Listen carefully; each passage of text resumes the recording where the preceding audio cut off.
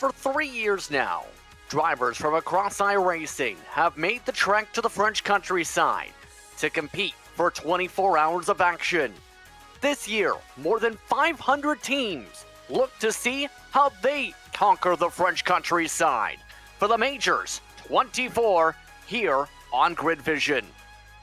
Good morning, everyone. I'm Justin Prince. Alongside of the move today is Brian Britt with Austin Darbyshire in the production suite as we get ready for Split 4 coverage of this year's Majors 24. A stacked year, to say the very least. Qualifying was stressful for the pre-qualifications to get into the splits. And now, it's time to see how the drivers play things out in the actual action, Brian. It's a stacked Split 4. Yeah, a lot of drivers out here. I'm a little out of my element when it comes to this endurance racing, but I can't wait to learn more. I know we're going to have a lot of time together here, Justin, and a lot of differences in these different classes. Of course, looking at the hybrid machines, those new machines, the BMWs that just were kind of released onto the service not very long ago. They are very quick out here, even 10 seconds faster than the LMPs. Of course, the GT3 is 30 seconds slower, so a lot of variation on lap time, and that's going to be one of the new things for me, is seeing, kind of different classes, how they handle that traffic. Let's take a look at the starting grid. As you can see, the drivers you see there amongst those who put up the qualifying times, their teams on the lower portion of the screen. When it comes to the BMWs, it was Team Racing Black who put up the top time in qualifying for Split 4, 3:22.2. With 499 Racing, Olympus Esports Proton, and CRZ SimSport in the top 4. Then TPS Gentlemen's Club up in the top 5 with ZRL Racing Black, with Podium Hunters Gold back in 7th, Shawshank Racing in the 8th position, CRZ SimSport 2 in 9th, 36 Technology Goliath Racing back in the 10th position. Amongst those of note of the class, Mad Sim Racing, NSR Yellow, up towards the mid to back pack of the grouping, with Ripple Motorsport Red and TSR Racing. We also have Australia Sim Racing along with Frog Leap Juiced Racing Blue looking to jump through the pack from 16th. We also have Buckeye Endurance and SLR Esports rounding out the LMDH class. With that being said, it's going to be intriguing how the LMP2s go, Brian. Yeah, it looks like starting up on the pole for the LMP2s is Alpha Esport Red. Of course, 20th Torque Freak Racing, Rye Dillon, I do believe. 21st Beast Racing. Zero F Racing in 22nd. Racing Republic 23rd. Sequential Sim Sport in 24th. Of course, 24-hour Punty People 25th. And I do believe that's ANSE 3D Racing in 26th. Blanco Motoré, I do believe, in 27th. DS Racing, 28th. Sports So Fort Racing Green in 29th. 30th. Speed Designs Motorsports, 31st. Fury Sim Sport, 32nd. Neutron Motorsport, 33rd. Old Turtles Motorsport, 34th. Red Roo Sim Racing, 35th. Phoenix Sim Sport, and it looks like 36th. Fendi Racing Mercedes team. I think they have actually missed the grid here. They are indeed on the grid, in fact, but one more class to look like. And look at the GT3s. This is the stack of the 3 classes today. HGS Racing, Evolve Sim Sports on the front row.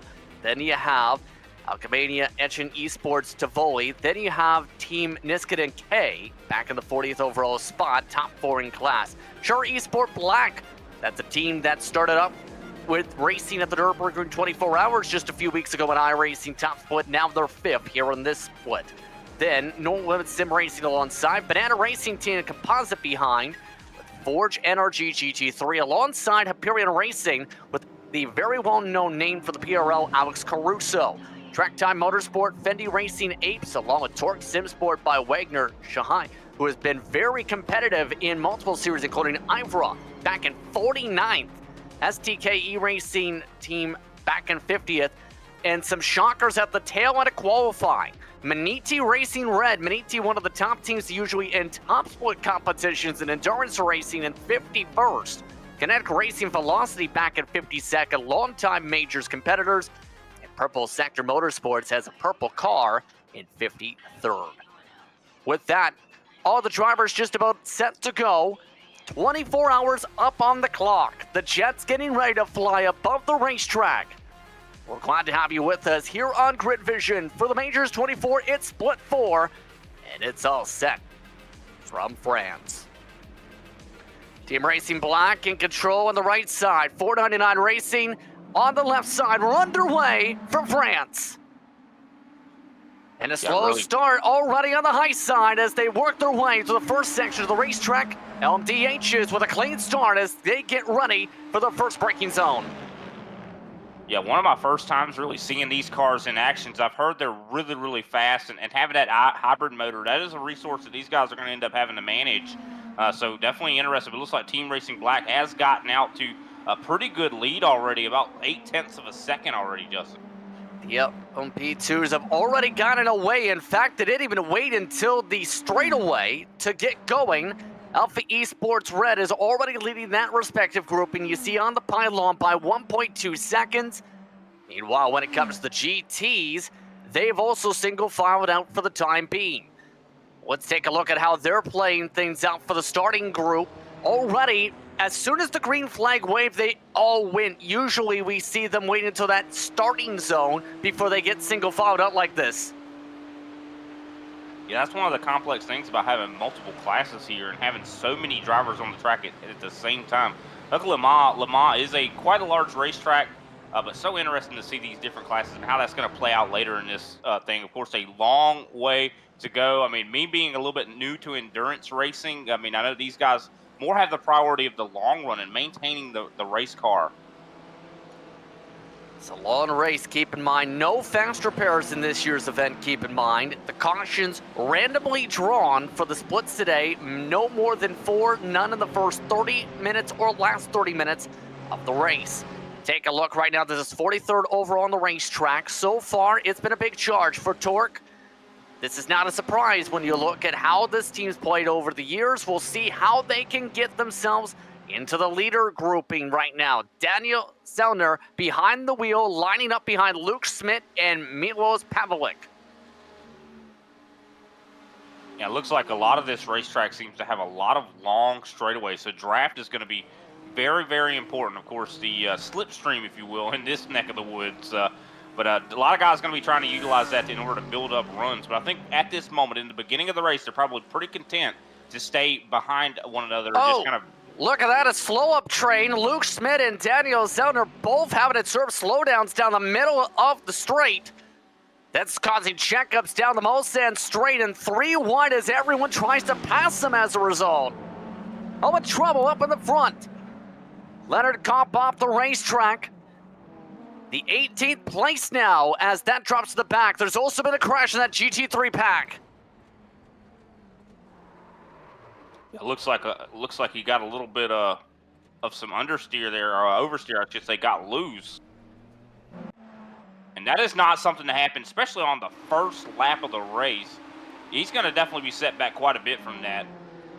Yeah, but as just mentioned, though, that grouping we're keeping an eye on had several cars spin around from that slowdown train. We keep on battling. In fact, a lot of them have lost touch to their main grouping because of that checkup train. These drivers are running 10 seconds behind the leader, and that's the difficulty when it comes to the French countryside. You cut one of those Mulsanne straight chicanes, causes slowdown effects, usually not this drastic. Yeah, it really depends on when you catch it. If you catch it on the Mulsanne straight, as you mentioned. Oh, some more issues here. I believe this is the is the accident that we saw a little bit earlier. So a couple cars going around here, and they're going to have to get back rolling again. Hopefully the damage is not too severe for those drivers. Victor Lind amongst those with the slow-ups. It's not been a pretty start for Luke Schmidt for composite performance in that 18 car, 03 in sim today. First lap is complete for the other two classes, by the way. So far, Team Racing Black up at the front. Alpha Esports doing the same for their respective class. As we take a look up at that point, this is critical early on. Able to break away from the draft by already 2 seconds. Yeah, I was looking in the LMP2 field here. I just saw 24H Punty people. Roxanne Marshall actually just got a slowdown penalty as well. And I think got another one. So definitely a lot of positions being lost from the 24 punty people team. Yeah, you don't want to be one of those who have that timing of punting people. I can see where the pun is for the team. But so far, 24-hour punting people indeed gaining a fair bit of traffic. They've lost time since the start of this lap. By the way, as we started off the action, important to note that today's racing supporting Doctors Without Borders. Pre-qualification for the extra runs, also seeing donations go that direction. With Doctors Without Borders, they provide independent, impartial medical humanitarian assistance to people who need it the most. To learn more or to donate, go to doctorswithoutborders.org today. So far today, some battling still in the heart of the pack. You see how things shuffle right now with some of the drivers.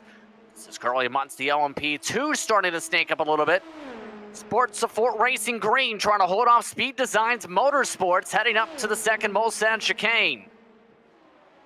Yeah, they're being quite aggressive, and a lot more aggressive than I thought they would be, especially for such a long race. Very interesting to see that. I mean, you would think they would really be prioritized trying to take care of the car, but I think getting these positions earlier is kind of a big deal. They want to separate and kind of run their own race, of course, but you got to be careful not to get into contact with other people, and it looks like they managed to do that, but they have been aggressive. I've been shocked at that. I do see some battling a little bit further back here in the GT3 class. Looks like Fendi Racing Apes. I saw them actually lose several positions based on, I do believe, a slowdown penalty. Now just got by composite performance. And that is, of course, for the, I do believe, 45th and 46th position. Yeah. Of course, 10th for the GT3 class. Marius Janke in the 278, believe you're referring to, Maniti Racing Red. It's not been the prettiest of starts for the Maniti car. Already losing tons of ground to this battle as a result of an air slowdown, similar to what we've seen with Luke Smith and company. And that's a surprise for some of these teams because you think about teams like Maniti or Composite, you're thinking up top split action. For the red entry, they led the way in qualifications for split 4, and there's a car in the middle of the racetrack. Purple sector involved. That is Milos Pavlik, who is cross-eyed around the racetrack. Yeah, that was definitely a scary incident right there for sure. Of course, we saw Julian Carces, I do believe Carces, if I'm not mistaken, in the middle, trying to avoid that. I think got him into the guardrails a little bit there. As we see some car on car contact, I think that might have actually led to this. Yeah, that's what spun him right in front of the other drivers there. That was Alex Caruso, period. But then there's you see the attempt to cross. This is then where the incident, the second part triggered, that we kept an eye on screen. Yeah, and you really have to pick and choose when you try to get back going, especially when you have such a large field that is coming your way. And luckily, I don't think anybody suffered too much damage out of that. Still, though, at least one driver out of the race in Fendi Racing Mercedes team. Have to get significant damage repair. Outside of that, no other drivers having to come down to the pit lane yet for damage repair or for early incidents. Let's keep an eye, though, on how things are played at the front of GT3. This is Evolve Sim Sports. Nathan Medina behind the wheel currently.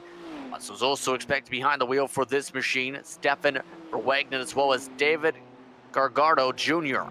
And it's a team that competes in multiple different leagues, including the Precision Racing League of note as well. We've seen some of the drivers in the major series this season. Some of the drivers have become championship contenders, in fact, usually in open wheel competition. What really interests me is the difference in these three car classes. You can already see, even though we're only on lap 3, they are 3 distinct groupings on and pretty much at equal distances on the racetrack, which is interesting. And I think even in the next probably 5 laps, we could even possibly see the hybrid, the BMW class, catch up to those GT3s. Now that is when things are going to get really interesting, to where these guys are going to have to be really careful getting past this slower traffic. I think that's one of the most dangerous things about endurance racing. The team that's trying to keep up with them right now is a Japanese-based organization, Team Nishikin K. Munstone behind the wheel for that team. There's up to 6 drivers registered currently. Saki will go behind the wheel currently for reference. They race a lot in terms of the endurance side. whenever you look at their social media, in fact, a lot of tweets about life in Japan amongst their drivers, as well as getting themselves ready for their virtual racing, especially at this track. Well, when it comes to racing like this, I mean, you really have to prepare for it. I mean, it's not like a race you can just hop in and just try to compete in. These guys probably spend weeks and weeks in advance getting ready for this thing, get the setup ironed out, and also conditioning themselves as well, Justin. Yeah, I was talking about this actually with one of the drivers in an even lower split coming in today, Jamie Maudsley, who does racetrack announcing Delaware Speedway. They spent several weeks preparing their respective car and also wanted to make sure they had teammates as well. Not too many teammates of note in this split to a Munster, so that takes out the teamwork equivalent for most of these drivers, interestingly. Yeah, that's definitely an interesting fact. I mean, you really, and it's all about the weakest link as well. I mean, you're going to have guys that are switching out, in and out, and they all have to be good in order to make sure that they don't make a mistake and ruin the rest of the guys' race. And that's one thing that's different from what I'm used to is NASCAR. A lot of times you see it's all on one driver in a NASCAR race, but here it's on multiple drivers. So I do believe the minimum amount of drivers you can have is 3, up to 8 people. So if you had 8 people actually conquering or trying to tackle this sort of a race, you have to trust each and every one of those guys to not make a mistake. And that's a lot of pressure. And imagine having the disappointment of ruining that race for someone else. Taking a look at some of the battles on the racetrack. This is amongst the top 5 currently. A slow back up for the 499 Racing Machine for Brennan Donia, but ZRL Racing Black looking to try and find a way to close up, already 12 seconds back of the race lead early. But so far able to at least break away from Mad Sim Racing, 36 Technology Racing, all those cars in that train. And again, when you can break the draft, it's critical because draft lock is very important here, but also being in a draft pack keeps things tight. But also there's the converse, you can't save fuel down the straights in the midst of the draft pack. If you break out of the pack, rather. Yeah, that's a very good point. Now I'm wondering how they were able to even, Team Racing Black were able to even break the draft like they did. I would assume it has something to do with maybe leaning on that hybrid engine that they have. Of course, that is a limited resource, but like you said, they will not be able to save fuel, so they're probably burning more gas than probably everybody out here on the track.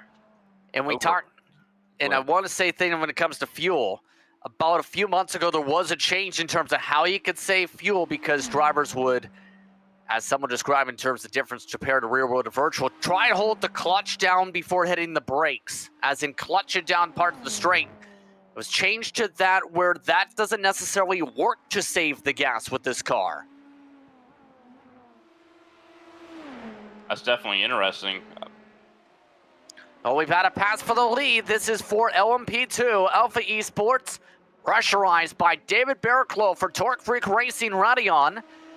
Barraclough not backing down, though. Barraclough slowly closing up that gap to have a chance. Beast Racing in the popcorn seat, about 10 car lengths back. Yeah, the more these guys race, of course, Beast Racing possibly could catch up. Of course, he does have some help, that being Jack Wells and Will Borland right there behind him in 0F Racing. If they can possibly stay single file, they possibly could get up there, as we do see continuing to battle. That was a look at how they swap back. Alpha Esports Red, remember, leading early on in this one, but it's pretty clear Torque Freak Racing Radeon at least wanting to set things up here. Barraclough, a long-time Major Series veteran, looking to keep that pressure on. Yeah, trying to build that run on these straightaways, and this track presents a lot of opportunities to draft up. But it looks like I think Jordy Spetsgen and the Alpha Esports Red Machine looks like he's got it well in hand. It just really depends on it. It just once you get into that lead spot, you don't have anybody to really judge yourself on quite as much. So looks like, but he has a lot of confidence in that race car. On Jordy Spetchens trying to hold on. It was also amongst those entered for the team's iRacing Nürburgring 24 Hours race. So we'll see how things play together. One of their top drivers when it comes to this whole entire organization for this season. Oh, and by the way, the reason mentioning Beast Racing, they impressed me a bit in qualifying with their speed. Right now, Jack Wells has closed 5 car lengths this sector. Yeah, definitely looking very consistent in that race car. Of course, Zero F Racing, Will Borland hasn't not that far back. I mean, running some really good laps. But yeah, I mean, I do believe even Zero F Racing a little bit quicker actually than Beast Racing that last time by. Looking to roar forward here, just a little bit far back, about 7/8 of a second currently. The patience game is on. Remember though, when it comes to the prototypes, the fuel window is much shorter compared to the GT3s, usually around 40 to 50 minutes at best. If that's even pushing it, more so 45. When you think about it that way, there are a lot of expected pit stops for your prototype classes today and throughout the night to be able to make sure you hit the strategy windows. The GT3s usually can hit about 1 hour. That's definitely interesting. I didn't realize that they had such a difference, I'd say, disparity there in the amount of fuel. I would think the prototypes would actually be better on gas. As I am watching a little bit further back here, back in 9th place for the GT3 class, of course, Daniel Zenner is actually trying to hold off, I do believe, Luke Schmidt for that 9th spot right now. They've been battling back and forth, kind of exchanging positions here. Of course, Zenner is actually in the Torque Sim Sport by Wagner, I do believe. And of course, Luke Schmidt is in the Composite Performance 18 machine. Lots of traffic for them to have to deal with soon because the prototype leaders have caught up to drivers. Right now, this is a little bit further away. You see the prototypes, though, coming up in that backdrop for drivers such as Luke Schmidt and company. And this is now where traffic is going to be critical to consider. Right now, those LMDHs, right now flying as high as nearly 30 seconds quicker a lap compared to your GTs. Here comes Joshua Kazani right on through them as they make their way through the final sector up out of the Corvette curbs for the 4 chicanes. And you can just really see the lead that he has right now on, of course, CRZ SimSport. I mean, he's got about a 5.3 second lead, and I do believe the second place hybrid there is just now catching up to the rest of the GT3s himself and getting around them. So it just really depends on how Joshua gets through this traffic to whether that second place car can actually gain up on him.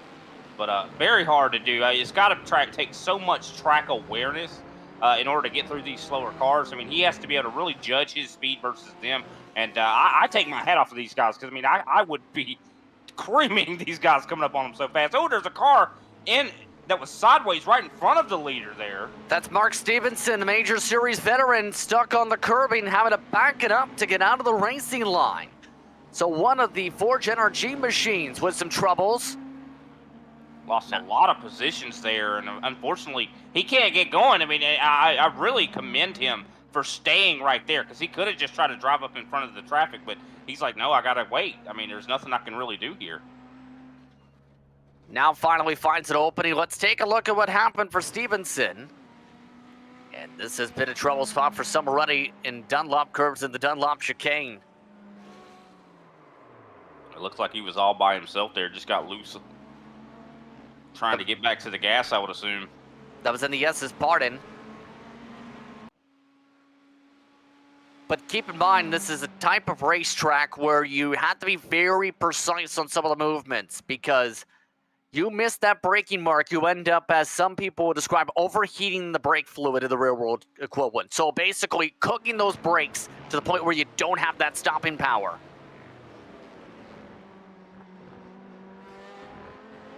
Yeah, it's definitely an interesting fact there that I don't think a lot of us could really understand. I mean, in the sim world, is overcooking the brakes. Is that something that does affect these guys in here as well? Do they simulate that? Well, let me put it this way. If you overcook a corner, you're probably overcooking your brakes.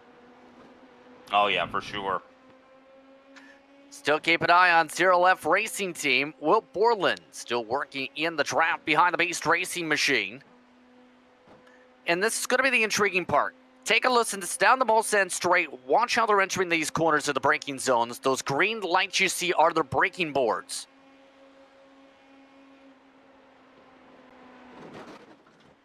Oh, he just floors it to the inside to make the pass and misses the corner.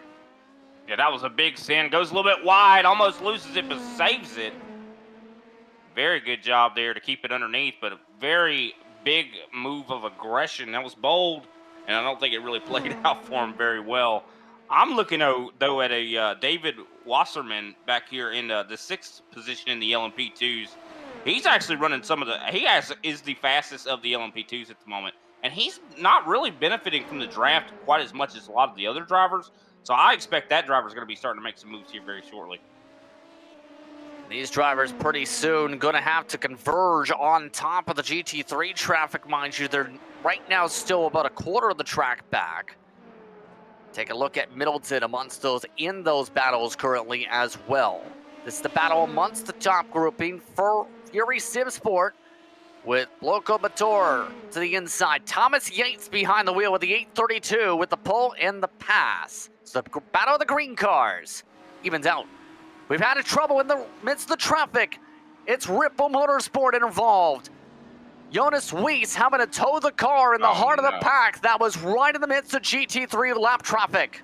Yeah, and there was even some debris on the track from that race car as well. Taking a look back to see exactly what happened here. I think they just caught up on at the wrong time. And look at that. That was actually the hybrid on hybrid contact there, trying to avoid the GT3s. I think they were 3 wide at the time.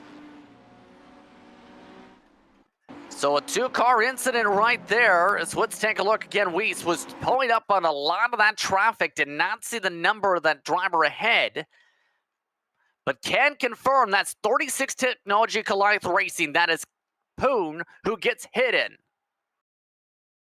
Yeah, surprising that didn't involve any of the GT3s as well. I think he was slowing down to avoid that car that was in front of him, but just was not able to slow down in time. And a lot of these corners are blind corners. You come out of it, you really don't know what's on the waiting for you outside of them.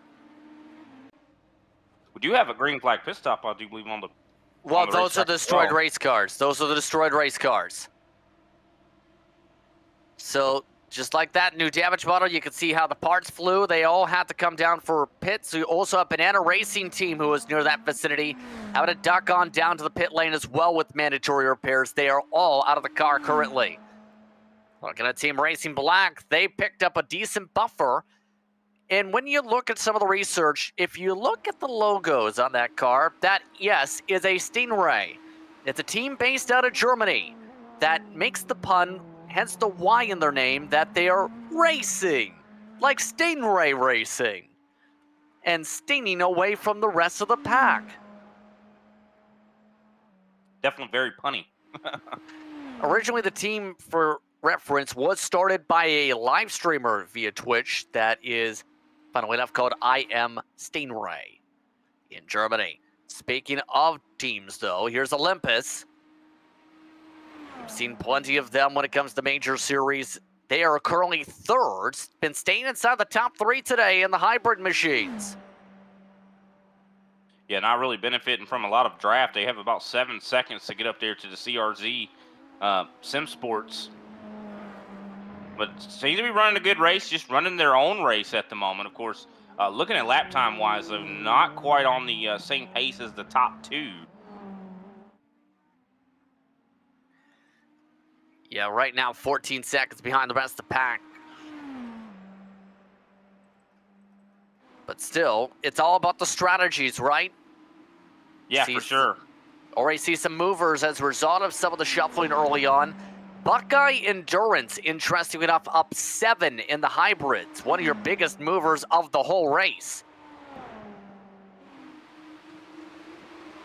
That is definitely yeah, and I think that comes as a result of surviving. And I think that's what a lot of this is. You might not have come here and expected to be the fastest, but as long as you're able to keep it in between the lines and avoid damage, that is going to be the main thing. And what I love watching these hybrid race cars. I swear it feels like they are actually sped up. Like I feel like I'm watching this being fast forwarded in front of me, but they are just that fast. Also amongst those up 7 spots early on, Kinetic Racing Velocity. You throw into that conversation, as well as the Torque Sim Sport machine. And those are two drivers and teams, remind you, that we're expected to move through the field in GT3 today. Outside of that, most of the drivers, the most is +5. Here's a look at at one of the other GT3s, rather. This is No Limit Sim Racing. Currently up inside the top 4, up 5 spots so far. Yeah, it looks like a lot of the it looks like we have the hybrid has lost a lot of spots. 36 technology collude. Once again, that is the car in the pits. So must be now just finally getting passed by the GT3. So it really shows how much of a distance those hybrids built up. Yes, that is how big some of those differences will be. You'll see that when you look at the overall listings like this today, with the speed differentials and class differentials. Keep in mind, Evolve wants those leading off early on. Nathan Medina rolling away and starting out breakaway for the rest of the grouping. And the thing when you consider Evolve Sim Sports, some very notable drivers like Hamilton Okabuizi have picked up championships and PRO action with them. In fact, Okabuizi focusing earlier this year on a Road to Pro effort in eNASCAR competition after picking up the championships with Evolve earlier on an open wheel competition. Well, that's pretty interesting to see that they have their hands in many different disciplines of iRacing there. Really a lot of talented drivers seems to be in that team, and they're definitely putting it on display here tonight, or today, I should say. For sure, it looks like we have a green flag pit stop there from Roxanne Marshall. And this appears to be scheduled not even 30 minutes into the race, in fact, for these two. Wow. Just really shows that discrepancy you were talking about with the fuel. That's Middleton having to come out from the runoff area in the Dunlop curbs and chicanes. Let's take a look what happened to Middleton. This has been a trouble spot for some today with the speed differential.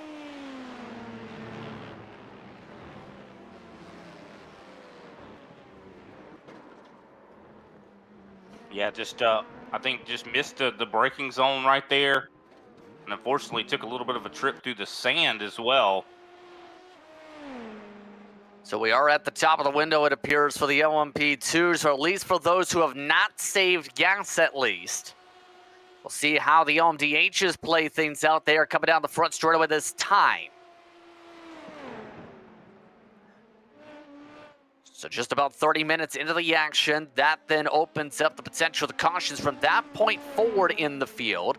LMP2, that race lead is going to get interesting because that window has been estimated at 11 laps. They're getting ready to battle through more traffic again. In fact, in that class, they've already just passed by one of the spun-around GT3s from earlier. Barrichello has been looking and peeking, it seems, all throughout. Wells has lost a lot of ground from that traffic. Yeah, and he's got a whole lot more coming ahead. Look at the block! Trying to make the pass happen, and the 81 now side by side with the 77 here. Can they make the pass? Can Torque Freak Racing get it back to the lead? Not even 30 minutes into racing like it's the final 3 minutes. Barrichello lets Smetjens take the corner for Indianapolis. Barrichello is making it clear with the way things are playing out. If you make a mistake, I'll take the lead away. Fuel strategy or not.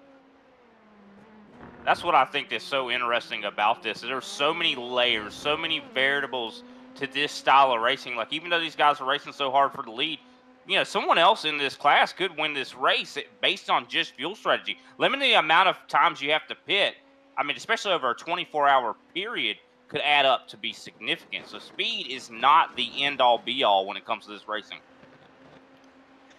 Well, speed's a very helpful part of it all. But if you don't have the right teammates, or rather don't have the consistent pace between teammate to teammate, or have those teammates helping you with the strategy, that's where indeed it comes into play. Because we've seen that several times where if you have a teammate who, by example, accidentally falls asleep in this endurance racing or misses their respective slot, that completely can bungle up a strategy. Some of the top teams, after all, calculate their fuel by the minute or by the hour to make sure their teams go to the fuel optimized saving lap to try and cut a pit stop out.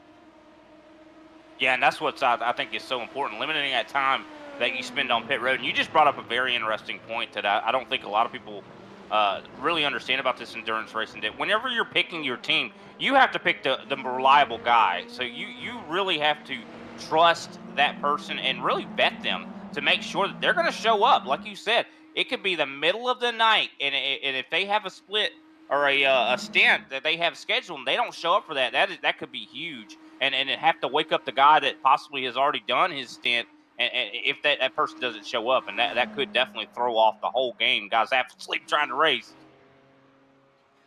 Take a look at Medina still.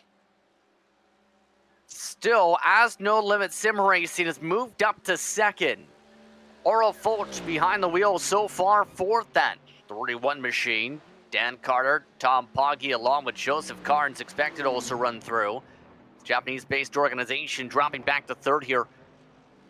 One thing to note is the manufacturer differences. It's the same manufacturers for the top two classes, but for GT3, that Mercedes AMG, the only Mercedes AMG in the top 10.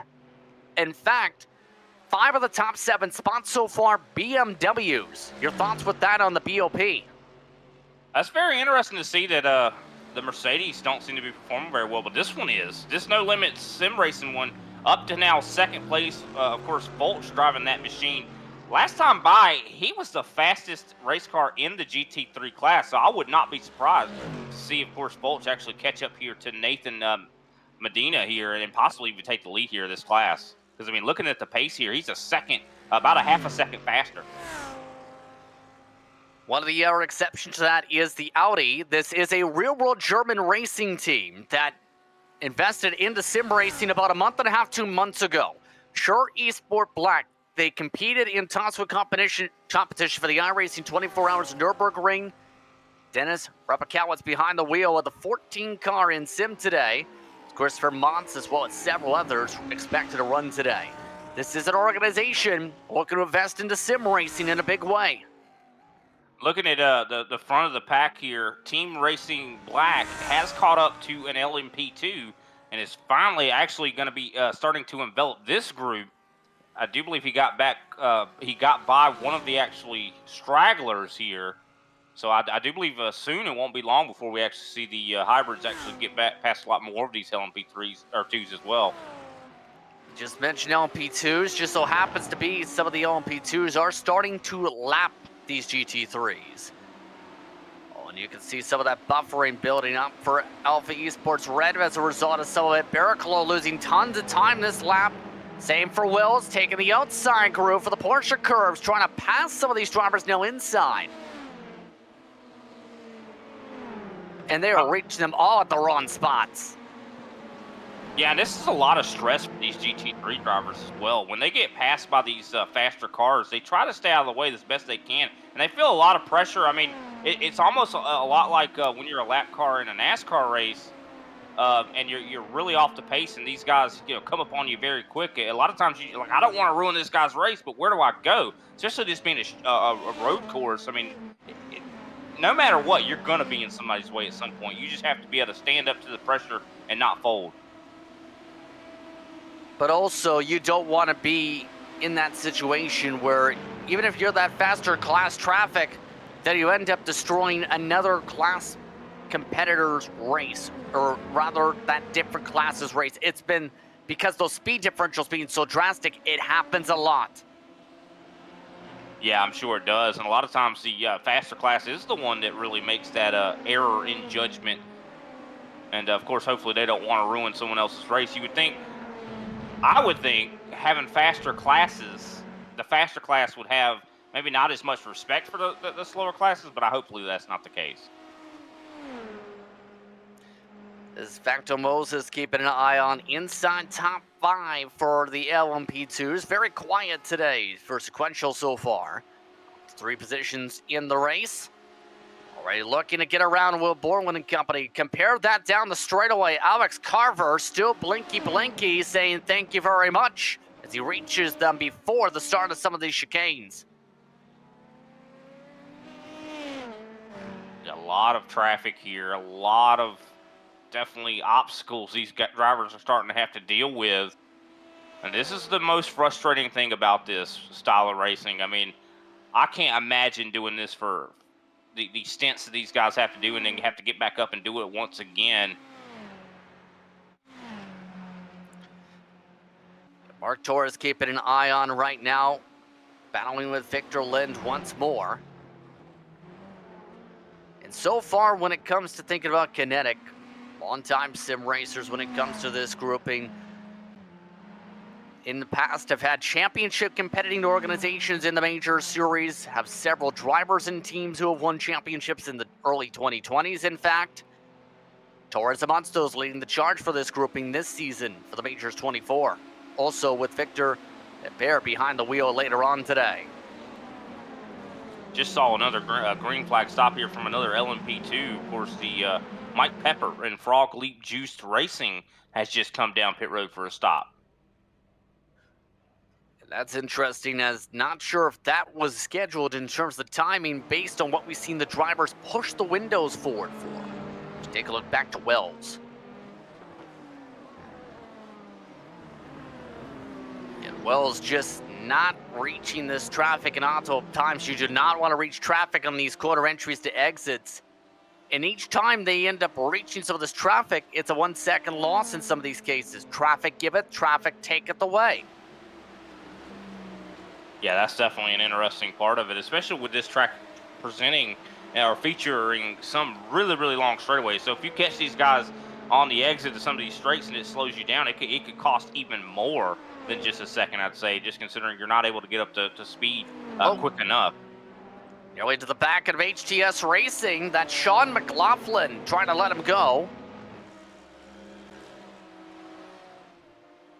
Will Borland, as a result, catching up at least half his gap as pit stops underway for the LMP2s. These are scheduled. Borland coming in, Barraclough is in, Spentgens is in, but Beast Racing's Jack Wells has saved more gas than them all. He's the only one staying out. Yeah, that definitely could be huge. And I think Jack Wells was really not pushing it. I think that was the whole point, to kind of save some fuel, not really using what that car was capable of in order to just have a strategy call to possibly lead some laps and maybe cut out a stop. Even just one lap over a 24-hour period, if you're able to save more and more and more, it could definitely cut out a stop. And I think that's exactly what that Beast Racing team is trying to do. See how teams play this out. It looks like everybody's going to take the tire jacks up here. This is expected with the fueling systems for these cars. We've also seen this a little bit with the tire wear pickup, or so in the hybrids coming into today. That's one thing I'm curious about. How does tire wear affect these race cars? We got the overall leader, Team Racing Blacks, coming down pit road. That is Joshua Kazani. Torque Freak Racing jumping Alpha Esports, though, at the other end of the pit lane for their service. Barraclough net lead, as there's a look at the prototype, or others, LMDH is coming in and out. Big advantage over Borland and company. But now, this is going to be the more intriguing part, because was discussing this with someone yesterday, where they were talking about the tire fall off at the virtual Indianapolis Motor Speedway being as high as 1 second in 30 minutes. Here's the thing. It was the talk of 2 tires versus 4, and in the turn, 4 tires ended up winning. Yeah, definitely. I could see that. And in this race car, I think you also have the opportunity to take just 1 single tire. Is that correct? Correct. I wonder if that could be a strategy as well, or no. Is just 4 tires just the thing to do? 2 tires usually is the thing a lot of teams do, either front or back, if that makes sense to you, because of the tire wear differences for the front to the back of the car. Off and away, for example, goes Hugensmith, and already Kazani ahead by 11 seconds out. Olympus also out, about 31, 32 seconds per pit stop delta. Yeah, good stop there for Joshua Kazani. Definitely has been building a monster lead here. And everybody, I find it interesting that the LMP2s and the hybrids seem to be on similar pit windows here. So it seems like their fuel is around the same here compared to the GT3s. The GT3s, like you said, probably could go probably a little bit longer, maybe even 10 minutes further. You said about an hour is how far they can go? Usually we've seen in the past, yes. But I find this intriguing that this is the only car who's been able to go to 12 laps, to start lap 12 rather. And this is huge if they can continue to hit the mark. Here's the tough part. When you are under green flag conditions, eventually you're going to burn more fuel. In theory, you have one less lap usually once you get the runs going. Wells, the only one to get to this mark for Beast Racing today. Yeah, and I'm wondering if maybe, I mean, I know that this is an open setup series here, so these guys were able to really prepare the car. Gear ratio, you know, does that play a part? Does maybe Jack Wells, Beast Racing, have a little bit of a different gear ratio to maybe help save that fuel? And here he comes down pit road, I do believe. There he goes, Jack Wells, to close out the window for the LMP2's fuel window. And the horns blare to let everybody know he's in the pit lane after all. Now it's going to be the question where he cycles compared to this. Barrichello cycling up to the net advantage over Alpha. Barrichello, keep in mind, did so with a 2-second quicker pit stop. Oh, that's substantial. That is huge. 2 seconds. How exactly does that work? Maybe did he take 2 tires in order to not have to spend so long on pit road? Or how did he manage that, Justin? Well, let me put it this way. Remember, he was saving gas behind Alpha much of that run. Everybody else had a 35-second pit stop. So you're saying that came purely from not having to put as much gas in the car? When you think about it that way, yes. Well, that's interesting. So yeah, a lot of that's another example of why saving gas could be, and maybe sacrificing the pace could be worthwhile, gaining that time on pit road as well. So Beast Racing is rolling out of the pit box right now. Cycling to the lead, though, David Barrichello. So with Beast Racing going lawn, they're playing the long game. A long distance back, at least 10 seconds for the time being, compared to the Beast Racing car. Jack Wells took a 36-second pit stop, by the way. Yeah, of course, the longer he spent out there, the more time he had to spend on pit road. Falls to, I do believe, 5th in the LMP2 class, right behind Racing Republic's David Wasserman. Oh, in some trouble, and it's the punty people. 24 hours punty peoples. Roxanne Marshall has gone around. And no, they did not punt anyone. Their car went too strong into the curbing. Yeah, that curbing doesn't have a ton of grip, and just being a little bit too aggressive. Fortunately, only fell back to 10th in the class. Still going to be some time that's going to be very difficult to make up. They're still in the top 10 for the time being, though. Keep an eye on how things play out with the GT3 pit window in the next 10-15 minutes or so. Here's a look now at Medina in particular. And still, that gap continuing to substantially grow. It has expanded dramatically over Fulch as well as Masagawa. Yeah, I was really thinking that possibly Fulch was going to possibly catch up there to Medina, but it looks like Medina has just been really, really consistent. Of course, the lap times for these race cars have gotten, it seems like, quicker. Medina actually turned his fastest lap last time by, so I think a lot of that is probably as a result of the fuel lightening the car and actually making the cars a little bit quicker here. Indeed here. Which is kind of different from what you see.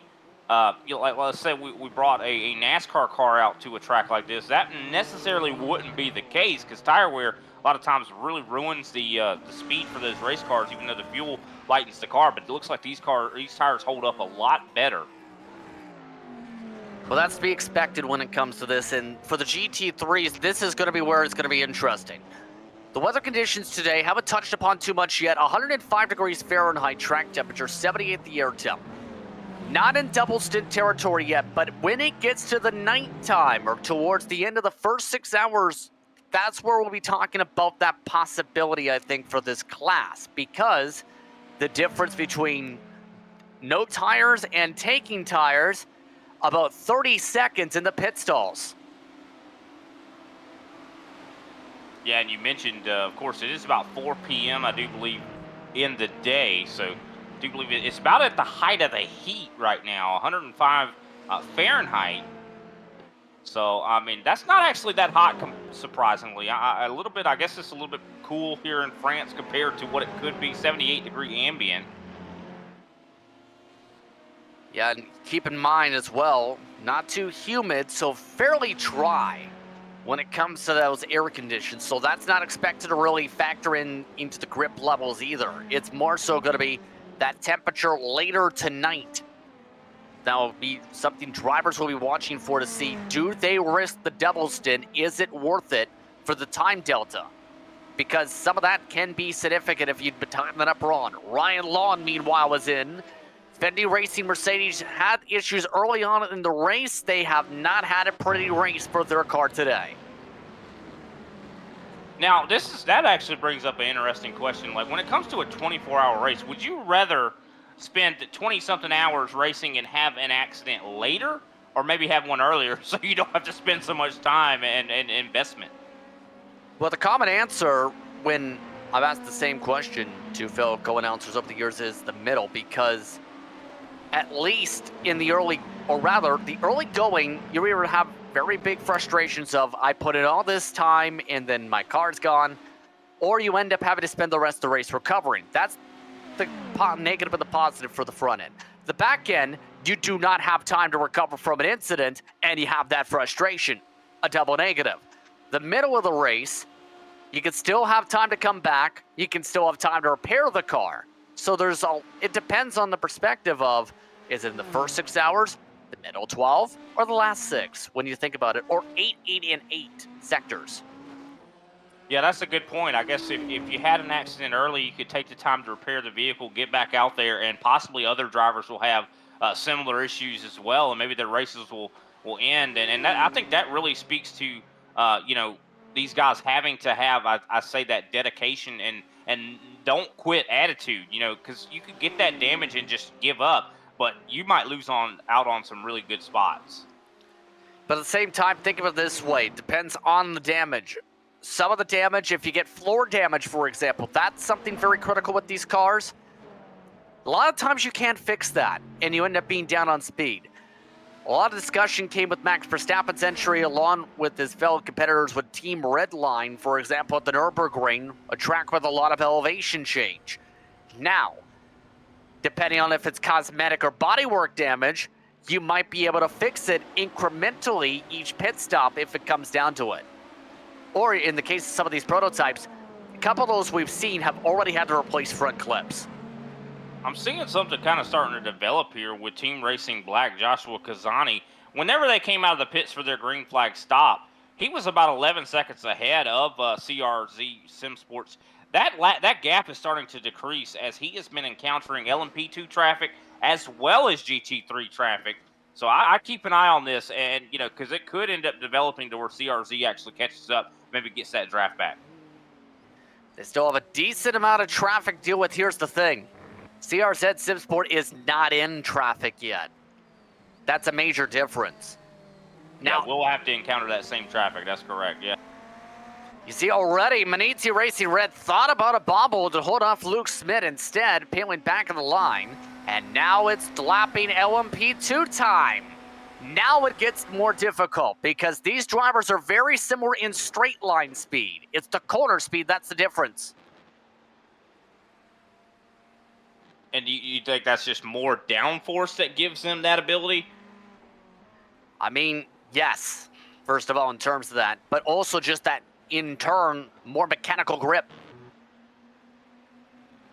This is a relatively new car, and it's crazy how fast this thing and the performance that it is able to really put out on the track. Is he is definitely cutting through this field, trying his best to get through here without. Oh, see, he catches up to people at the wrong times.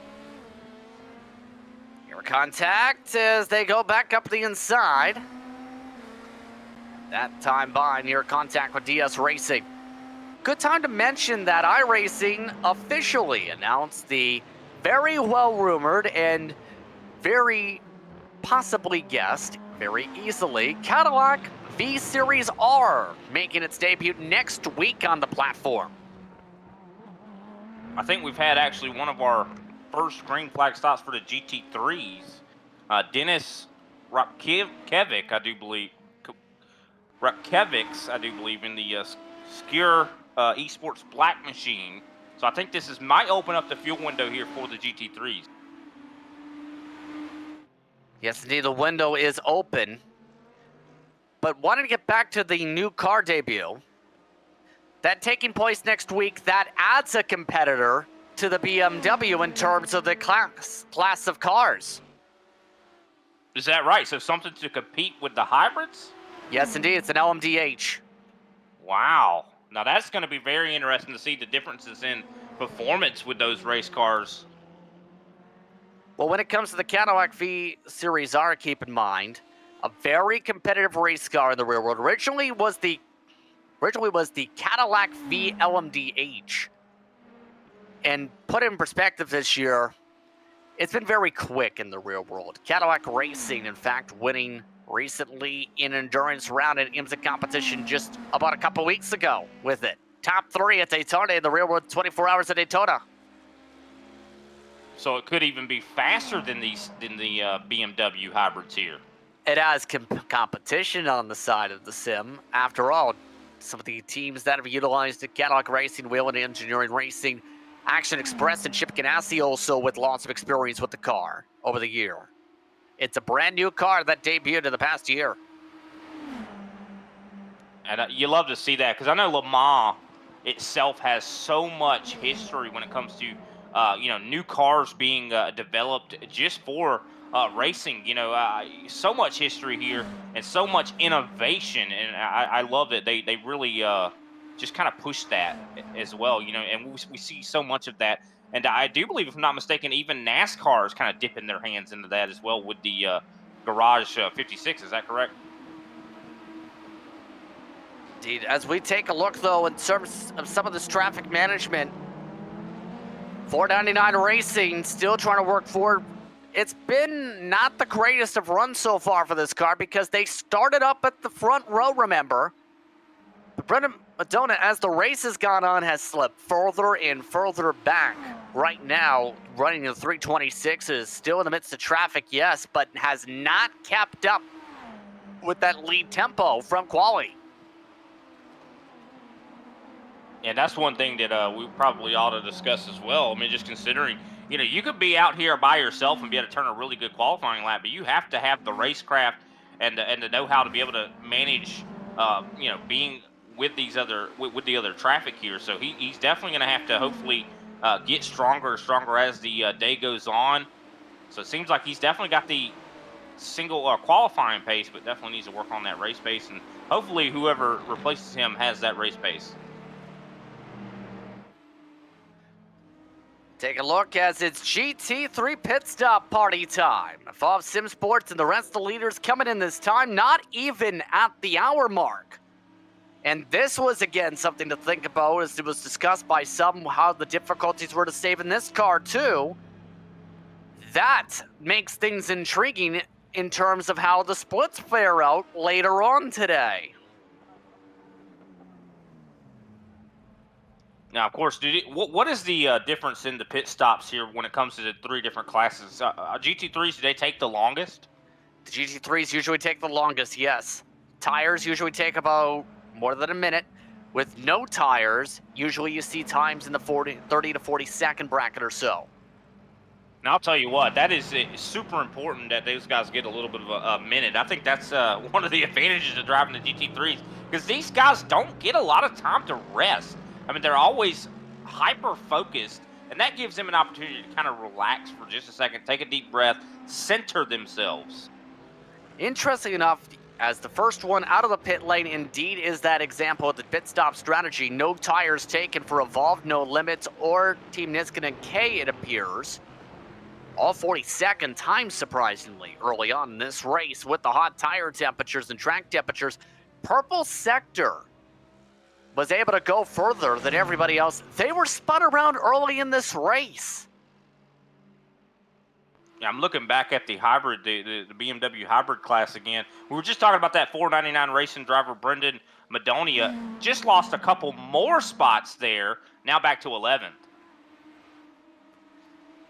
Yeah, they continue to drop back as this run has progressed. 3:31 last time by. The leader was in the 3:27s. In fact, Madonia losing more ground. That's TSR Racing.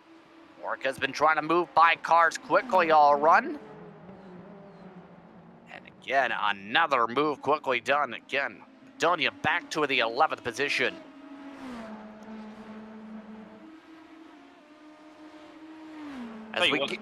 As we get ourselves ready towards the top of the hour, our first pit windows now closed. Our second windows expected to open very soon for the prototypes. Only one car in GT took tires. Sure Esport, the only team to take tires. Your class leaders currently are as follows. Team Racing Black leading the way from LMDH. Then you have Alpha Esports Red back up at the front over Torque Freak as things have cycled when it comes to LMP2 should say. And when it comes to GT3, Purple Sector in the lead for now, but Evolve expected to cycle up at the front. Once they come into pit this time by, the furthest out of anybody in terms of their stint, they were half a field behind though in their pack before the windows started. Just about the top of the hour, take a quick break. You're watching Grid Vision, coverage of the Majors Series, Majors 24, Split 4, here from France.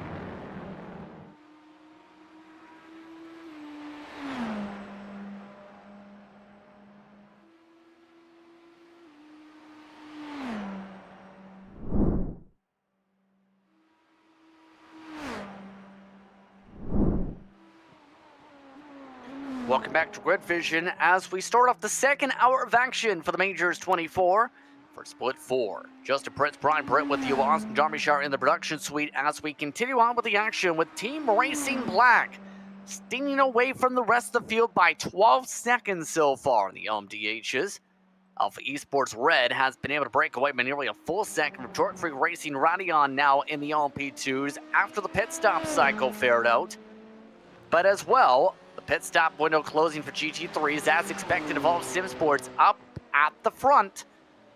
They picked up a decent gap over No Limit Sim Racing, albeit about a straightaway. So far an intriguing day. So far just 3 cars with significant damage repairs currently. Every other car involved in incidents, including Sports Support Racing and 36 Technology Goliath Racing, back into the race, with the repairs now complete after nearly 30 minutes each. But some drivers going off track just moments ago. Yeah, looks like Julian car seats here, purple racing machine there, goes sideways right in front, and blocking the racetrack, backs up. Good call. Very good race awareness there to back up and kind of get out of the way. That could have definitely been a bad place to be on the racing surface. Ryan Lawn did the exact same thing in a different section, in fact. Right there on the exit. Pretty good car control to be able to keep that underneath him, though. I mean, to hit that grass and be able to stay straight. Yes, indeed. I did see another one of the, I do believe, hybrid BMWs actually come down pit road. TPS Gentlemen's Club Christopher Butcher is on pit road currently and still there. That's the 111 machine. It's been there for the past 5 minutes. So remember, they had at least one spin early on. Christopher Butcher running decently, at least prior to the stop inside the top 6. Still, let's take a look though at CRZ SimSport. They've done very well for themselves today. 3:24.067 last time by, one of the fastest on the track. Downside, just that overall mark, not there yet. Yeah, it looks like, of course, Damon seems like he gains time and then loses it back again. Of course, last time was faster than Joshua Kazani, but I do believe he's overall net losing time at the moment. Of course, Kazani is still dealing with lap traffic intermittently. He just got by, I do believe, one of the Lamborghinis. Indeed, and CRZ amongst those. Looking to keep themselves very busy here today. They've had some relations as well. When you look at Motel they are the official Motel Esports team, in fact, if you look towards their pages, which was a team founded mid-2022. Roxanne Marshall indeed. So this is after 10 laps, and that is an expected pit stop. So about 3 laps time, quickly in about maybe 12 minutes. We're expecting most of these drivers in, and Simon Bember is now behind the wheel. Their first driver change, our first driver change of the day. That's very interesting to say the least, to see only after a little bit over an hour of competition already driver changes. I expected 2 hours. Is that going to be a standard for every hour drivers are going to change? Usually we've seen up to 2 to 3, but depends on a team-to-team basis. I know you do some team organization when it comes to Team Watson side of things. Have you had to play in endurance schedules before? No, definitely not. I mean, this is well outside of my purview comfort zone. I mean, we've definitely had team events at 24-hour races, but really I've never been really one that has been involved. I usually let that be on someone else that has more, I'd say, expertise in that thing. I know James Watson is more of a better person that can deal with that road course side of things. He has a lot more experience with it.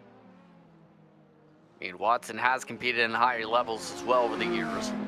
Take a look at how the Mad Sim Racing car is going through. Also, Major Series veteran organization. It's still trying to cut his way forward in the midst of this traffic. one of the Scandinavian-based drivers, with Miles Reg behind him in the cockpit area, or at least the paddock, I should say, for later today.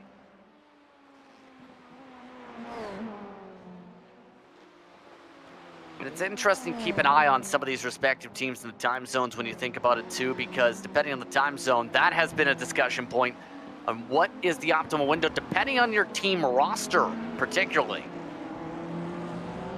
Yeah, I think that's why it kind of almost incentivizes you to have drivers from all over the world that are in different time zones, to where it's not really outside of their normal schedule to where they have to get outside of it, because sleep schedules, it's hard to change that. If you're used to getting up at a certain time and you have to completely change that in order to be able to run a race like this, maybe even have guys that even maybe are in your same time zone but more over night owls. So that's another part of the planning that goes into this.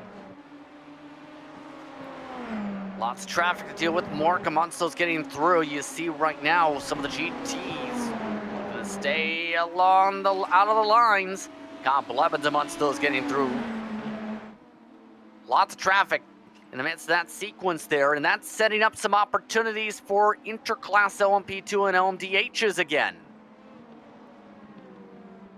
Yeah, for sure. And then, like you said, very similar paces. It looks like it slowed down a little bit there to let those guys go. So a lot of traffic happening out here right now. Of course, a lot of the drivers have spread out.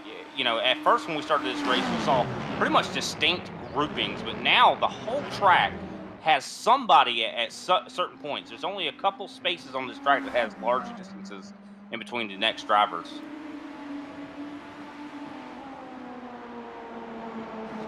Now, you mentioned earlier about something about randomized cautions. That means we're going to possibly have full course yellows at some point?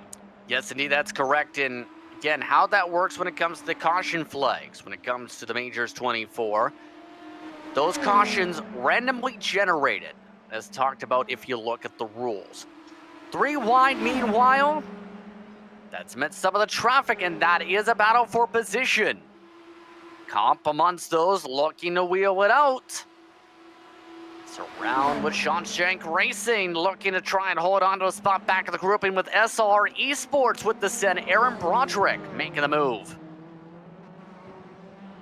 And of course, I do believe that is for the 13th and 14th position in the hybrid class. Still battling there, still not really giving up as Leonard takes, I do believe, that 13th spot back. So I don't think this battle's over by a long shot. Trying to break the draft. You can see that, trying to see if they can't break that slipstream, but I don't think it's really working. Oh, look, backs off quite a bit. I do believe Aaron does. A little bit of the fuel save there, entering the corner. Broderick giving up the ghost, and as a result, pickup for Shawshank. But let's talk about when it comes to the cautions. Splits 1 through 4 have full course yellows in the Majors 24. If you're splits 5 on down, you do not have cautions. The number of cautions and what laps they occur were determined by a random draw that kept secret amongst the race admins for security purposes. There are no more than 4 cautions eligible for the race, though. We are in that window where we can get the caution anytime from now to the last 30 minutes. So basically, if you cross that lap, as soon as the leader crosses a certain lap, that's when the caution likely is to come out. Now, that's a little bit different compared to MTech competition over the year, where that was triggered by the amount of cautions for the field, or rather incident points. Let's take a look at the overall leader, and this got a little bit shaky.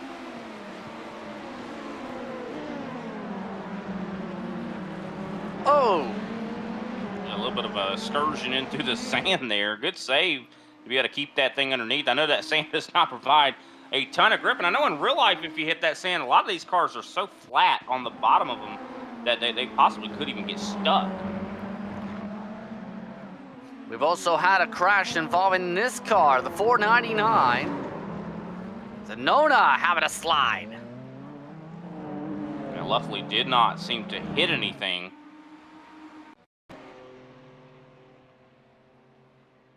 Often also had it off track, though. This is to Indianapolis.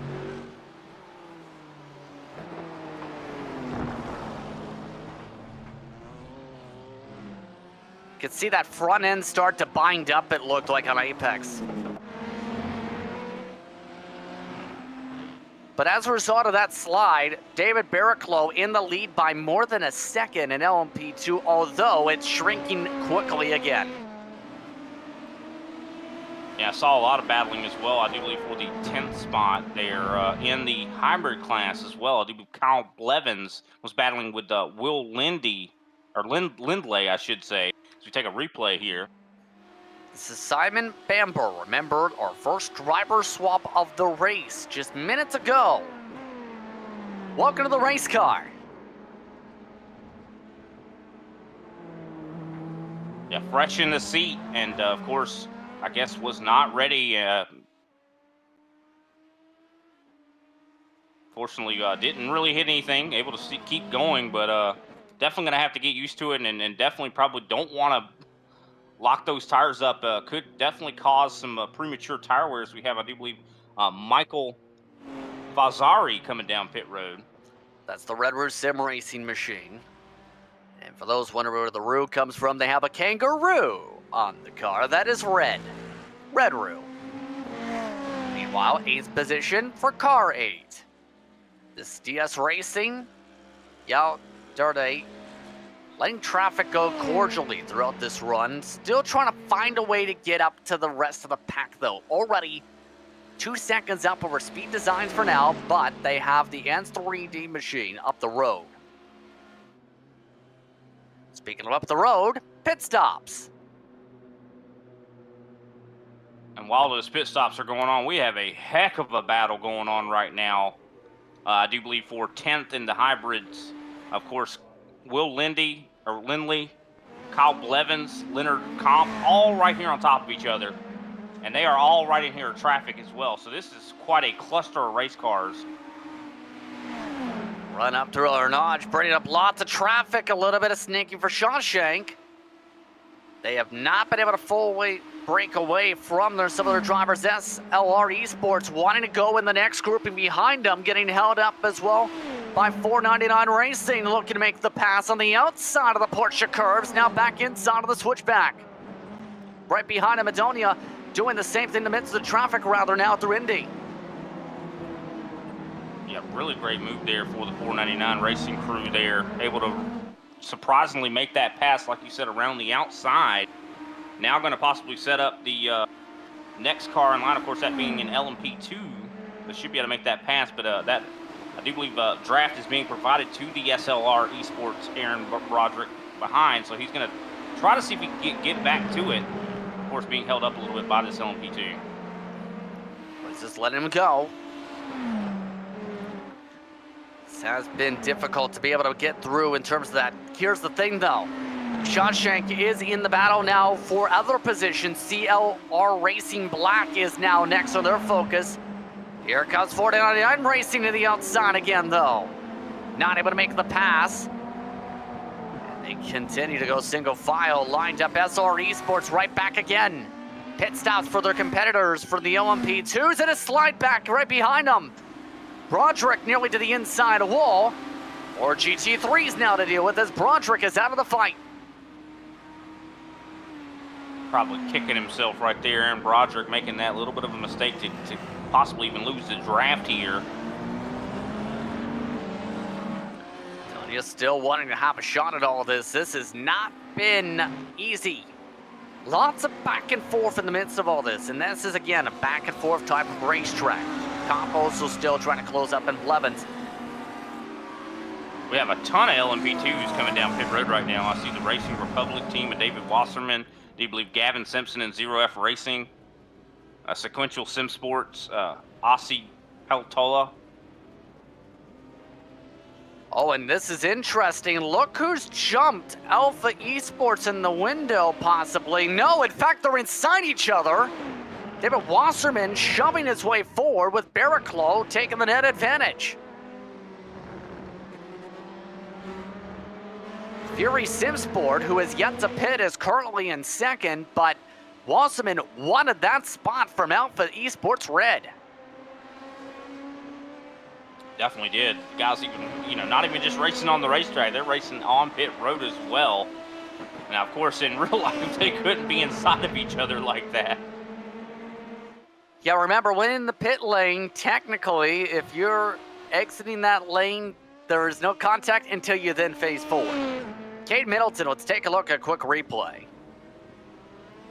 He's yet to pit in the sequence, has damage to the front clip still. His car is okay for now.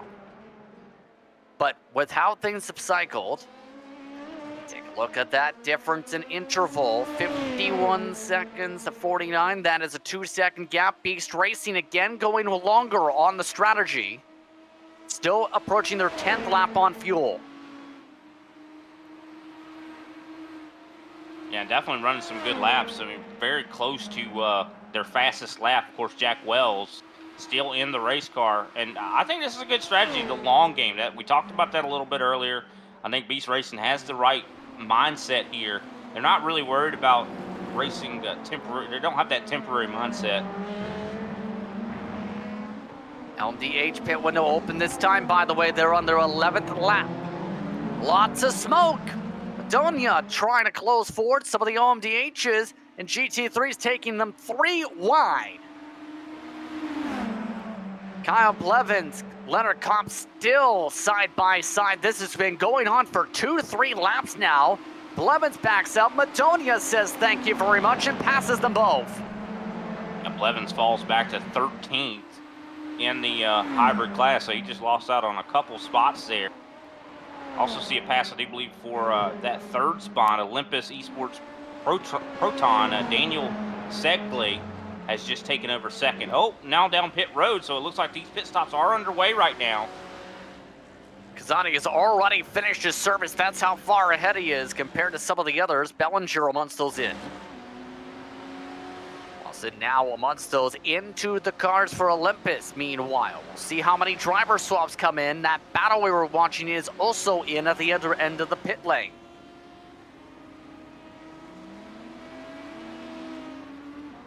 Definitely a huge lead that Kazani has right now, almost 18 seconds.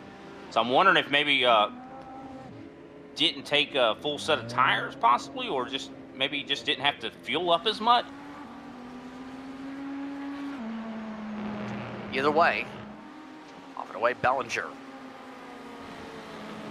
Podium Hunters not on the podium currently. Well, pit stops around 32 seconds based on the deltas today.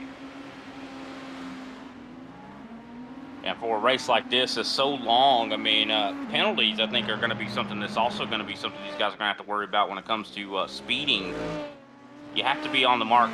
You know, a lot of times, you know, the more pit stops that you include in a race, the more likely you're going to get caught speeding.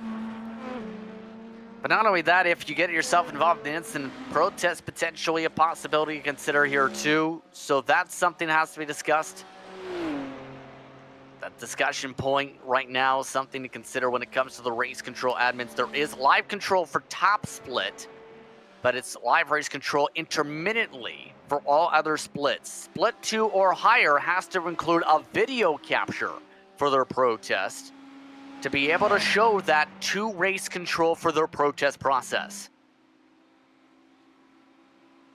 Yeah, that's interesting. Got to give a big shout out to all the race control people that are taking care of all this. I'm sure it's a lot of work to really have to handle all of that and watch and have to sift through all of those protests.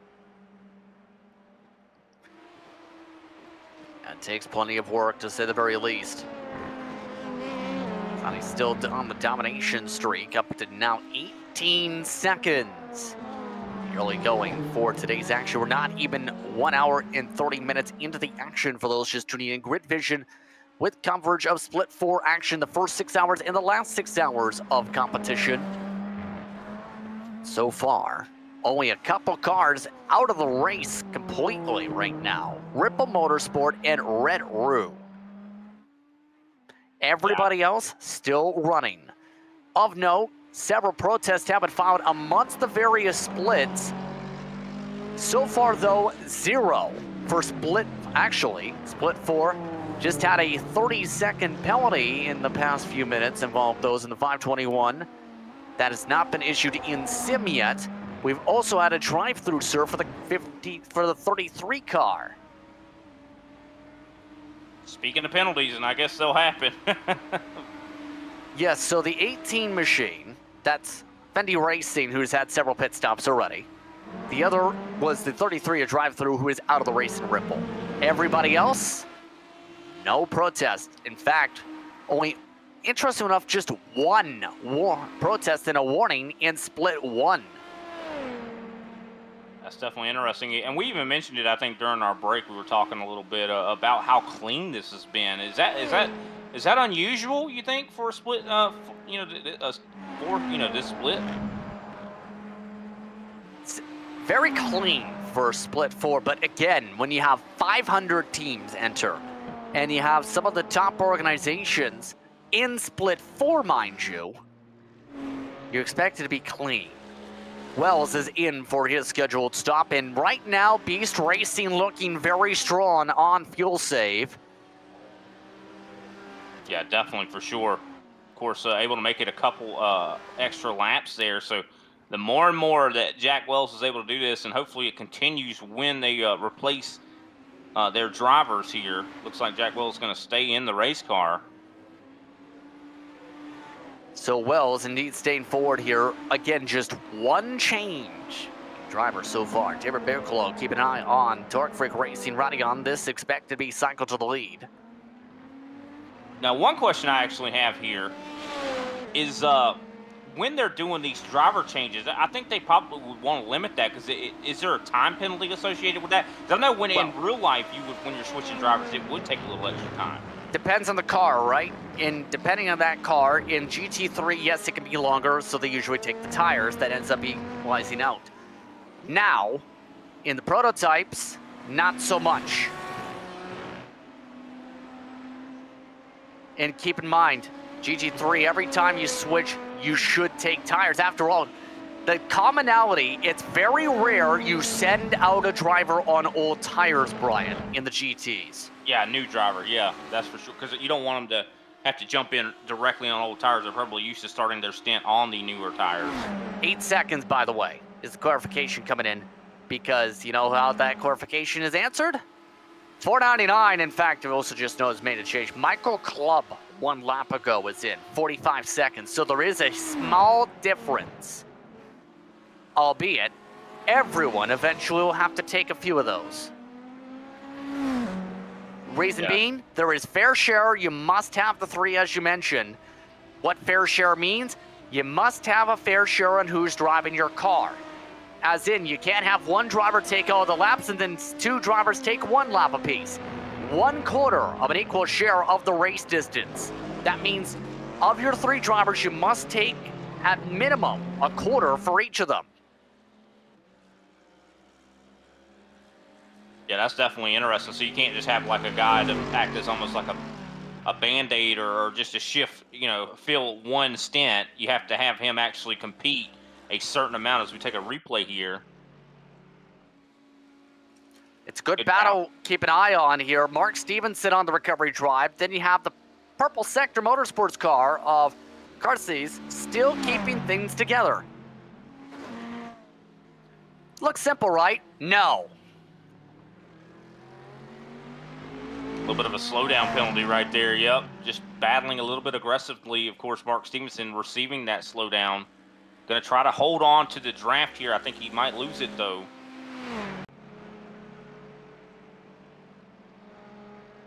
That has been something seen all day, but also very common here today. That first Mulsanne chicane, down the Mulsanne straight, it's not as easy as, okay, it's going to stick if you make the pass. You miss the mark. You go sliding. Speaking of sliding, possibly, here's a look at a replay. This is P8 that just had a pass.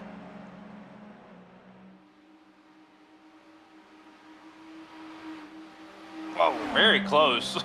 And they were trying to get by a GT3 car at the same time.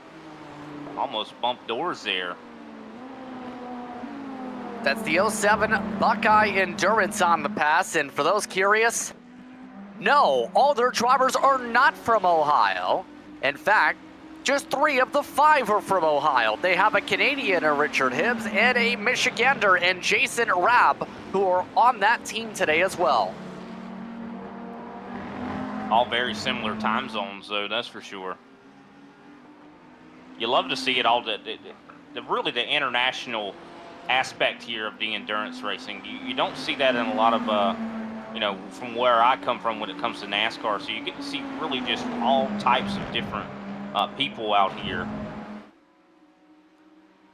They are on the prowl on NSR Yellow, simperformance.dk. NSR also a long-time running sim team, running in multiple different leagues and multiple different cars from Northside Racing. Competed in a couple championships, in fact, as well in IFR competition in the past. Now they are having to legally save fuel off of them.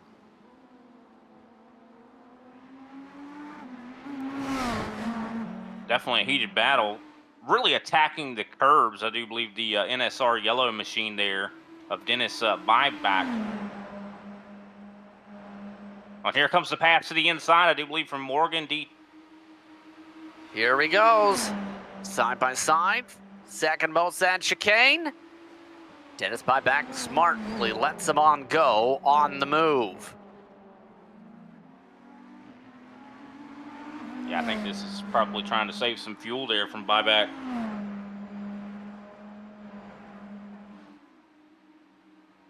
Not too far back is, of course, Marco Mork, I do believe, in a TSR racing machine, so trying to possibly get up there as well. Last lap was invalidated. I do believe had an off track.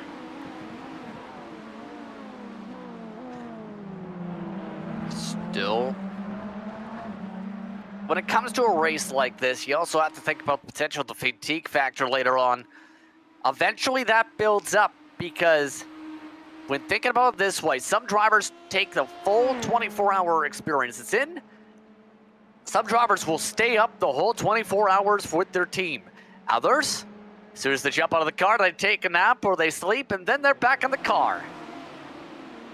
Yeah, I wouldn't recommend staying up 24 hours. I'll tell you that for sure, and especially if you have another stint that you have to do. I mean, I would not trust someone that has not slept to get behind the wheel of a race car. I mean, you even hear it in real life, to where if you stay up for a long period of time and try to get behind the wheel of just a production car on the normal streets, I mean, it's almost even the equivalent is being a little bit inebriated.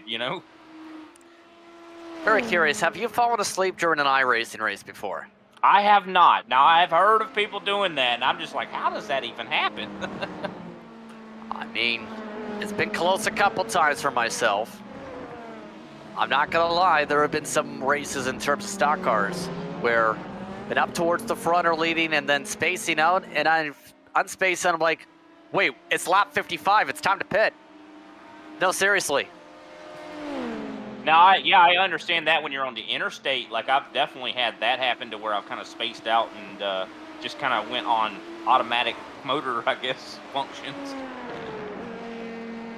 But that's kind of leading to the point where at this track, you kind of need to have that muscle memory for that purpose, because if you don't have this track memorized, especially when the nighttime comes, that's where the mistakes build up.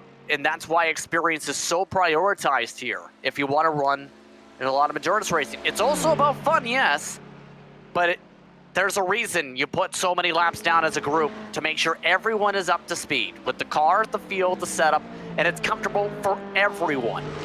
Keyword everyone. Yeah, I mean, that's why, even though we're just watching this 24-hour period, so much more goes into it. I mean, weeks, possibly even months of practice time, of guys just every night spending an hour or so just turning laps to get used to it. And like you said, just to get it to where it's down to muscle memory, to where you don't even have to really think about what you're doing, especially like you said, after a while that stress, I'd say, starts to build up, and all that time you spent really allows you to not make those mistakes. And I think that is definitely very much key to success here. Otherwise, because I even know in a NASCAR race, a lot of times you see, like, even the Coke 600. I know we talked about that a little bit a few days ago. That is somewhat of an endurance race itself. Of course, not nowhere near the length of something like this, but it is definitely something that if you lose that focus, and it's so easy to do, because especially if you go green for a long period of time, you really don't have a lot of time to shut your brain off. All this while battling continuing.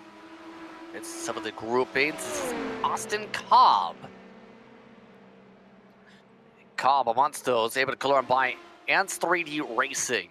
They have a slowdown, though, down this straightaway. That's why they're losing a bit of ground at 180 miles an hour. And the reason for that, keep in mind, you go too far into these inside curves at any portion, and right at the wrong part of the sector, that counts as cutting the course and can be considered a time advantage if you were to do it multiple times. Purposely, I mean. Well, that's another thing I was thinking about a little bit ago, but I forgot to actually ask about it. Do these guys have an incident limit? I mean, it has to be quite high if they do. Well, in regards to incidents in the sim, the answer would be no. In regards to the event, come back to you on that one, because here's the thing. It's, if you cause an accident, yes, that's going to be towards penalization. In terms of the points, that isn't something per se mentioned in the full rule set.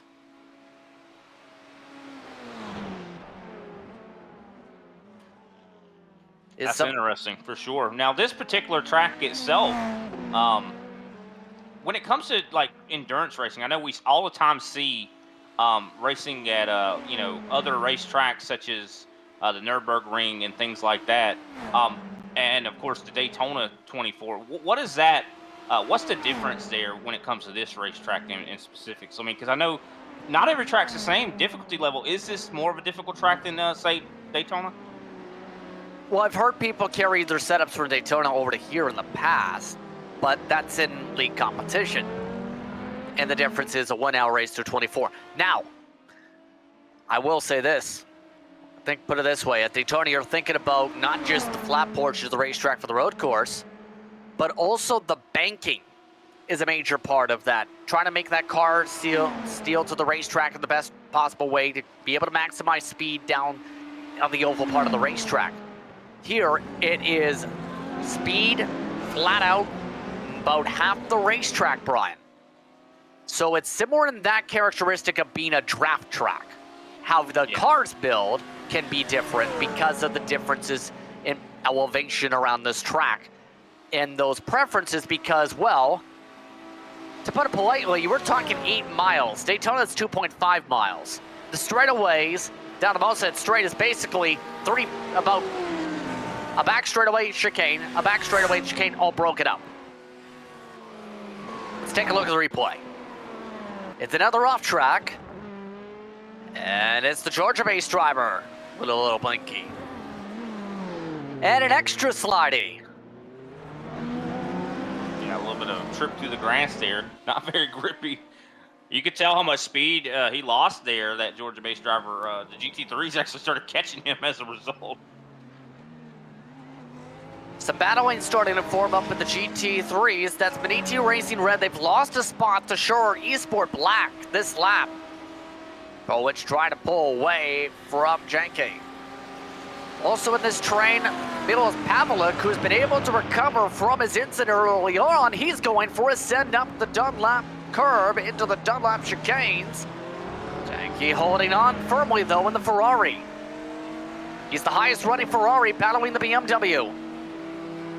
Yeah, it doesn't seem like the Ferraris seem to be doing quite as well as some of the other classes, which is interesting to note. I mean, Ferrari has such a historic, definitely a legacy at a track like this.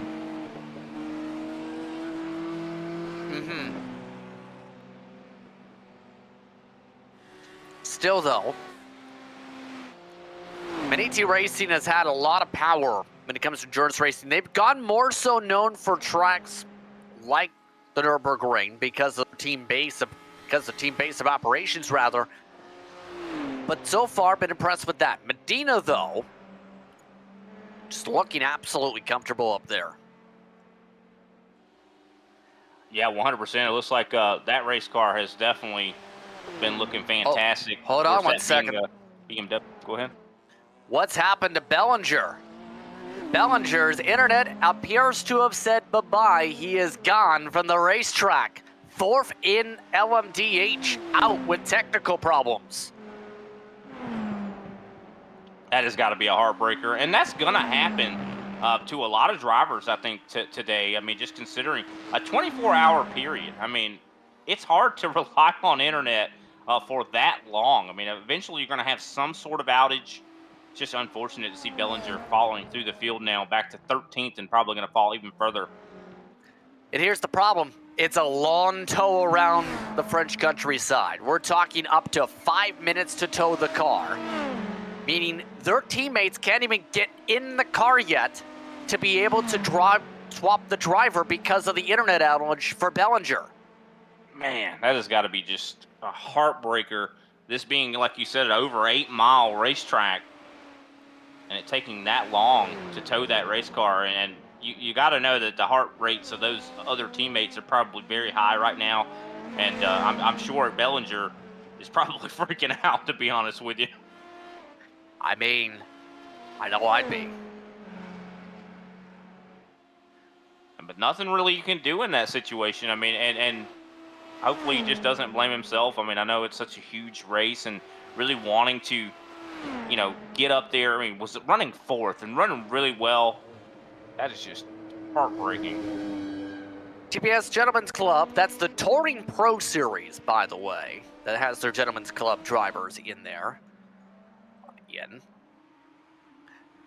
Let's take a look at some replays, though. That is Lindley we're just keeping an eye on. What happened to Will Lindley this time?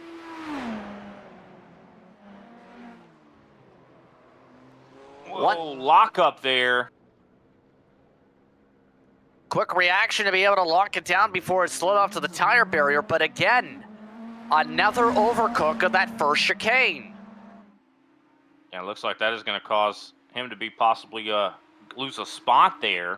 But yeah, I mean, a lot of it comes down to how fast he was going on these straightaways coming into that that chicane there.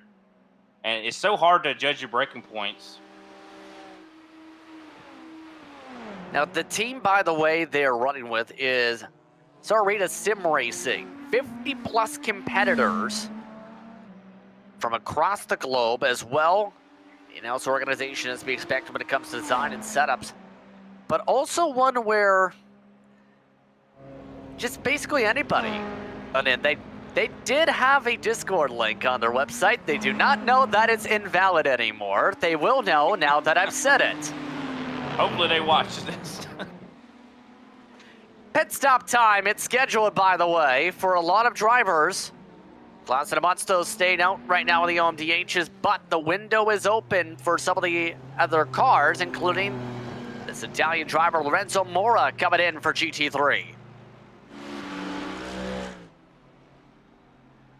That's 11 laps on the dot. There amongst those burning a lot more fuel than some of the others who have gone up to 13 laps in class. It might have something to do with the gear they're running or the fuel mapping. These cars are so complicated when it comes to things like that. A lot of it ran, I do believe, based on computers and things like that, of course, in the real world. So, I mean, they also do have access to fuel mapping and the sim as well, right? Depending on the car, yes. That's the critical part, depending on the car, but also depending on your gear ratios, how the gear stacks play out, for example. After all, it takes a lot of precise work to plan it all out.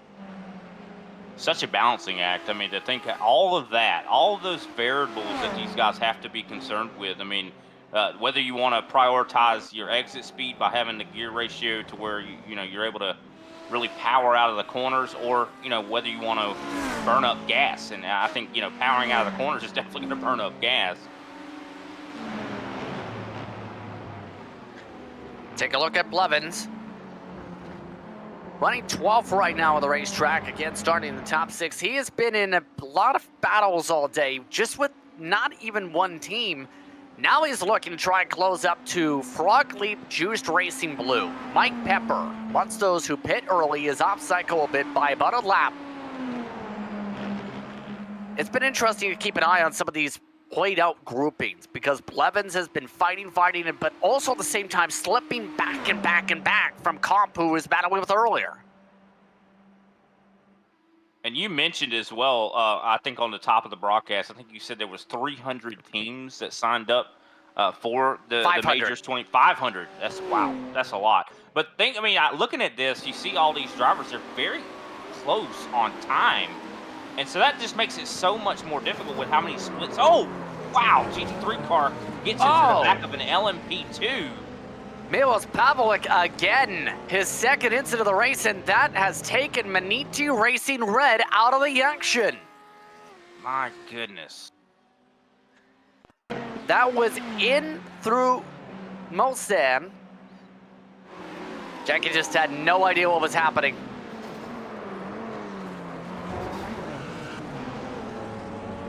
Talk about bad luck. That was basically a pinball right into him. That's Andy Morehouse, who got hit by the GT3, who gets punted into Maniti.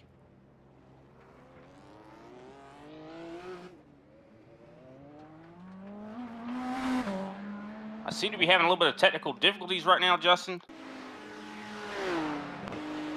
Yeah, let's look at this one more time. This is Pavlik. Way too deep into the braking zone, and if you miss that braking mark with even the difference in class, well, what can you say, Brian? Yeah, that's definitely unfortunate to affect someone else's race like that, to get into their rear end. So that stack up likely going to be something to look towards as Bamber Munstles into the pit lane. Maniti Racing Red with Mantua Repairs also coming in. Podium Hunters. Oh, that's the even kicker part of it. Remember the technical issue? I believe it's the same car. Yes, it is. They just made that driver swap for the technical issue, and then that happens. They've had a second spin this lap already.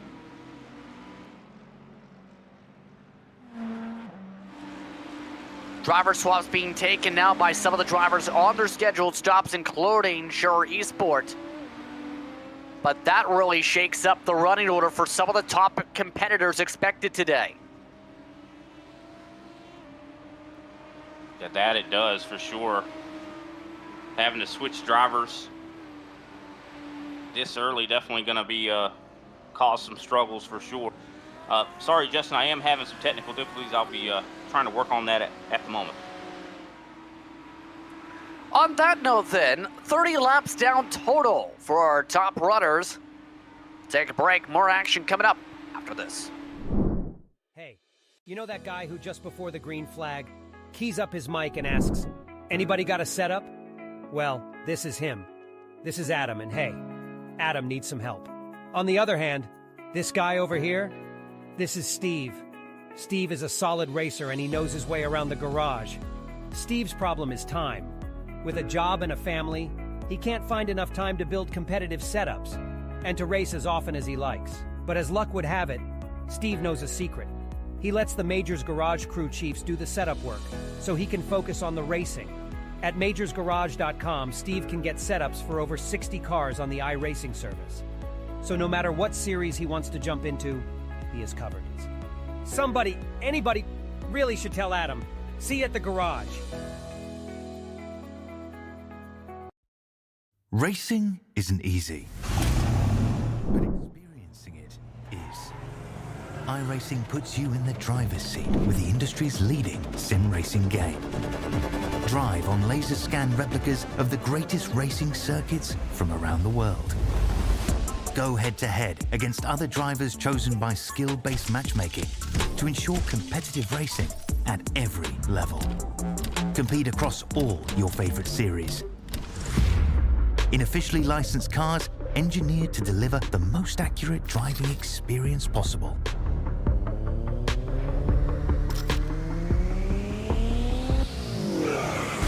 Join a race or host your own with players from across the globe. Race against the computer or in a league with friends. Feel the thrill behind the wheel. Visit iRacing.com.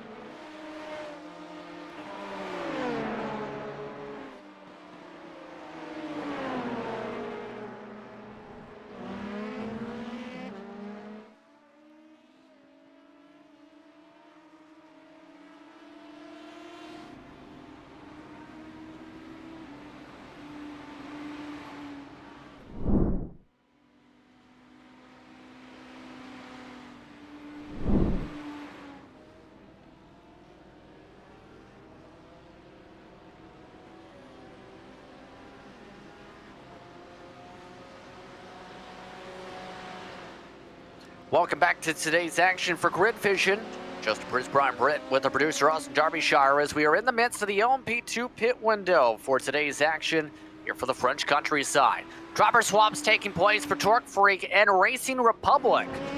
Alpha Esports Red, somebody now coming out from their car as well. So, George Gruber now behind the wheel for Torque Freak.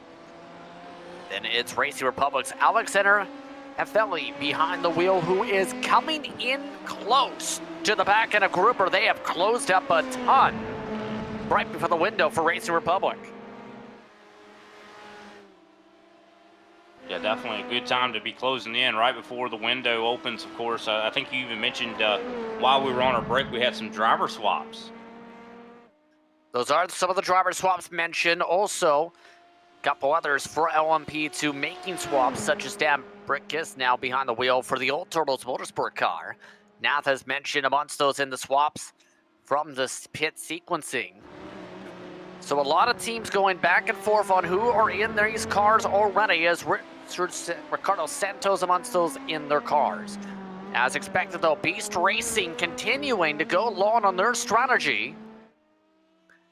And already the cycling difference, because of how many pit stops, already 2 to 3 laps. This is going to add up significantly. Long term, you have to think for Wells, because again, look at the interval every time they're able to stretch it. 43 seconds. And they're slowly growing that each time. Oh, it looks like we have a little bit of a problem there for, I do believe, the one of ZRL Racing black driver Kyle Blevins off the track. Blevins already. Those who have slid further and further back. Looks like a bump heading along the curbing. Oh, wow. Big slide there. Yeah, just seeing that bump on the right rear tire. I'm surprised so many drivers are running on that curbing today. And it seemed like the car just had a huge jump to the spring.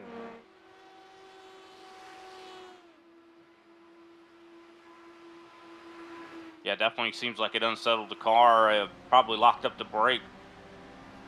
Looks like we have Andy Morehouse down on pit road. Some more drivers coming down as well. I do believe that is Julian Carcese. Carcese indeed coming on in. It's been intriguing to keep an eye on how the purple sector car has gone. They are in 7th before the stop. Now talking about Kinetic, some film fans also mentioning that they've had a reduction in activity recently. Still see some of their helmets driven by drivers. Result of King, former setup builder a few years ago. They last year won the VSCA Championship. Driver swap is confirmed, by the way, for the purple car. Javier De Lorenzo Caceres behind the wheel, up 36 now. 42-second pit stop. Yeah, this is a pretty good time, I think, to do the driver swap, and we're at a little bit around that 2-hour mark. So I think a lot of drivers are going to be on that same strategy. Let's take a look.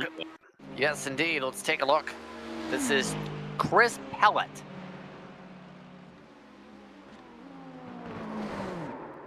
Once again, there are braking boards for this reason.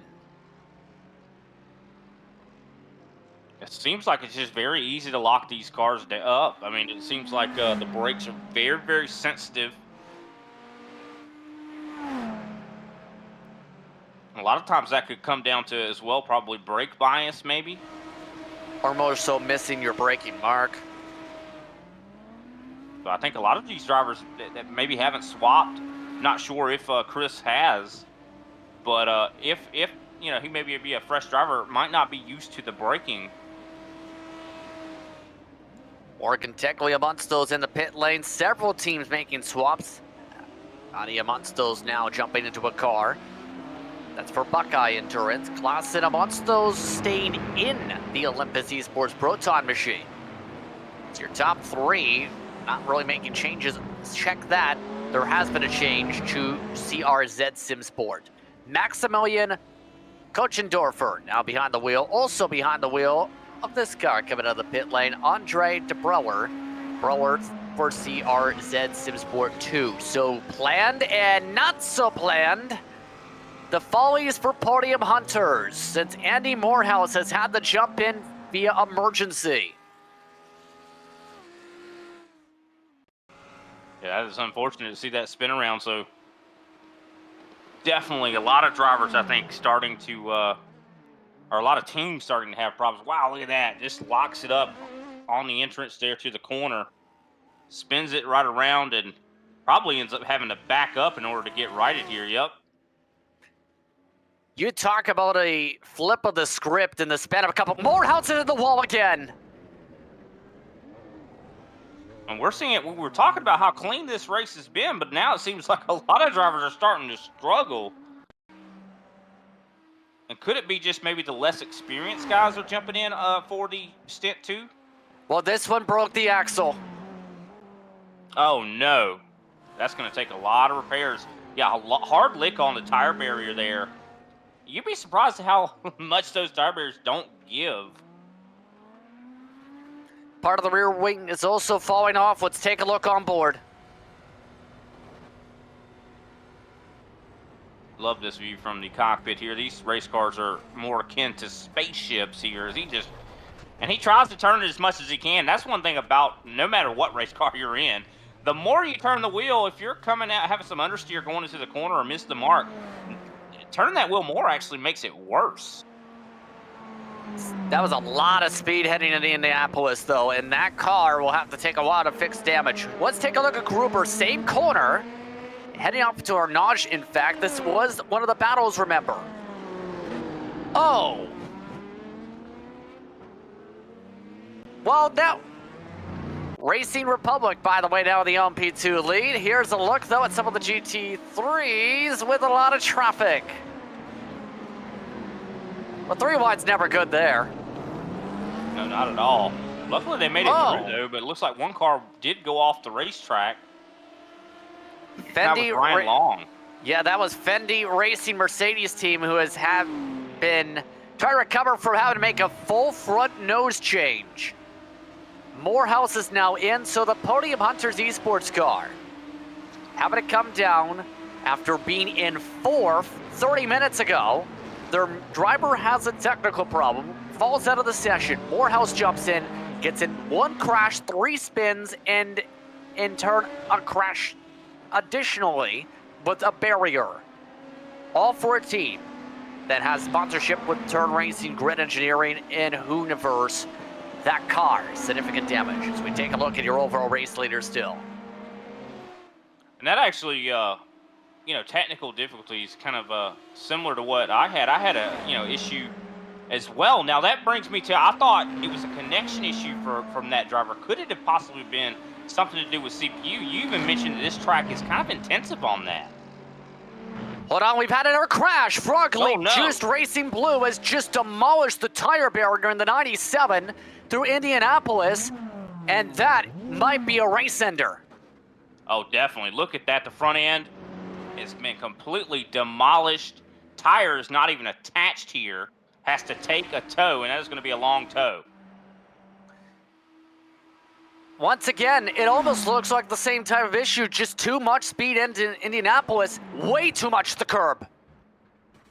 Wow, just a hard hit. They didn't even get to the brake. They did not lift early enough, not even close. Yeah, not at all. Unfortunately, just demolishing the front of that car. As we take a little bit of a hood camera here to see exactly what happened. Just it looks like they lost it kind of entering the corner, but like you said, was carrying way too much speed, and the car just was not able to grip with such inputs. I'm wondering what the inputs look like from his side. Yeah, again, it's not been an easy corner to conquer today, and that's one of the worst ones of the day, incident-wise. Checking back in with Zach Kerr, also someone in the Precision Racing League who's been performing very well whenever he's jumped into a race car. The Hyperion Racing car slowly is joining the conversation for the top 4. Reason being, they've gone back and forth this lap with Track Time Motorsport. Yeah, I've been watching, we got a replay here. This is how they lost the spot back after originally getting it from track time.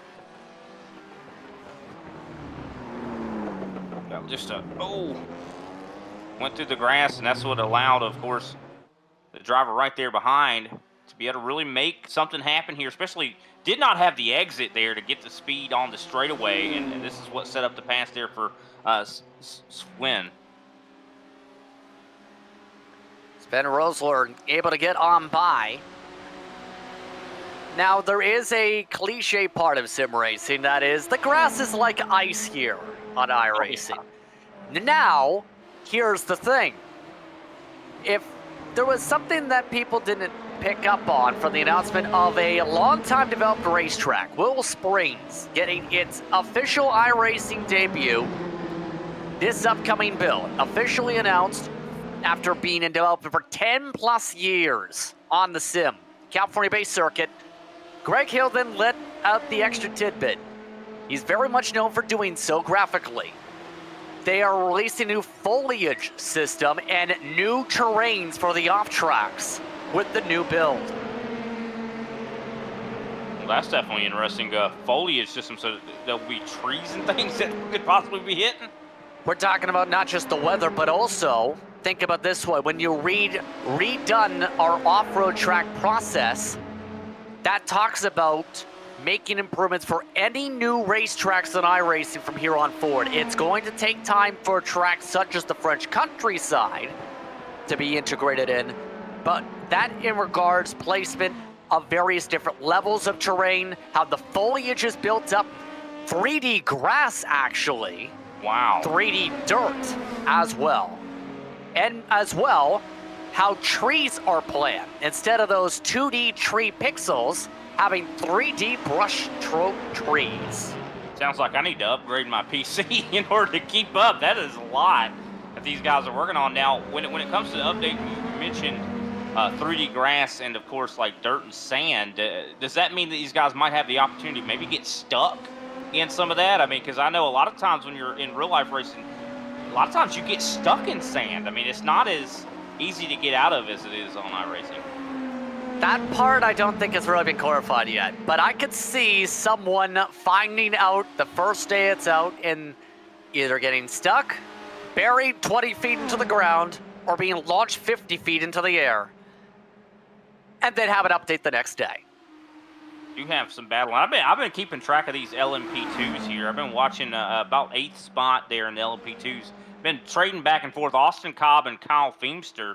Of course, Cobb belonging to, I do believe, ANZ Racing there. Phoenix Sim Sports, of course, being Kyle Feemster. They have been battling side by side for quite a bit of time, and you know, going through traffic as well. This has been a very close race here in the LMP2s. Let's take a look at some replays. Meanwhile, in the midst of all this battling, here's Chester Lamb. Just a driver swap made moments ago. Welcome to the race car. Welcome to your first corner, and oh boy. Wow, that was directly out of the pits, too. Didn't take long for him to get that. Wow, you know, how'd he do? Once again, that is a welcome indeed to the racetrack. Live action, lots of traffic for Kyle Feemster and company. How about 3 wide offset with the purple machines? It looks like they were able to successfully navigate around, but yeah, these LMP2s here are all right on top of each other. You love to see it. Even after all of this time we've spent, they still are right there in competition with one another, which is just showing the driver skill level and how close these guys are on their strategies and skill. Santos, Cobb, and DeBrouwer all amongst those battling, or rather Feemster for position as DeBrouwer trying to move outside. Now up to the left side of the racetrack through Indianapolis, trying to get on by. Can Feemster take advantage of this on Cobb? Not yet.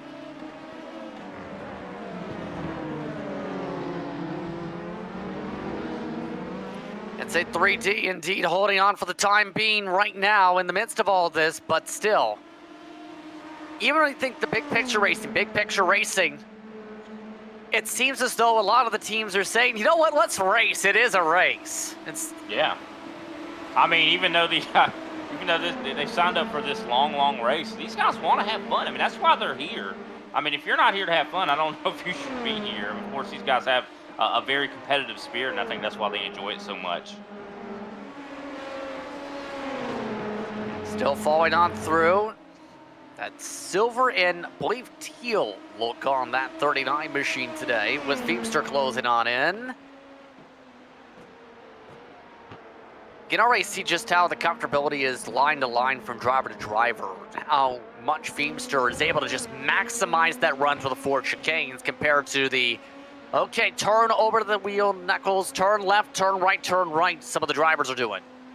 Yeah, he's definitely attacking those corners, really attacking the curbing as well. A lot of confidence in that race car. Closes in quite significantly on the entrance there.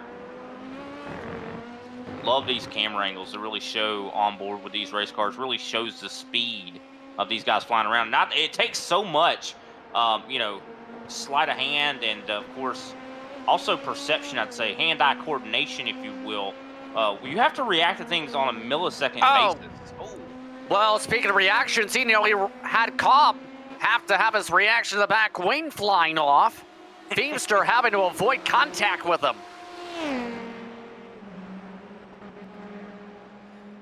Oh, this is while here come the OMDHs driving on through.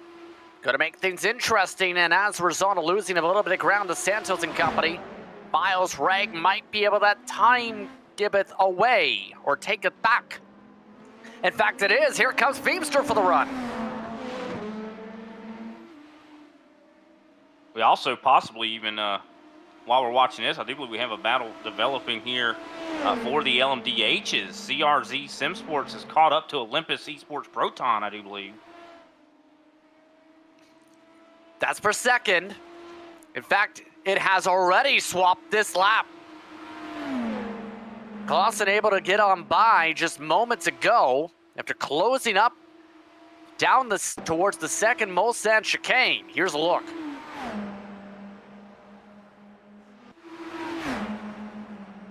I haven't seen a whole lot of trading for spots up here in the top, 5 in this LMDH class, but they are starting to battle now, and a lot of traffic as well. You see the LMDH coming up on the LMP2, trying to get by, and that is allowed Victor Clausen, I should say, to get a little bit of a distance there. Now over a second in between those second and third place drivers. Still 36 seconds back for now to Joshua Kazani.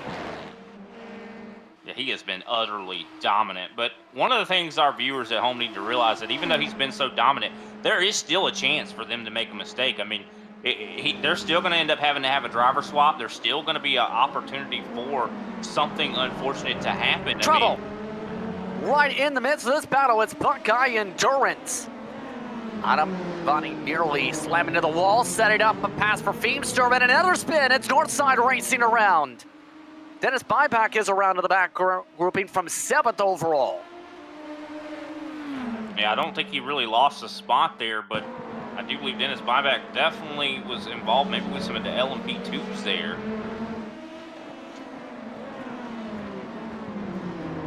Oh, wow, curbing, tried to get back onto the gas and just lost it. That curbing does not have any grip there.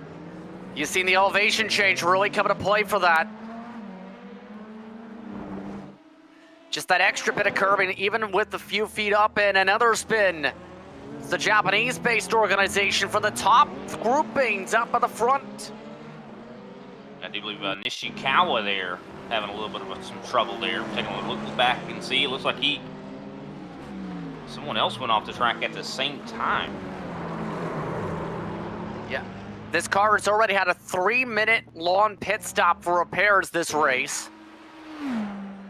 It's Michael Clubb who went off the circuit, by the way.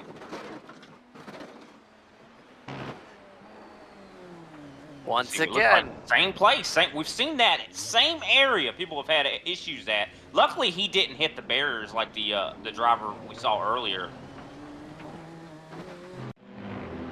Really did a great job to lock it up in time. I'm surprised at how good these brakes function on this race car to be able to keep him from smashing into that wall.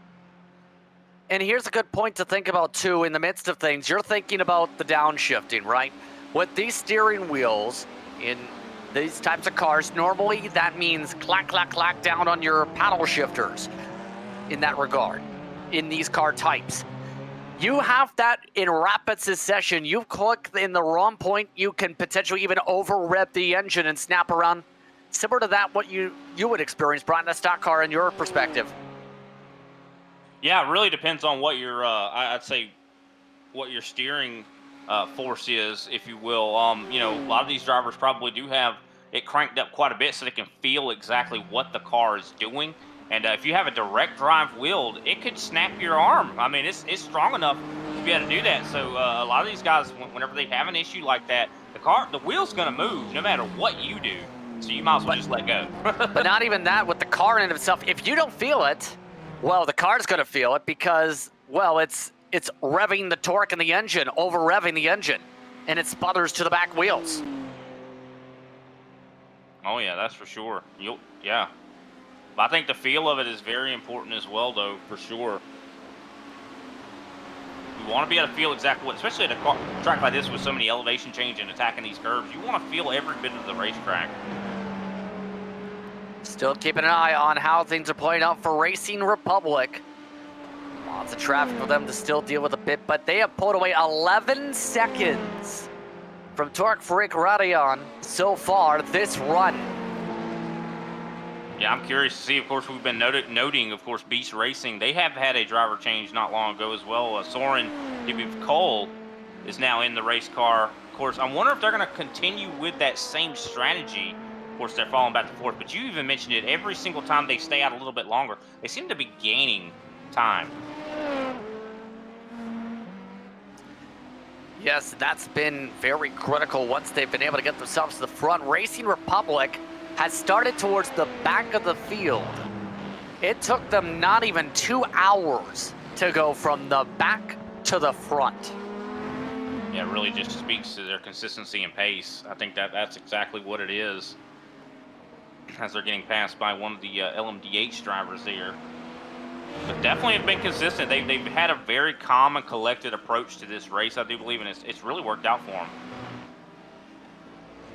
George Gruber, for reference, right now with the traffic running in the 338. Since jumping in the car, in fact, 4 straight 338. Barrett Lowe earlier in the race was running up to 2 seconds quicker. Well, I mean, you look at the driver that's sitting in third in the LMP2s is Shiva Nath.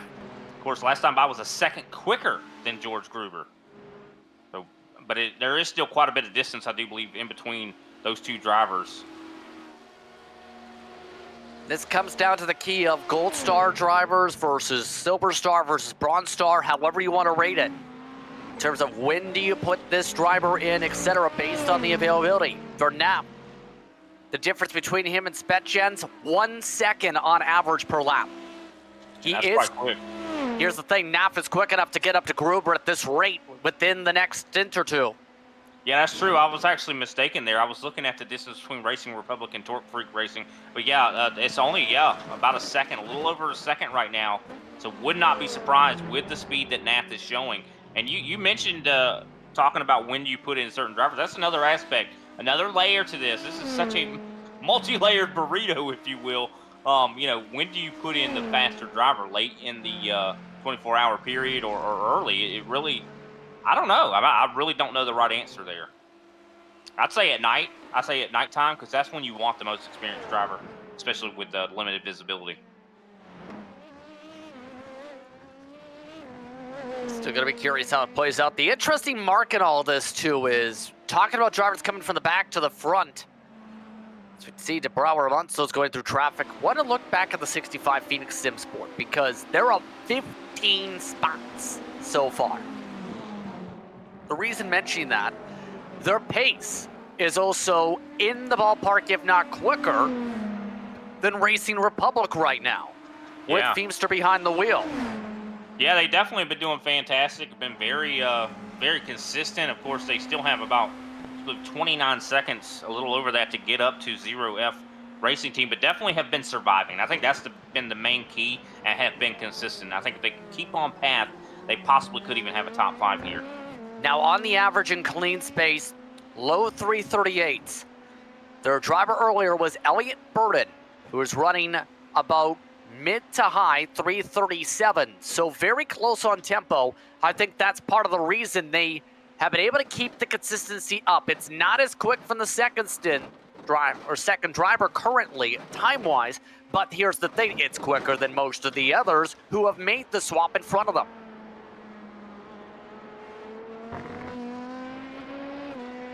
Yeah, I'm telling you, every class we're seeing, it seems like there's just domination for that top driver.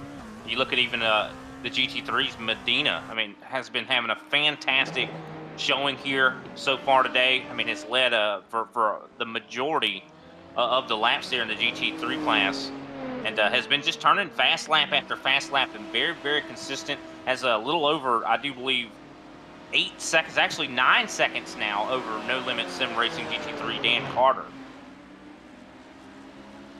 There is Dan Carter specifically right now. And right now, 3:57 was the time last time. Both of them 3:57, so 1/10 of a second difference between the two of them on pace. That's the tough part right now. Medina has that BMW rolling in fast. We'll say this. Some of the Ferraris, who have kept it clean at least, are coming.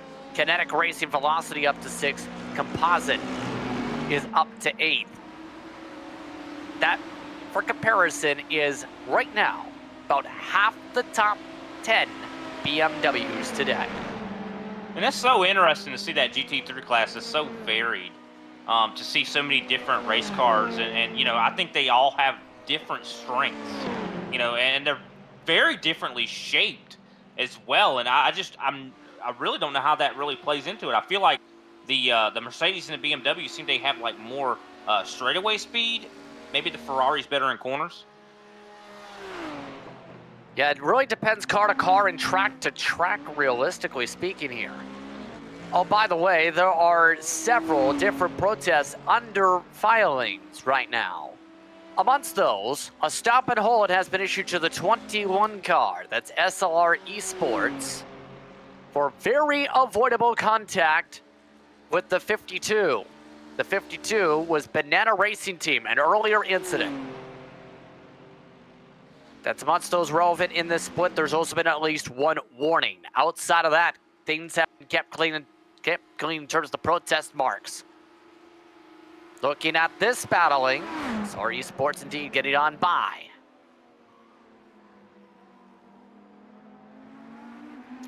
Definitely trying to stay. They're staying fairly close to one another. Getting a good draft up here. Not quite. Looks like fuel saving definitely going on right there with, I do believe, a Hista. They also have Alex Traber behind the wheel, behind them, closing by. But coming up to 2.5 hours into the action. Let's take a look back to Olympus Esports Pro Time for the moment.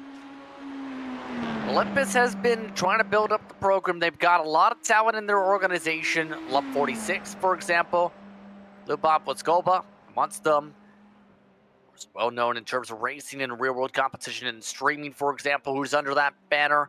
They've also had some strong runs from Thomas Cope in the past year and a half, especially in some of the stock cars, interestingly enough. A major series staple at this point. Seeing some side-by-side racing here, I do believe 4th and 5th here with the LMDH. Oh, crash! Olympus Esports Proton crashes down the straightaway, heading up into Dunlop. Victor Claesson, you were just talking about that team there. Goodness, that is heavy damage. Has to take the tow. Remember that bump that hit the right rear tire in one of the curbing runs before? They hit it with the right front. There's the bump. Bye-bye. It's hard to see that elevation change as well. You would think that, of course, Victor would have realized and had that awareness of that bump. Just lost focus for that. Just the worst time you could lose focus would take a ride on the in-car. You see it right there. You see the black spot. He can see it, but I'm surprised the hood came off in such an odd way. Well, that's the new damage model, realistic to what we see with these cars. Significant damage from second overall. So that moves CRZ Simsport into a 2-3 situation.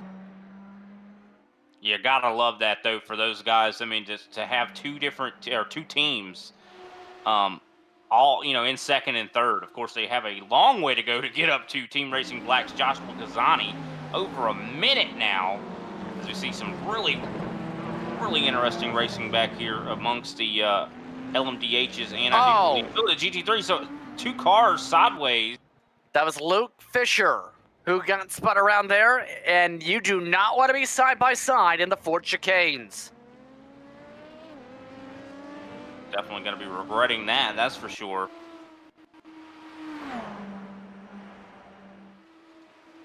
Looking back at DeBrouwer now in that third position. The thing is, though, that might not last long with Reg behind him. Let's take another look at a replay.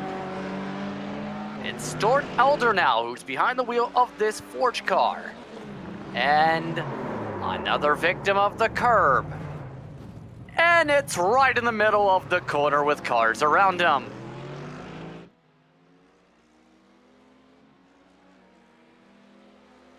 Eventually, though, problems for these drivers here at the moment. Go ahead, Justin. Sorry to interrupt. Eventually, they'll learn. Eventually. They'll learn next time, I guess. Take a look at some of the groupings. Now, once those final, let's take a look at another replay because the incidents appear to be stacking up. This is actually napped for a pass.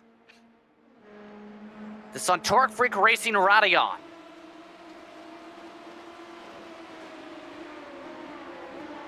And we talked about, of course, Shiva Nath, how fast that driver has been in the Alpha Esports Red machine. We've also had another crash with Bamber. Is it the curbing to the right of the track again? Hey, 24-hour Punty has not had a great day at all. Oh, it looks like it was more the left, and then the right, and then every runoff. They have just had a very unfortunate day today. Need to get it together, focused on the rest of this race. We have a black flag on the track. Banana Racing Team did not serve their slowdown, and they will now have to come to the pit lane to serve a black flag. They were one of the teams who were knocked out earlier on in the race, were able to pull the car back on the track 7 laps ago. Now they have to bring to the pit lane for a black flag. They just cannot get better for those drivers. And that's, I'd much rather serve a slowdown penalty just for, that is going to be a huge loss on top of the 7 laps they're already down. Appears there's been an issue with Red Roo Racing, by the way. You might see them following around the pylon. They had cut one of the most sad chicanes just now in the 521. So lots of drivers who are trying to get their cars even back in the race like Red Roo. Well, when you have a damaged car and then have a teammate then drive the damage, they might not be expecting the same things you're feeling. Yeah, 100%. I mean, it changes the balance of the race car, how it's going to handle, and that's got to be a difficult thing for a driver to just show up and be fresh on the scene and be used to driving the clean car, and then have to deal with the differences in the balance. So that's definitely going to be something that they're going to have to get used to for sure. And you talk about guys trying to get back into, or guys and gals trying to get back into the race. Speaking of which, when we've had a lot of attrition, you see Frog Leap Juiced Racing Blue, they're out of the race car right now. Of course, after that heavy damage, of course, Sport So Fort Racing Green, Marcelo Pollock's out of the race car, TPS Gentlemen's Club, Ripple Motorsports Red. I mean, we've had a lot of attrition, and I expect it to continue. Usually the attrition rate is about 20 to 30% of a field at a track like this. In most endurance races, in fact, outside of the Nürburgring, where this year it was all the leaders who ended up getting involved in crashes. Different than all the mid to backpack. I believe there was 20 cars running in this year's top split for Nürburgring 24 this year. That's how much attrition there was earlier in official racing. You know who's racing? Alt. He wants to make some moves here. Shawshank Racing on nearly up the Nichiken K's back bumper. So Rita Sim Racing getting some breathing room. But the battle is still on with that next car in line. That's TSR Racing's Ryan Lordsvice, who is trying to hold on in front of him for now.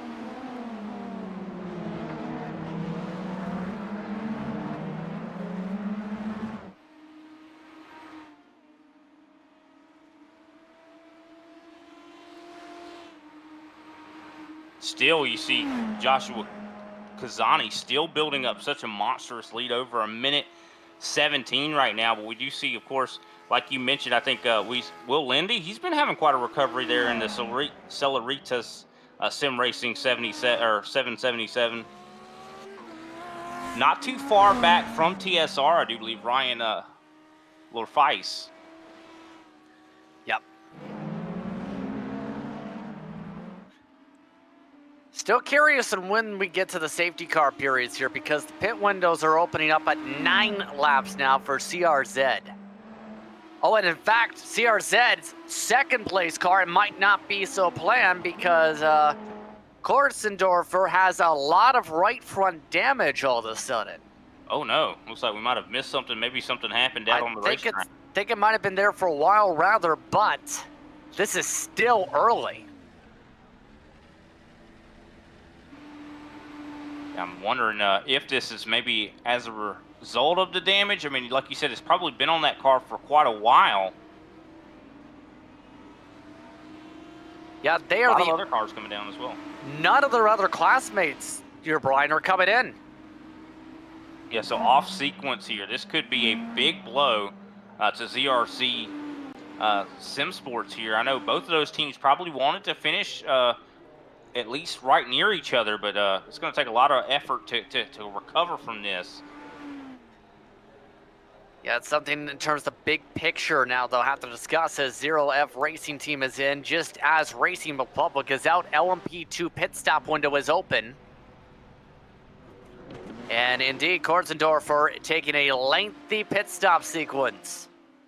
Has to be to fix damage here. It's got to be. So their teammate DeBrouwer is continuing on here, so it is confirmed in that regard to be off cycle. But still, Beast Racing for LMP2 is still the star you need to put next to for the big picture of this race. Because they've changed drivers. Soren Krell is now behind the wheel since their pit stop on lap 34. It's lap 41 for the class right now, 43 for the LMDHs. When it comes to Beast Racing, if they can have Kroll also hit that mark, that basically guarantees a 43-second lead. If they can continue this up for the next couple hours. Yeah, I mean, and it looks like also Soren has been pretty much consistent on the same kind of lap times that Jack Wells was able to maintain.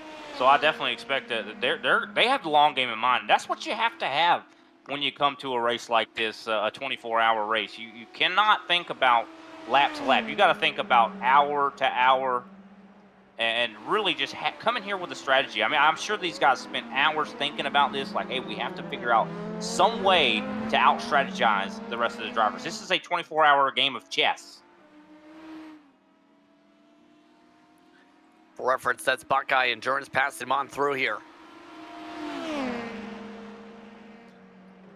And interestingly enough, still hearing no change with the safety car. And here's the thing that's starting to be picked up upon based on some of the feed-through from Split 2 action. It's not the same in each split either, Brian. That's interesting. And that is kind of interesting to say the least as well. You talked about there was going to be 4 randomized cautions. Well, I'm surprised we haven't seen that quite yet. So up to, so it could possibly be less. And it seems like that could possibly be the case. Yeah, I mean, in this case for Beast Racing, all it takes is one caution to equalize everything back out. Now let's book back to the Evolve car. You look towards their direction for a split second. Still looking calm. They really have had to work with anybody. It's just been that raw pace that's just been carrying them further and further and further out by 12 seconds now. They've been gaining about, on average, each of these stints, 3 seconds per stint. Or even less than that, 6 seconds per stint so far. Oh, yeah, just a fantastic drive. And it's very stress-free, I'd say, for that 22 of Nathan Medina. He really hasn't had to deal with much, obstacles or anything like that. The only thing he's really had to truly worry about is the faster cars getting around him in that evolved race car. So looking really great. I mean, has over 12 seconds now of a lead. And last time I looked at this driver, had 9 seconds. So has really, like you said, has been really increasing and steadily increasing. I'm wondering when the driver swap ends up happening. Will that continue? See, Medina not really happy about that pass location. Not sure. It's either that or saying thank you. Well, here's the thing. The blinking light code can mean anything. It can mean thank you. It can mean I'm about to pass you. It can mean I want to pass you. It can mean why haven't you let me pass you yet? It can mean, well, I hate the sky. It could also mean, in the case of one driver a few years ago, that I'm pressing the gas pedal. No, seriously. There was an endurance race here a few years ago in the French countryside where a driver put their gas pedal as the binding button for the blinking lights, meaning every straightaway, their lights would blink constantly. That's definitely very interesting. I do want to mention, though, the LMDHs, I think, have started their fuel stops here. I see Ryan Lorfeis has come down pit road. So the window's open. Kazani is also now in. There goes the back end of the running order with SLR Esports. Lorfeis indeed is in after that minute and 12-second pit stop last time for the 022. In fact, this time a lengthy stop for them. Maybe fixing some optional repairs that they found there. Possibly. We'll see how long Kazani stays in. Is it going to be a driver swap? I think it will be. It's Pascal Nellies looking to try and run away with the power of the Stingray. It's going to be interesting to watch Pascal and see what his lap times and stuff look like. Is he going to be close to the driver that was in that car before? Of course, Kazani. Miles Wake, we talked about, was amongst those trying to move forward for some battling, is now up to second on track. They have zipped by De Brouwer by 2 seconds plus now. Yeah, Mad Sim Racing, they've been in the top 5 for quite a bit here, now up to, like you said, second place. So not a bad look for those drivers. Very good lap times as well. Yeah, Wake last time by 3:29.1. Their personal best, though, 3 seconds off the tempo of Team Racing Black. Long run is there, though. We'll see Wake come in. And really conservative on that pit entry to make sure they don't have troubles on this very difficult entry lane.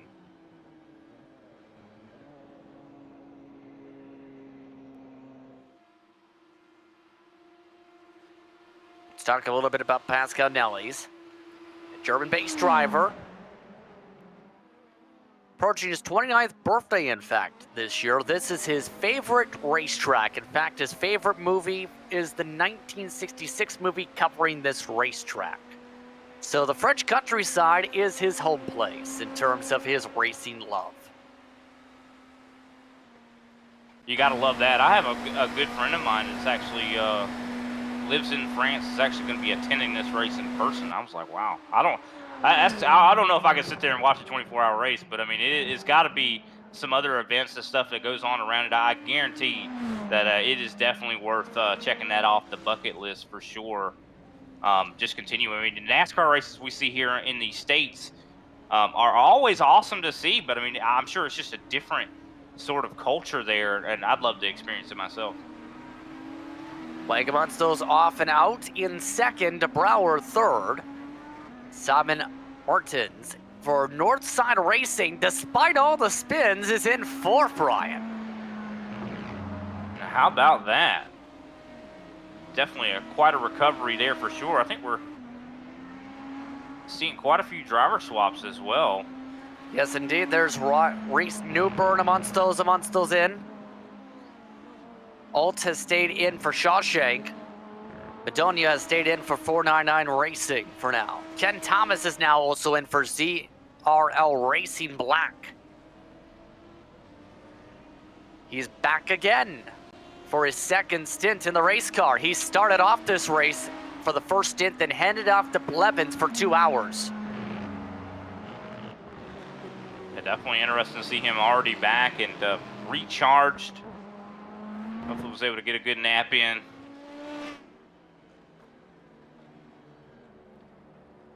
There goes Medina. GT3 pit window open for them.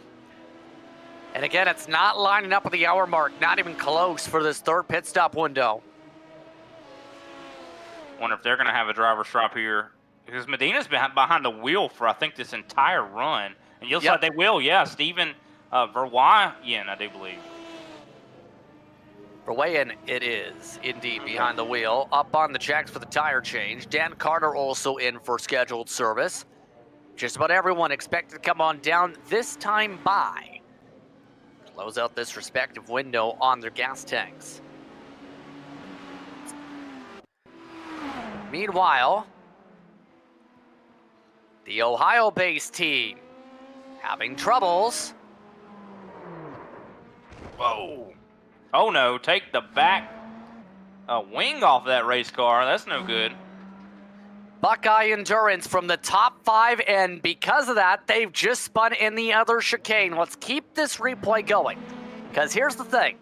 When you lose this rear wing, you do not have downforce on the car. So, this now happened about 10 seconds in live action. When you're at full speed like this, Brian, and you enter the braking zone, what do you think happens? A, he makes the corner. B, he doesn't make the corner. C, a pizza party. A pizza party. I'm excited. No, yes, B, definitely he doesn't make the corner because he just doesn't have the downforce in order to have that rear end planted. And that's important to have the rear end planted because that's where the power comes from. So that car will have to come down to the pit lane for mandatory damage repair. Well, technically they can keep the wing off, but I don't think that's optimal. Yeah, that's for sure. I don't think they're going to want to do that. And so unfortunate that this racetrack is over 8 miles. So really depending on where that happens at, it's going to be a long journey to get back to pit lane like that. Still, though, we're weighing now behind the wheel for Evolve.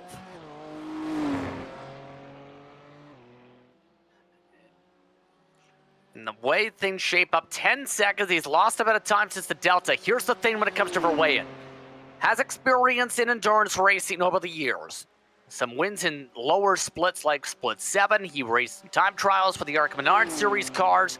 Yes, there is a time trial series on the now main UI.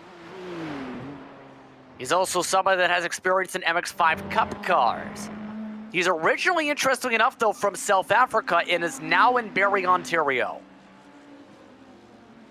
That's definitely very interesting. And I'd say those MX-5 cars are quite, I'd say, a little bit similar, maybe a little even more difficult to drive than these GT3s. By the way, Pellet is back in the car. Oh, no. Just after fixing everything, he spins it. Man, that team has just been having a terrible day.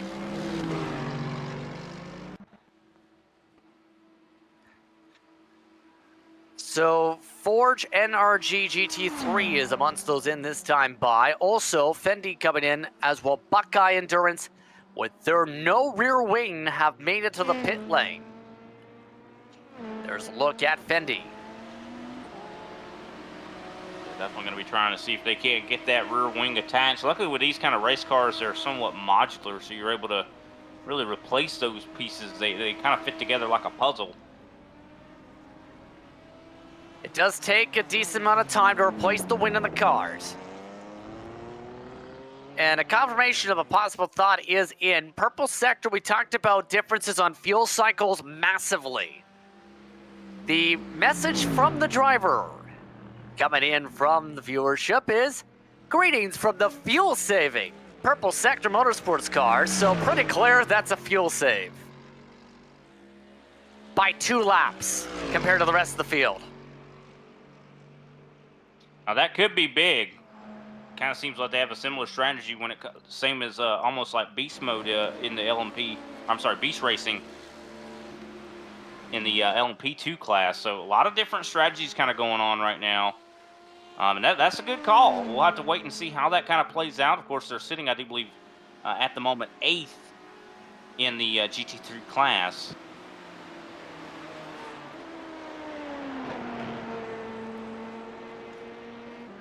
Quickly approaching halfway through this coverage portion of today's action. And as this action progresses, already things starting to break up a little bit for the time being. Still waiting to see how the cautions fly around this track today. Your thoughts on what we've seen so far as we approach 3 hours in? I've enjoyed it thoroughly. I feel like I've learned a lot for sure. This has been somewhat of a crash course, but it's been fun to watch. That's for sure. I mean, it's definitely been very competitive and a lot closer than I thought it would be as well. I mean, I kind of knew that the lap traffic, or should I say other classes, slower classes, would be an obstacle for some of the faster classes, and that has definitely been the case. But it's been a lot closer as well between the actual classes as well. I mean, these guys definitely have a very competitive spirit and are a lot more aggressive than I thought they would be. Let's take a look at Nelly's working his way around the racetrack here. We have some bad news. Buckeye Endurance, Adam Novotny has pulled out of the race. So it looks like Kyle Robinson having to sprint into the car because he had just had a tech issue before he got back in the car with the repair. That is unfortunate. Yeah, drop, I do believe, due to a technical issue from that driver you were just mentioning. So Kyle Robinson definitely, I do believe, like you said, trying to jump in the car really quickly. But of course, you still have to take that tow, and Yep. it's a sad day, unfortunate for sure. Is you know, that's just one of them deals. You really have to wait. I think I misspoke there. Kyle Robinson, is that who we were talking about, the Buckeyes? Now he's in the car. Kyle Robinson is in the car now, but it's still a lengthy time to repair the car. Yeah, so that's actually not the worst time it could happen, but when they have that packet loss issue, does it stop the repairs? No, it doesn't. Well, that's good at least. So that's probably the most opportune time for that to actually happen. Better than that, than it be actually on the racetrack. George Gruber right now, 4 seconds up the road from Beast Racing. Well, I might actually want to take towards 3rd place because here's the thing. Even with the strategy differences, Alpha is still on top of them. Beast Racing is picking up net time here and there right now. Downside, it's side by side with traffic in front of them. Upside, 2 cars to draft off of. Yeah, I mean, every time we look at Beast Racing, you know, of course, Jack Wells was the first driver, now Soren Cole. They've been jumping up spots, it seems like, every single stint, or at least gaining time. Like you mentioned, though, Aaron Knight is close at hand, right there behind. But I still like this strategy. I think that they're incrementally gaining. They could just hold off Aaron Knight here.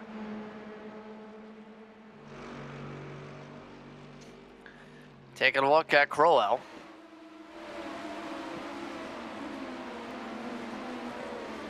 Yeah, my apologies to Soren. I did not mean to mispronounce your name. Yeah.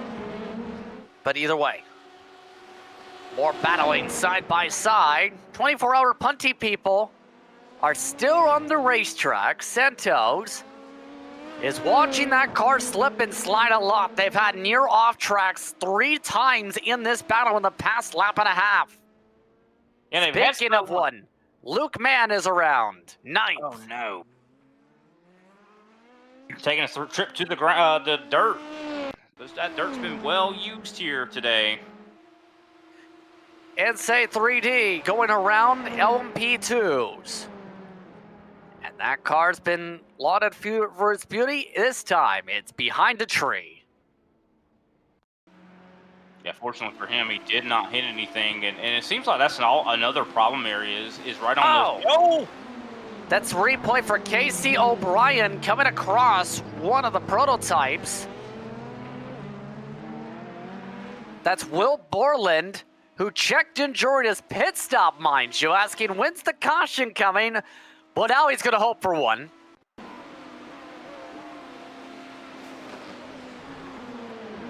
I just think that GT3 driver just did not have a lot of awareness there to see that car coming. And that's one thing as well, when we talk about how long these stints can be and how much, you know, the stress starts to build up and the focus starts to wane. Well, I mean, eventually you're going to stop looking at your relative, you're going to stop looking in your mirrors and have that kind of checkout moment where you're just going through the muscle memory portions. Well, that turns off your awareness in a lot of ways. Even though you're able to really run the track and have that ingrained in you, you have to worry about the other cars around you. You cannot just focus on the racetrack. You got to be looking all around, head on the swivel. I mean, and it's a lot like I can kind of empathize a little bit when it comes to the NASCAR. When you have a little bit of a long run, you're by yourself on the racetrack. Especially if you're a lap car and the leaders are coming, but you don't realize it. It could be a scary situation when they all of a sudden come up on you out of nowhere and you're not paying attention.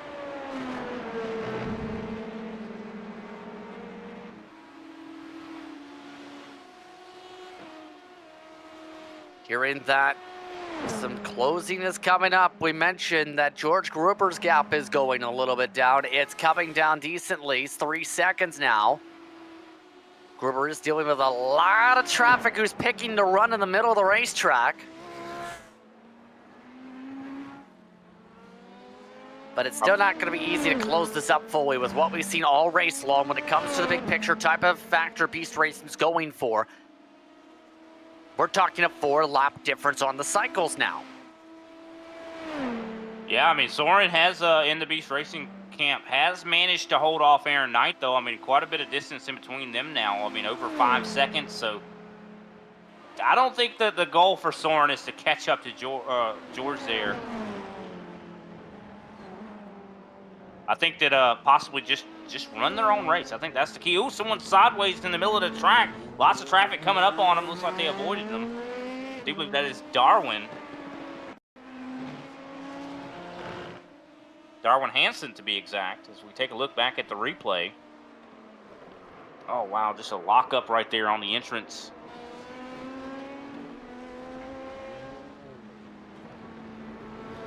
Yes, indeed. Such a tough place to catch someone right there as well.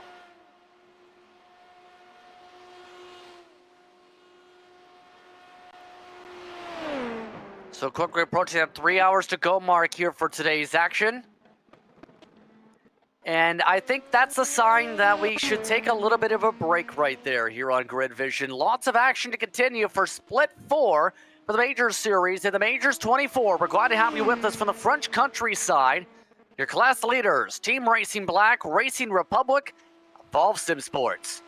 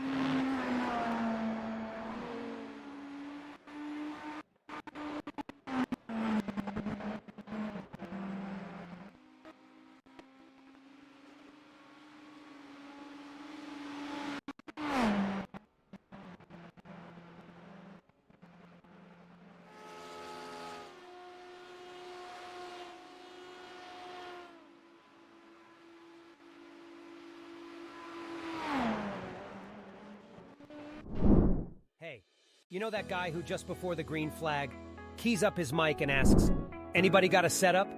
Well, this is him. This is Adam, and hey, Adam needs some help. On the other hand, this guy over here, this is Steve.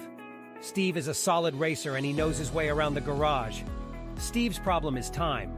With a job and a family, he can't find enough time to build competitive setups and to race as often as he likes. But as luck would have it, Steve knows a secret.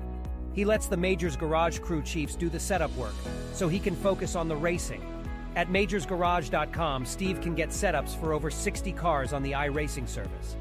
So no matter what series he wants to jump into, he is covered. Somebody, anybody, really should tell Adam. See you at the garage. Racing isn't easy, but experiencing it is. iRacing puts you in the driver's seat with the industry's leading sim racing game. Drive on laser scan replicas of the greatest racing circuits from around the world. Go head-to-head against other drivers chosen by skill-based matchmaking to ensure competitive racing at every level. Compete across all your favorite series. In officially licensed cars, engineered to deliver the most accurate driving experience possible.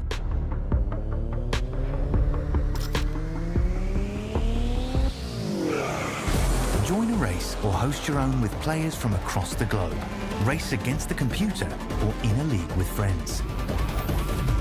Feel the thrill behind the wheel. Visit iRacing.com.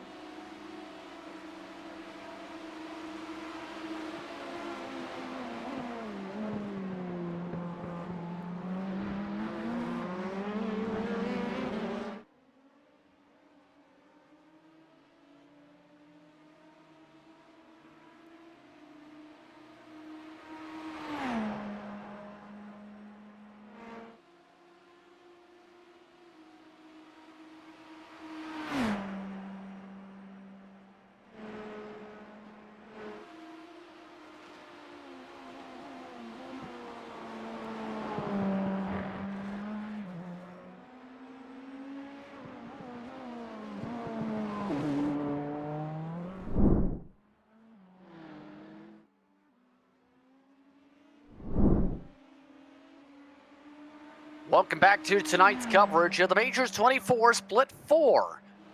What has been an intriguing run so far for the third annual running of this event. Justin Prince, Brian Britt, us, Johnny Shower in the production suite, as we are now past the 3-hour mark. 52 laps in for the LMDHs. So far, so strong for them. Compare that to the LMP2s where it's 49. GTs are in 45 laps in. Some crashes taking place in the past few moments, amongst those notable sequential. Going a little bit off-roading into the wall. Yeah, definitely quite a good glide there, or I should say glance off of the wall. Wasn't too bad, had to stop in order to allow the other traffic to continue. I do believe we have quite a collection of replays here, I do believe. This car already with significant damage in the pit lane, and this causing a little bit of issues for Marco Dionisia. Trying to make his way through with a towed-out car that was saying to the right. And then they barely make it into the cone. Also, Madonia's struggles continue. He has still not swapped out of the car, and this time he bungled it. Wow. Brendan Madonia with a huge spin there. Luckily, that's another one of those, I think that same problem spot we've seen a lot of drivers have issue with. Ricardo Santos, meanwhile, continuing the trend of everybody having problems in the first motion chicane. This time in a new manner. So many exciting flavors of mistakes in that corner today. Yeah, for sure. Luckily, he didn't hit anything, though, so...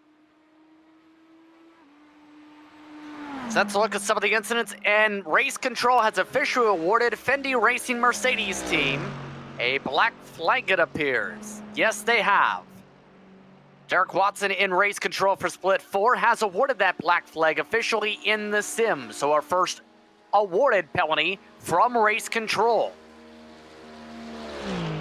That's surprising, the first one after 3 hours. I expect there probably will be many more. Of course, we're watching Dan Carter getting passed, I do believe, by one of the LMP2s.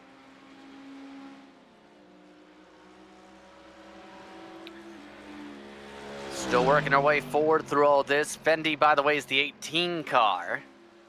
26, who has been in multiple mistake issues. They had damage before they finished the first corner of the race, had to repair the front nose. And this Delara that's for some reason pretending to be a Mercedes, just at this point, just surviving. And that's what you got to do. I mean, even if you have a lot of damage, I mean, you can't give up, because there's going to be a lot of people that are not going to finish this race. They're going to get demoralized. Let's take a look at more troubles. Bamber has not had a pretty stint in this car. And more Roxanne. I mean, both of those drivers, oh, look at that. Tacking the curb too hard, gets up onto those turtles. We haven't seen a whole lot of that, people getting on the turtles, but it's definitely deadly. No matter what track you're at, if you hit that turtle, it's going to send you up in the air and lift off the tires. Still, as things have shaped up for those tuning in Racing Republic, coming from the mid-half of the pack for their class to lead this grouping. Is now coming in for scheduled service. Third pit window opening up this time by just a 10-lap stint for Racing Republic. Steve Torque Freak Racing potentially going to follow on suit. Most of the field except for Beast, 10 laps on fuel. Beast Racing the only team to go 11 laps every time. There they come. Red Roo coming in. Beast Racing again. Able to further it forward. They're only on their 6th lap of this stint. That's the crazy part of this class today.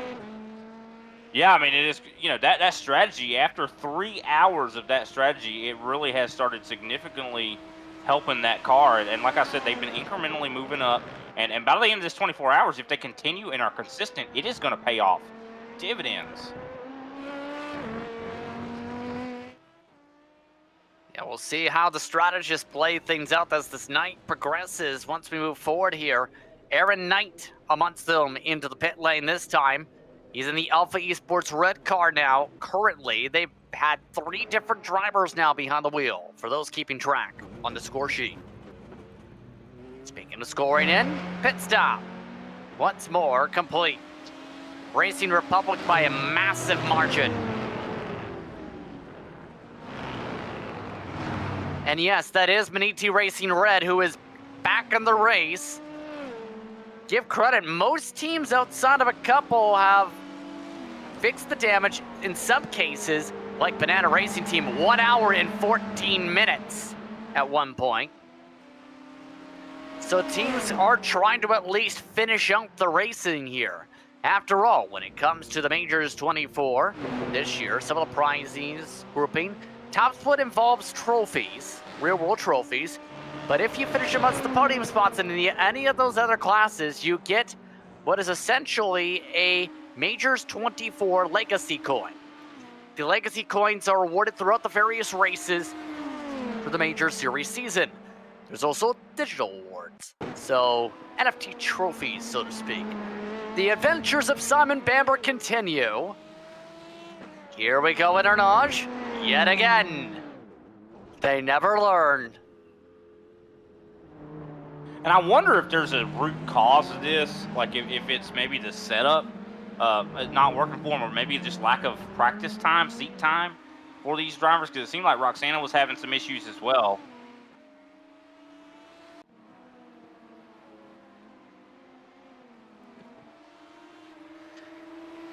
By the way, Olympus is back on the racetrack after that significant crash. So they're also amongst those trying to recover. 12th in class for reference. 27th overall, so needing a lot of crashing to get back up to where they were. Yeah, definitely going to have a lot of other people have some unfortunate circumstances for sure. As a lot of pit stops have just been completed. I was just watching Daniel Valola just come down pit road, of course, with the Blocko Motorray, I do believe, crew there.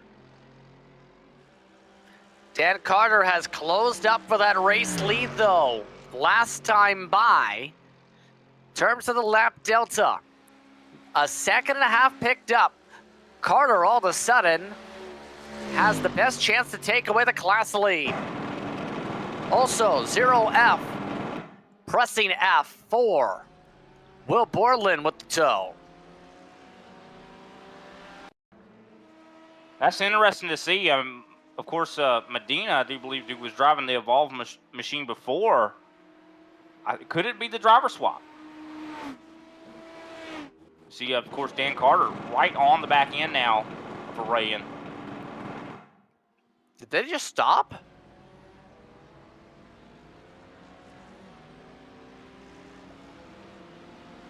Something had to have happened with Borland for him to have to get out of the car like that. Yeah, something maybe something in the real world, possibly. Yeah, it looked like he just had that. If there's a way we can look at this again, it's like he just drove down the straightaway. Then it's like, I am so confused. But either way, the lead is on for GT. For Wayans, gap is gone. Here comes Carter. Always thinking about a move. Thought about it. No, not a smart place. Yeah, definitely. I mean, you even talked about coming through these chicanes, you do not want to be side by side, and I think Dan Carter thought that as well. He's going to say, hey, I need to pick a better place to try to make this pass happen. Yeah, the best place has been down that straight, down the Mossad straight before the chicanes today. Also has been through Indianapolis. Carter again trying to go everywhere but those 2 spots. I mean, he's probably seen other drivers go through there and end up spinning themselves out or getting involved in a wreck. Oh, and here there's he a goes to slowdown. the inside. Evolve has a slowdown. Verwayen has to give up the lead. Carter back to the point. Here comes Gruber, though, to break up the fight for now, lapping by. Verwayen having to give up a lot of time there. Yeah, that was just bad timing right there, having to deal with that LMP2 car. taking a look right here at what gave him probably that slowdown penalty. Yeah, he's already having to serve it before this mark. So the last corner complex, and Carter says, thank you very much, I'll take this from you.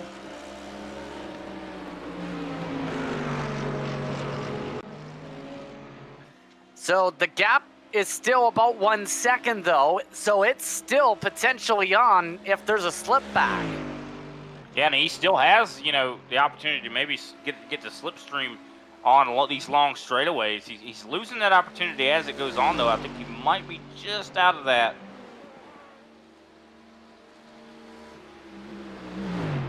So we'll see how Don Carter plays this now. This is the top-ranked Mercedes AMG. Aaron Knight we're now looking at.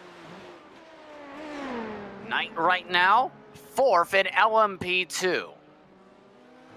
Remember, this Alpha Esports red car started so strong on the day, they've slipped back a fair bit with the traffic. And I think we may have a battle developing as well for possibly 3rd place. NSR Yellow's Simon Mertens. You're talking about the battle for 2nd when it comes to the LMDHs. That's right in this complex, coming out of Moset. Mertens, last time by, 2 seconds gained on to Brouwer. Also in the same realm of battling, you see this. Still trying to shape up for the Brouwer. Yeah, I think what's really given him the speed boost has been the draft that last lap. Gonna have to see if he can't take advantage of it. Still, it seems like he's trying to maintain the gap, not really trying to make the pass. I think this could be an effort to possibly save gas, just kind of stay in the slipstream.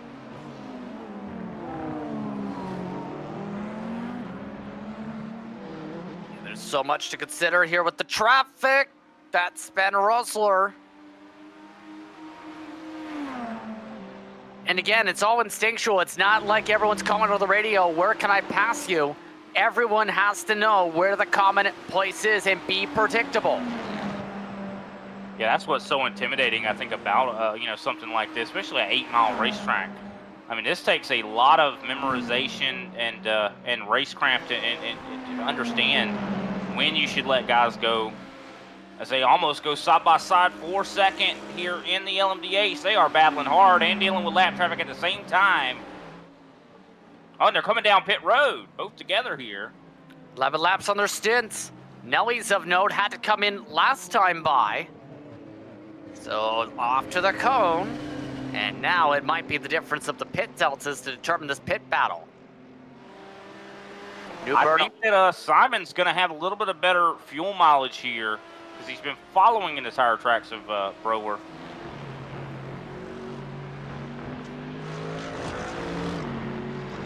Checking back in on how GT3 is going. 2 seconds now. What is going on with Verwey? He has fallen off. Is this tires or is this something else? Yeah, I'm not sure what's going on here. Maybe picked up some damage that we didn't see, or possibly, like I said, I think it might even be onto the driver change.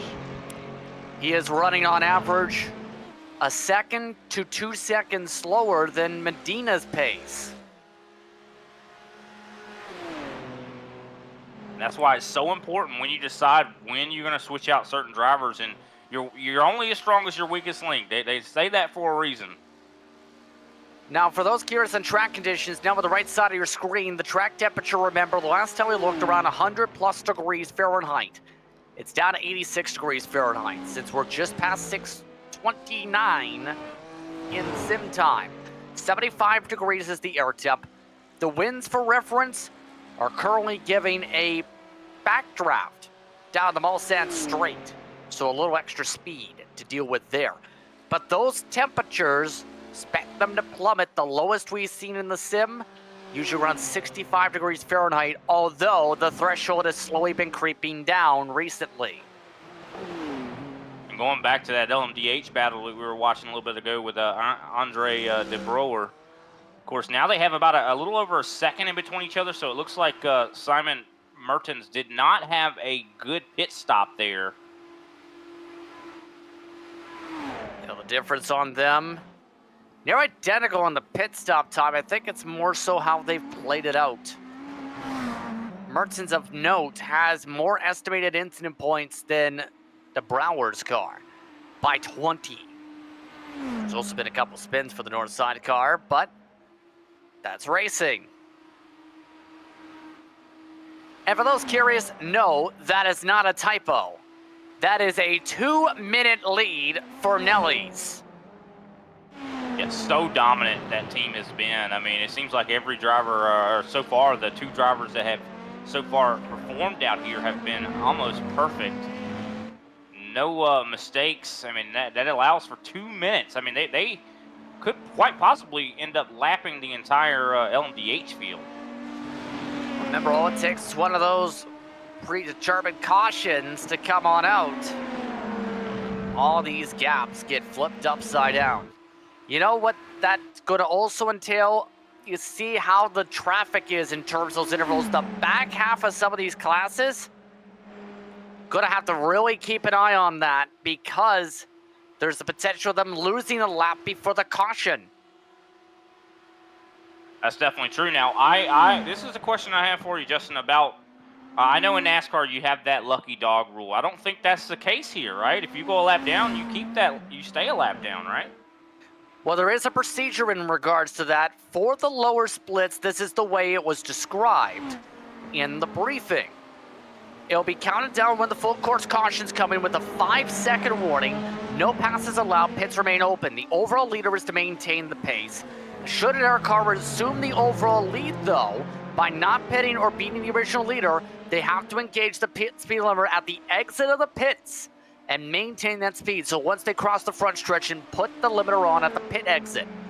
Now, they are all to run near pace until they reach the queue. Once they reach the queue, they will have a command saying the safety car lap. 5 minutes into that said lap, they'll start the wave around process, which will allow any drivers trapped in front of the queue and their class leader to be waved around. Then, they'll get a command when they can go green out of the final chicane through the 4 chicanes for when they can go back racing.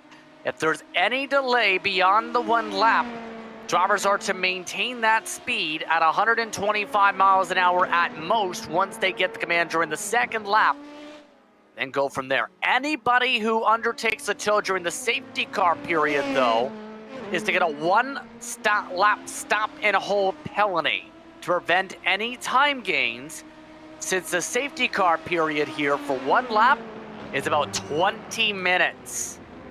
Oh, wow. Oh, wow. Speaking of going a lap down, I think George Houghton, I think that's how you say his name. I think he might be in danger of going a lap down very soon. As you can see in the backdrop on some of these camera angles, we can actually see the leader coming up on him. There is that leader, in fact, driving right on by Casey O'Brien for Fendi Racing Apes.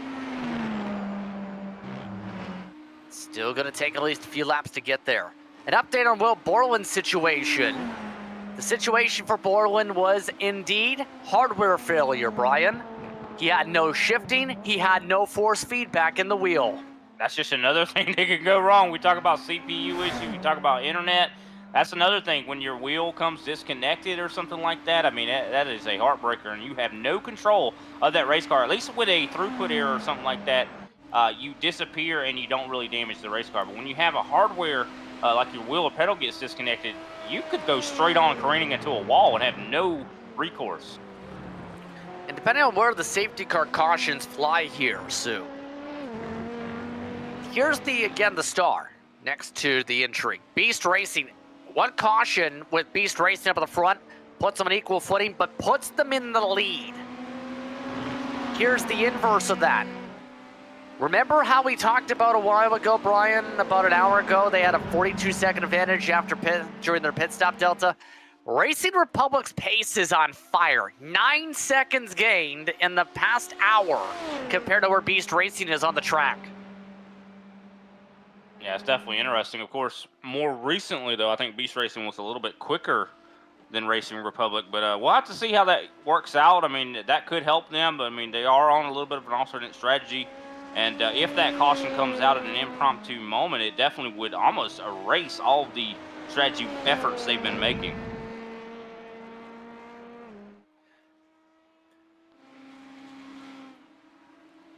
Take a look back in some of the hornet's nest of things. Sebastian Kunjik for Shawshank Racing. Very curious looking car. I don't think it has any reference to the movie. But either way, this respective grouping's just been seemingly dialed in, picking off drivers slowly. Comp was very quick. Alt was very quick. Their driver right now is very quick. Speaking of cluster, there's quite a cluster going on right here, I do believe, with the Phoenix SimSport Andrew H. Lewis right now. He's got Luke Mann right there behind him, and also an LMDH. Second place overall is right behind him as well, and there's some GT3s in the mix. So there's a lot of stuff going on right here, a lot of layers to this. Guys are racing for position while an LMDH is trying to get by.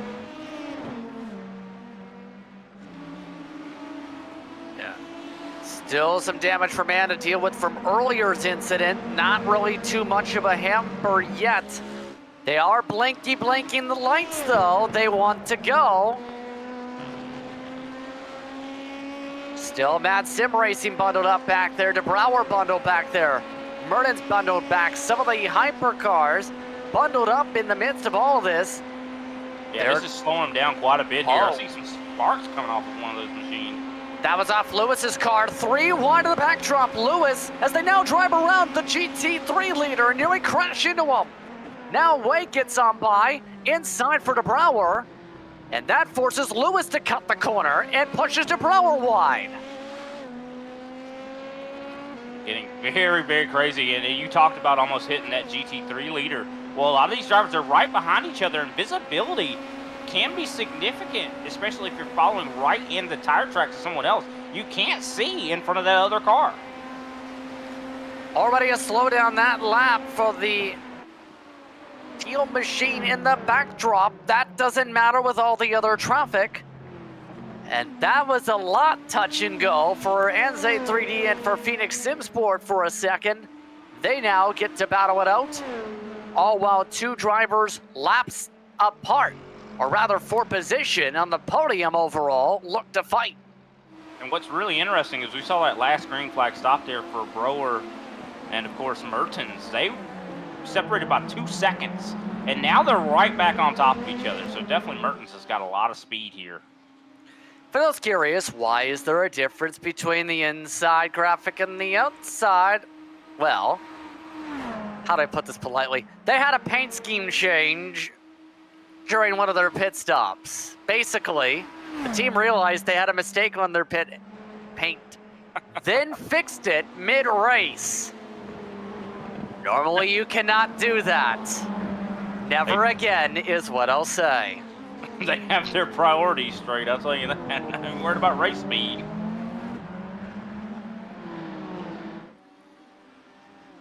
And for those curious, yes, they did request.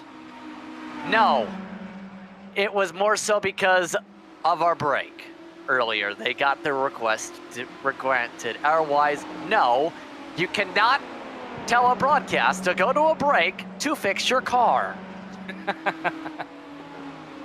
Yeah, fortunately, I mean, they had their request filled, but it was not on purpose. So either way, they get their happiness. Mertens looks to try and take some happiness away in the battle for second now, because it's now a 3-car fight. That it is, and Brower has been really catching up to Rag here. Yeah, what a change of the tides it's been because of some of the incidences for second and third in this class today. Mad Sim Racing has, again, just been able to take advantage of everybody else crashing from that spot. Yeah, really. I mean, a little bit better lap times last time by for Miles in that Mad Sim Racing machine. Last time, the time before, he hit a 331. That time by a 329.7. So a lot more, or closer to what Brewer is running.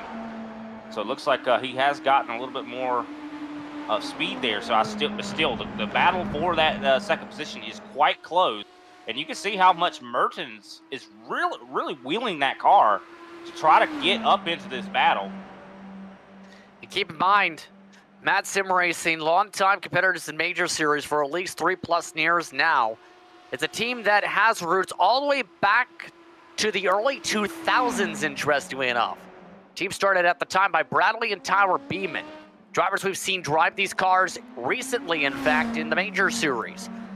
In turn, laid the groundwork for their endurance team on the iRacing platform by the start of 2020. We've seen them compete here in the French countryside as part of their debut. They also started a podcast network that they became almost more so known for, the Apex Podcast, if you heard of that. And since then, seen a lot of growth. They, in fact, as well, have a karting team into the Apex karting team, a real-world go-kart racing team with the Beeman brothers, Jason Bivens, Patrick Stein, amongst those notable who race for them. That's very interesting. Seems like those guys have a lot of experience in the real world as well. Karting, I mean, that definitely. A lot of times, you know, F1 drivers and things of that nature come from karting, and so definitely, I think it's applicable. It's their first foray this year, in fact, into go-karting. They also technically have an oval team, but just Tyler Beeman, I believe, in the car, as well as possibly a few others in all seriousness. But that team has gone in very long strides in the Major Series as their main launching point for the group. I want to take a look back at the GT3s here. No Limits Racing, Dan Carter, definitely doing a fantastic job. Since he took the lead from Evolve, he's now out to almost 8 seconds. Watch out for this driver. Of course, Evolve is actually falling back to now 3rd place. And of course, Track Time is actually taking over that 2nd spot with Sven Rossler.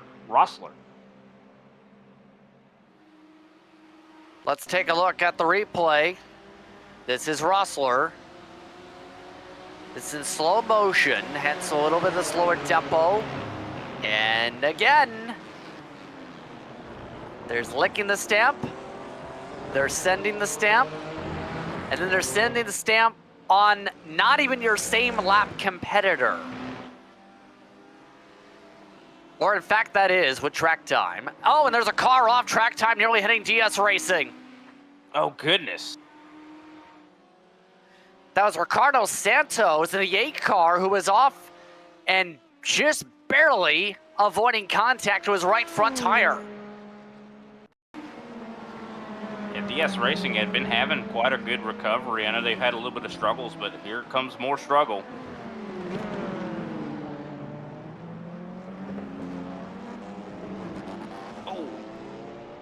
Glad he had the heads up to not go right there, because he definitely would have ruined possibly 2nd and 3rd race in the GT3 class.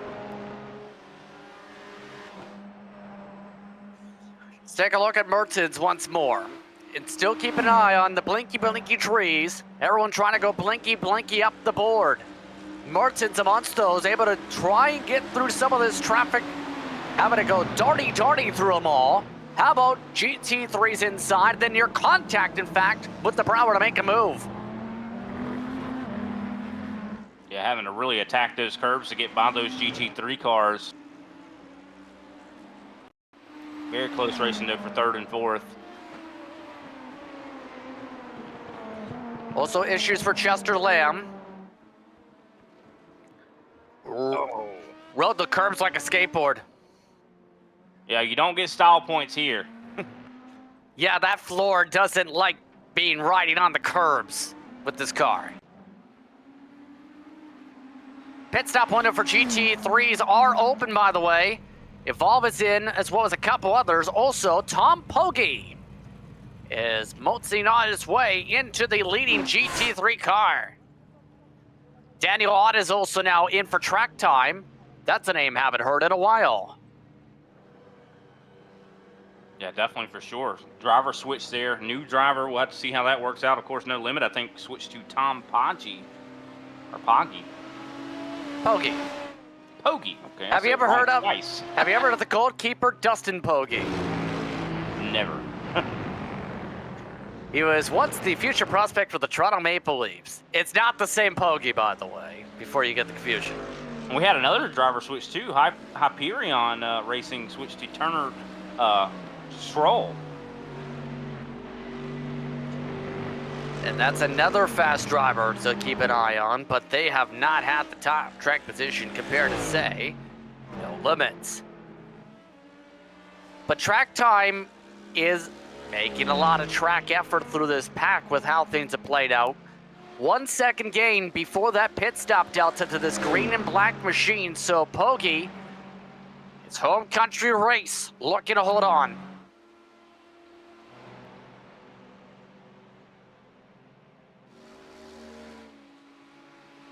Yeah, pretty much the closest battle on the track is still up there in the LMDH with Mertens.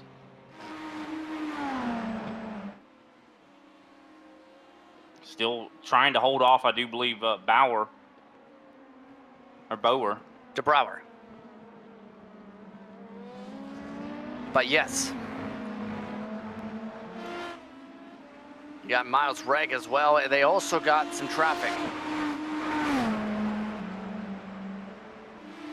Northside Racing's always been intriguing to me because they've been very quick in touring cars, but have tried their efforts in a lot of different types of road cars over the years. Yeah, I would not be surprised to see Mertens actually move up to this second spot. I mean, he has been all over Rag. Of course, even dealing with the lap track, I think lap traffic a little bit better. Looks like drag seems to be dragging a little bit of the bottom of his car in some spots. I keep seeing that some turns he goes through, it seems like it almost unsettles the race car, and I think that's what's slowing him down a little bit.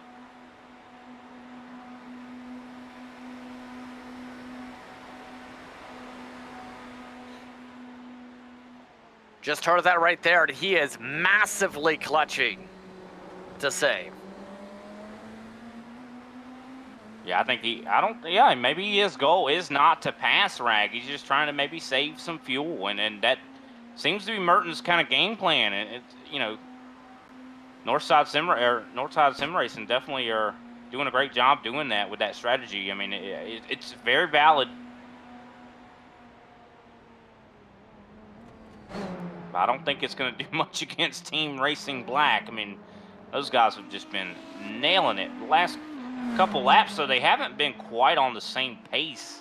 And I'm wondering if that's a strategy thing. Maybe even Nelly's is maybe clutching a little bit and trying to save some fuel.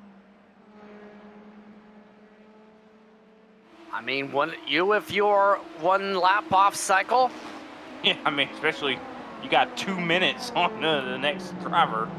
And he's actually putting everybody up to 8th place.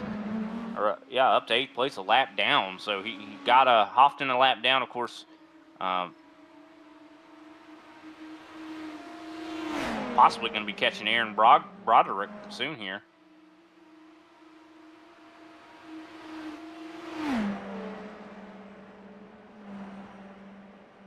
By the way, you see Centralia's with a lengthy pit stop for Newburn all of a sudden. So the 76 in Sim, the 777, their preferred number, something has broke on Newburn's car. It is a mandatory damage repair situation.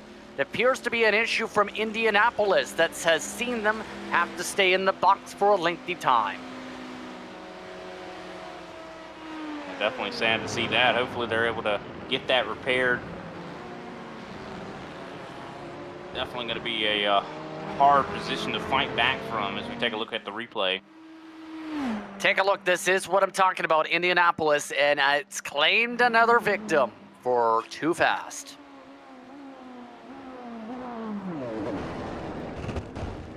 And wow, just such a small little hit like that caused mandatory repairs. Well, it wasn't small. That basically was their entire right front tire being smashed into by other tires with the wall. Yeah, because I mean, a lot of times, like if you had hit maybe the broadside, it wouldn't have been as bad, but it was almost like a pinpoint right on that tire.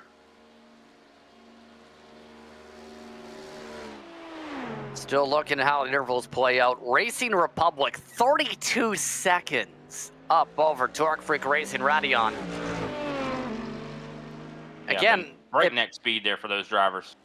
Again, it beats to the question of what happened for Belly in qualifying. He was the driver who qualified the car, but only ran in the 333s. Remember, the pole time, for reference, was a low 333. It was that tight, in fact, if you consider it with qualifying, within about 6/10 for the top 15 spots. Well, this kind of proves race pace over 24 hours beats everything. Yeah, 100%. I mean, that's the priority. I mean, qualifying position, I'd say, is important, but it is very small when it comes to your race pace and be able to be consistent. I almost heard the discussion from some, and I was talking about this with somebody from the real world racing. I mentioned when we were talking about those who start towards the back, and the thought was the reason some drivers start towards the back, seen on the oval side more so these days in this reasoning, to help save their tires and help save their fuel, because they don't have to push so hard because, well, there's so many cars to deal with. Almost wonder, do you think a play like that would have worked on this end, or part of that factor, or why? Brian. Yeah.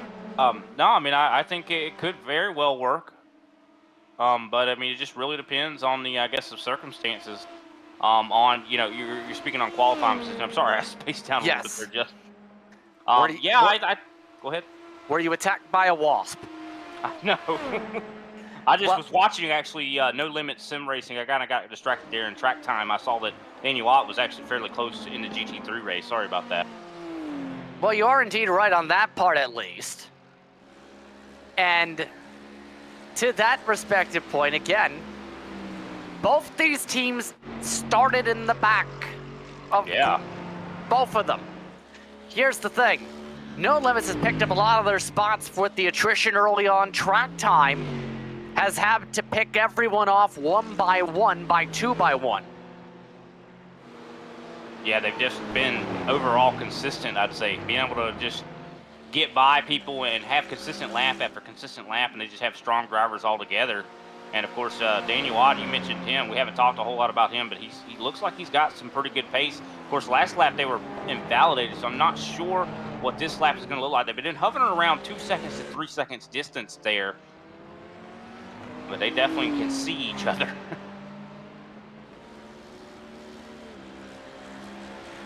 But yeah, you mean, kind of speaking on your point there about qualifying, those started in the back, so that really does, I say, downplay the significance of your qualifying effort for sure. So I think a lot of guys didn't really prioritize that, and I think it's paying off.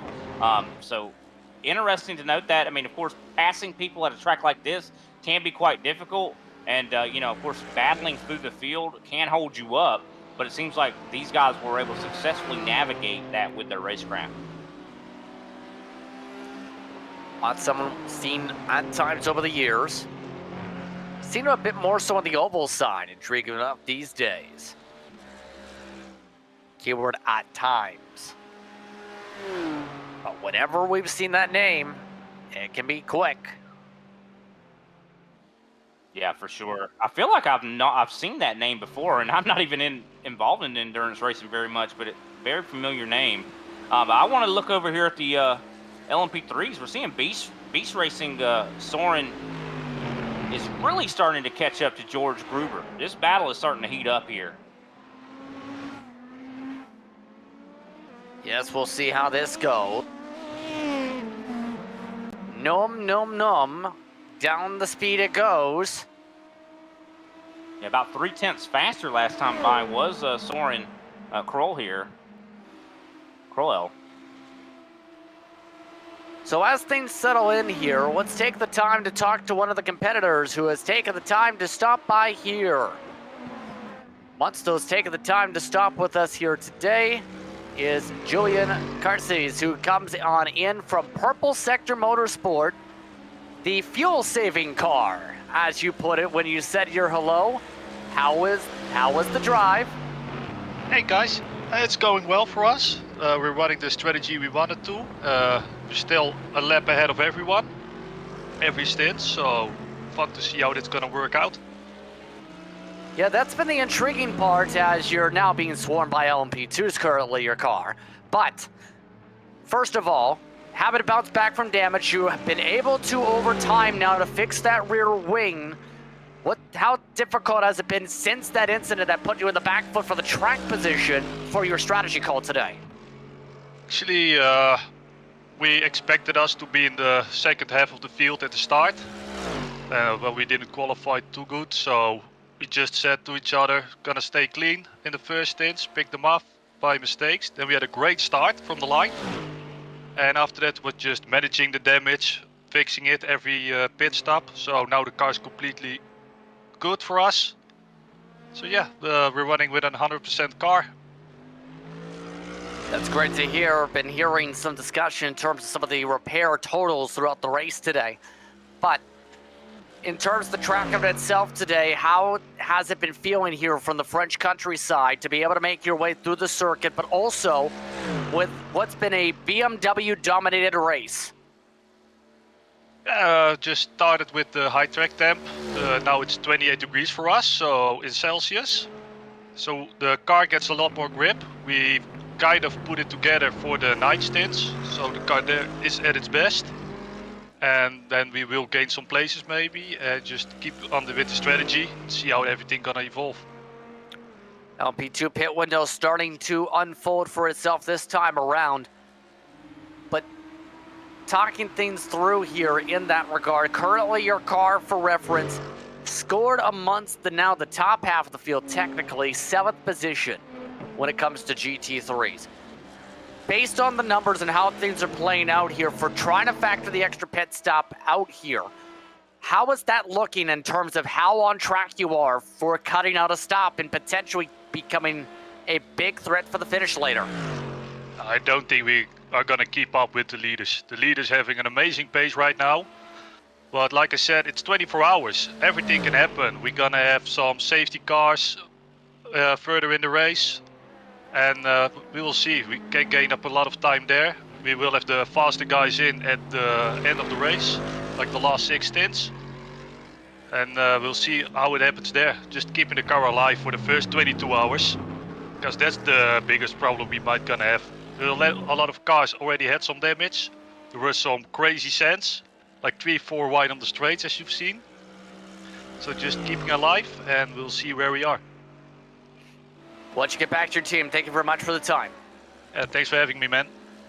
Joey Carces taking the time to speak with us here on Grid Vision to work our way to 4 hours into the action here for the Majors 24.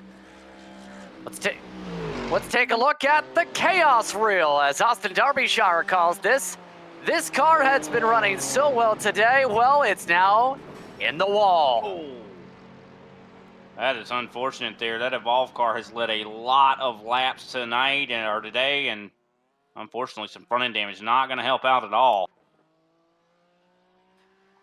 Also, SR Esports has been awarded their black flag. We talked about those penalties. Also with the chaos reel, Sure Esport Black on the reel because of that. They too. More front end damage. Yep. Curving to the left, wall on the right side. So glad no one was really coming when all this is going to happen, because, I mean, that's a blind corner coming out of there, and if another faster car had come through there, that would have been just a dangerous situation. Dennis Hewitt once again with the issue. And that leads to the issue of what else can there be? How about Thomas Lowler? Let it spy a car, looks fine. And then too fast. Relatively tame compared to what that could have been. Same car, Shore Esport, with more problems. Again, the curbing. Again, the wall. Oh no.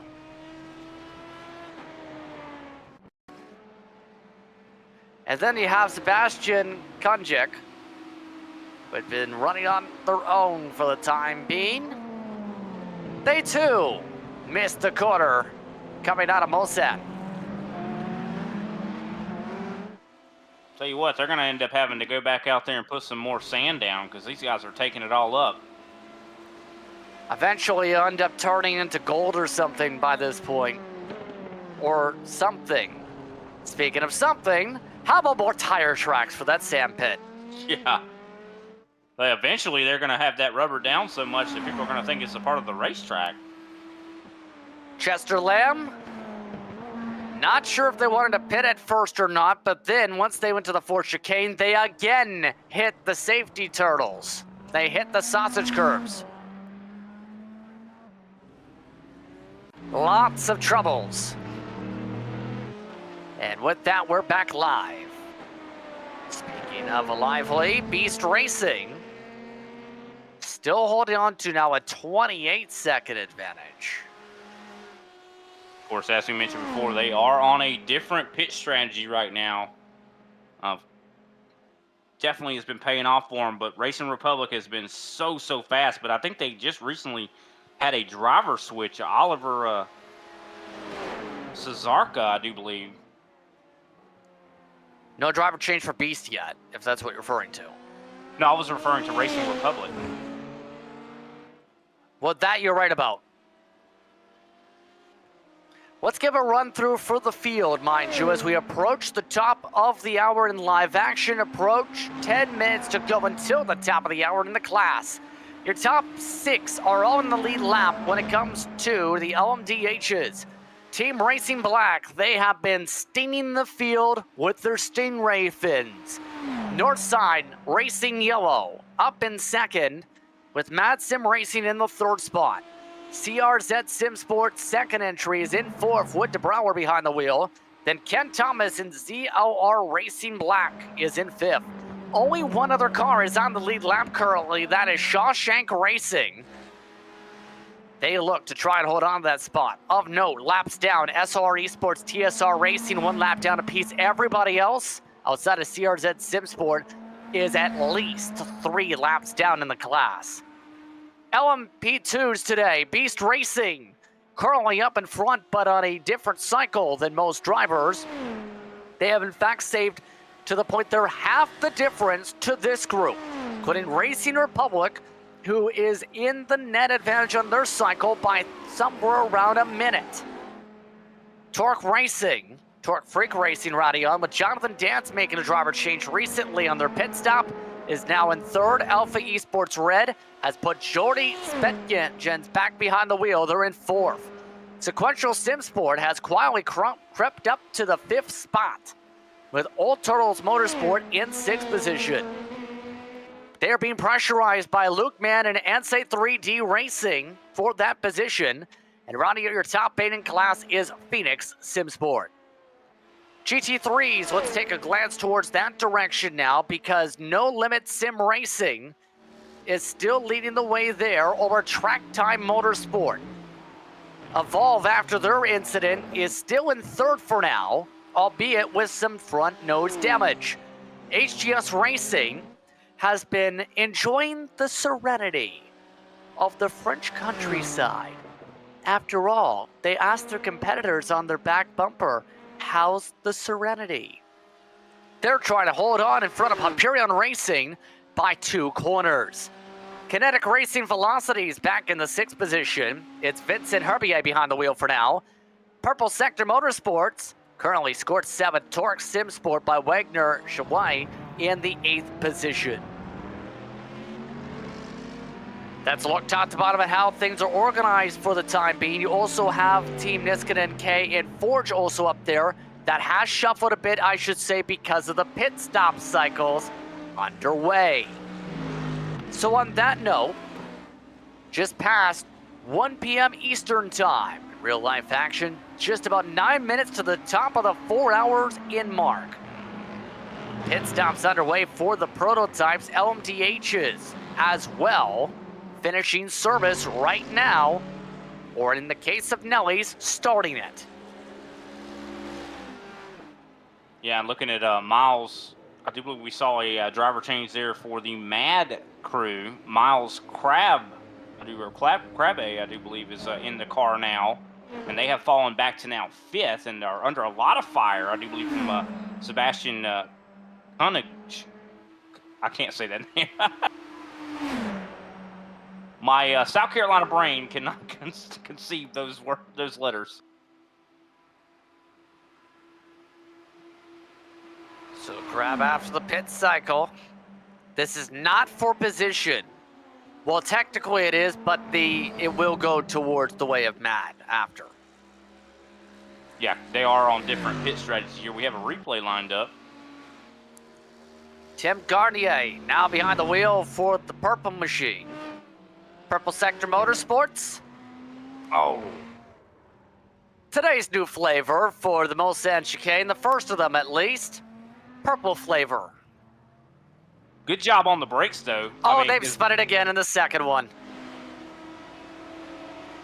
No, the 36 has just spun a second time in the second Mulsanne chicane. This is the replay for Lamb.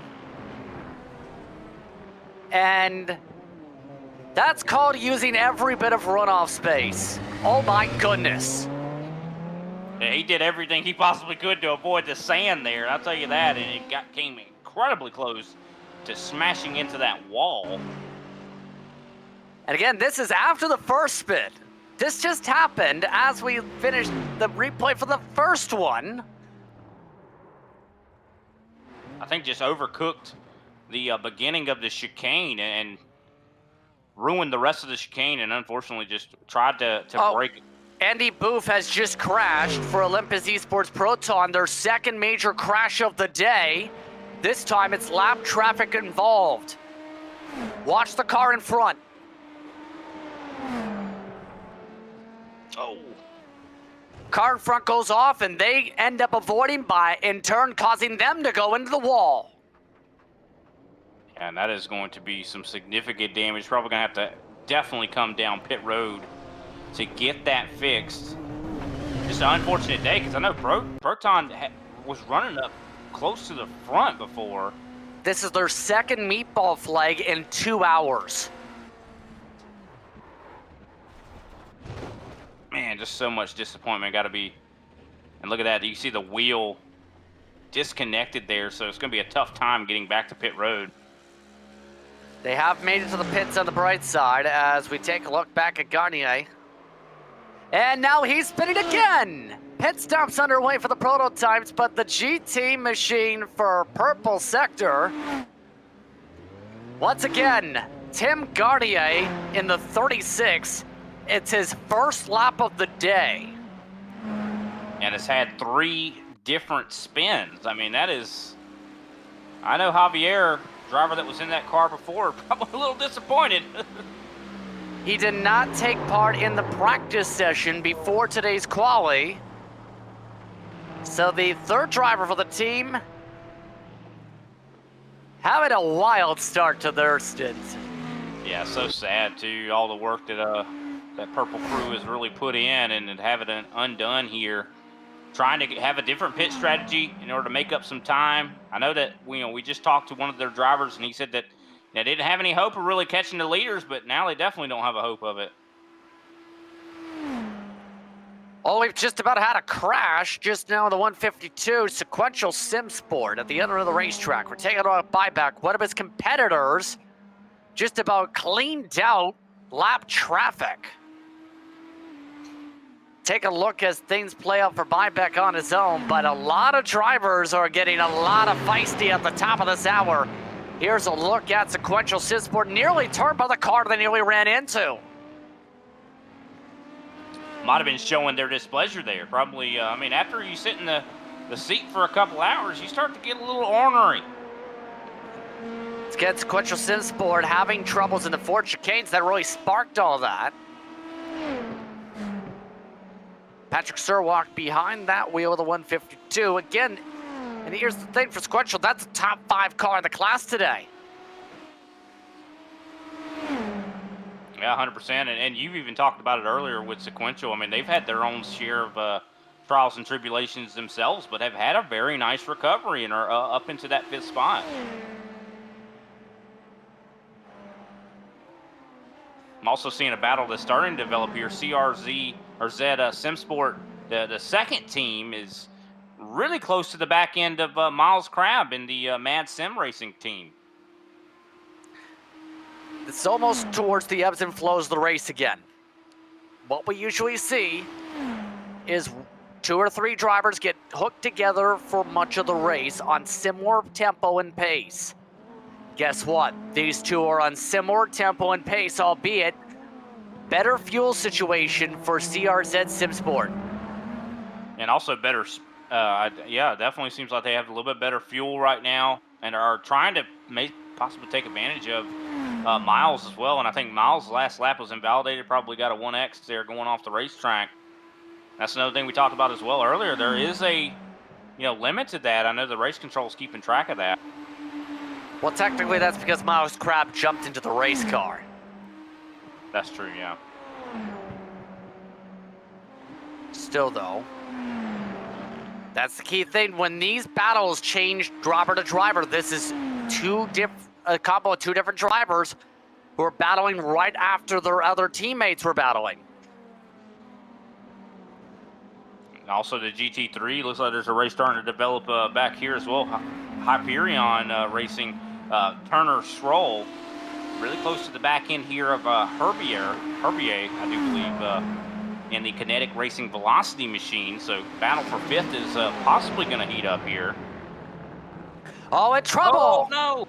Schaefer spins out trying to get around traffic. That was Jason Iverson. They were trying to pass.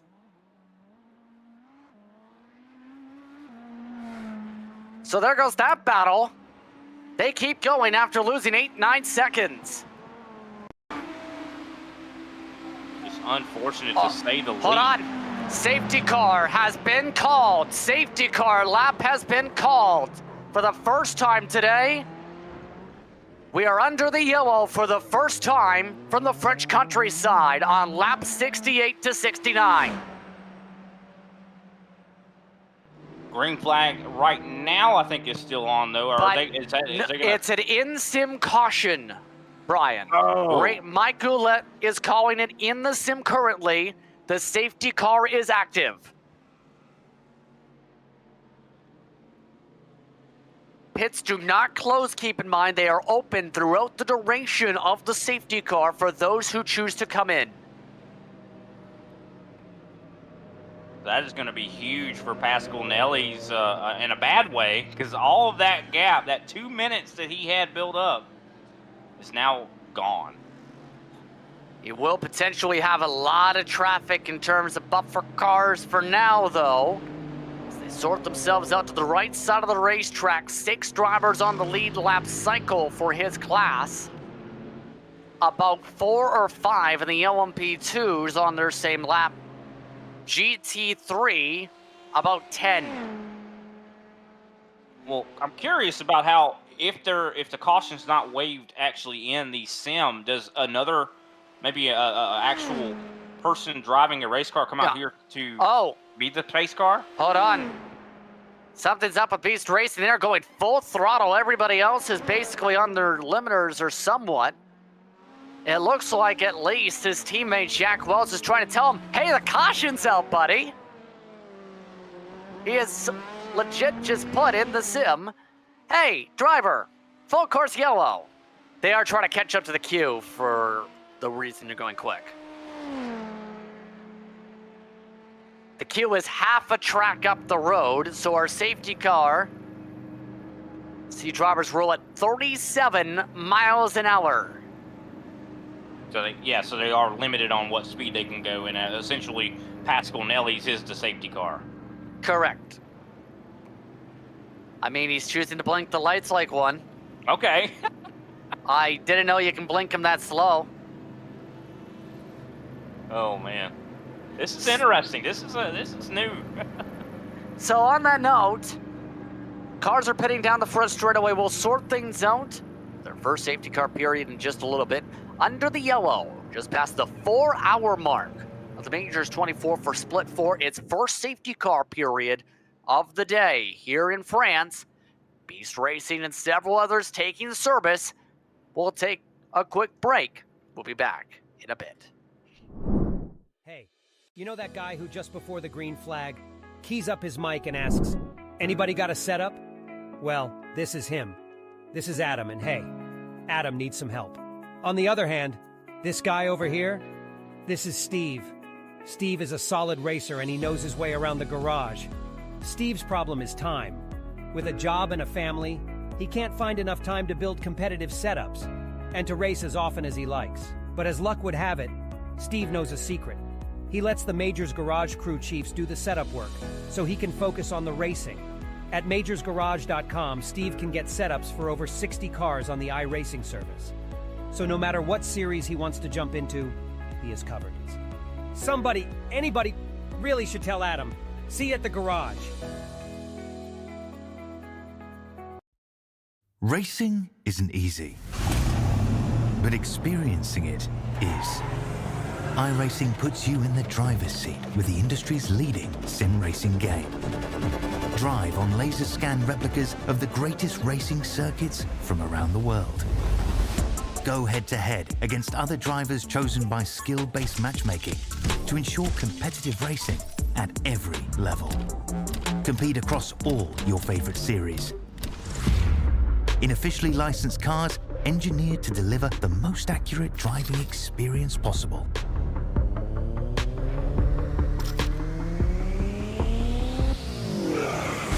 Join a race or host your own with players from across the globe. Race against the computer or in a league with friends. Feel the thrill behind the wheel. Visit iRacing.com.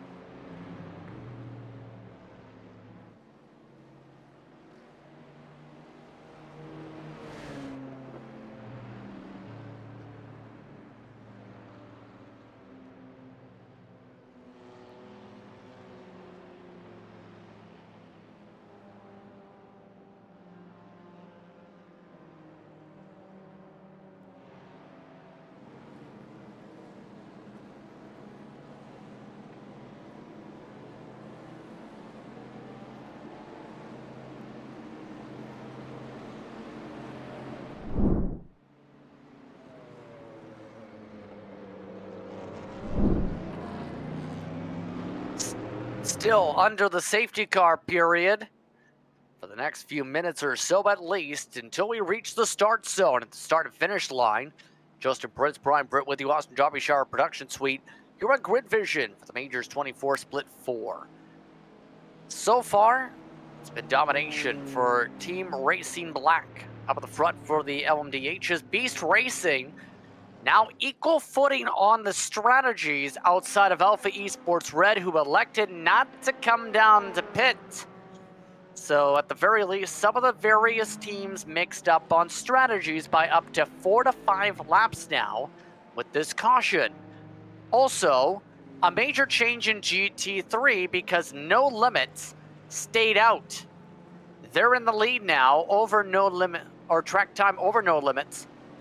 Followed by Hyperion. The first in the class to pit was HTS Racing, who, because took fuel only, with Chase McCubbin behind the wheel, moved to 4th, their highest running order of the day.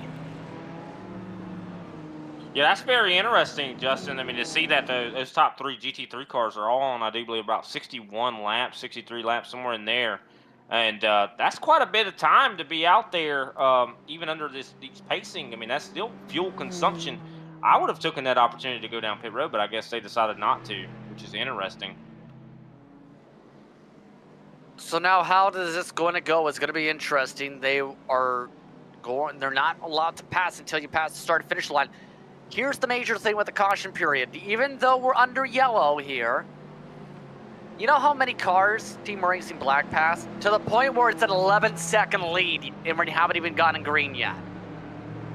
Yeah, that's definitely interesting to see that. And I'm still interested in why Team Racing Black didn't come down pit road. I mean, you would think that having that extra to get a full tank of gas, 4 tires, and get back at it would be worth it. I mean, just considering this is a prime opportunity, in my opinion. Here's the thing, if they came down to pit, guess what? It would also be close. Also, they just had pits about a lap before the caution. Understood. So I guess my my stats here are maybe not lining up with the actual reality of the situation. So just about set for the start zone. Nelly's leading the way for LMDH, followed by Ott leading the way for GT3 with Pokey. Then you have GSR Racing a lap down for the LMDHs in the line. Green flag is waving. Back underway. Nelly's is gone. Yeah, of course, he has so much distance in between him and the next LMDH driver. A bunch of GT3s in the mix and LMP2s. Let's take a look at quick replay. Something's getting bunched up right in that back of the pack as the green was triggered right here. Well, that's not a fun way to... Yeah, let's go for a standing start. Yeah, they literally had to come to a stop there, and you're supposed to hit the gas pedal, not the brake. We've had a spin for the 76 in live action, too. Cellularita Sim Racing has just looped it around in front of the field. Here is also another loop around and the restart. See already one car coming to the pit lane as they take the green, then 2 cars to pass the traffic. How about mowing the grass to lap them? That's what you got to do. That's what you have to do. Surprised he didn't lose it doing that, but it looks like he was able to successfully work his way forward. Meanwhile, another spin out of the corner for Dunlop. Oh, no. No one hits them, though. They keep it clean. We still go racing at full song. That's one of the tricky things about having a green flag or restart like that when you have such an intermixed field.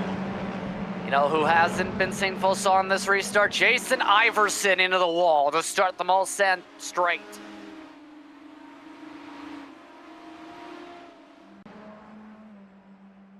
A rash of chaos reels there.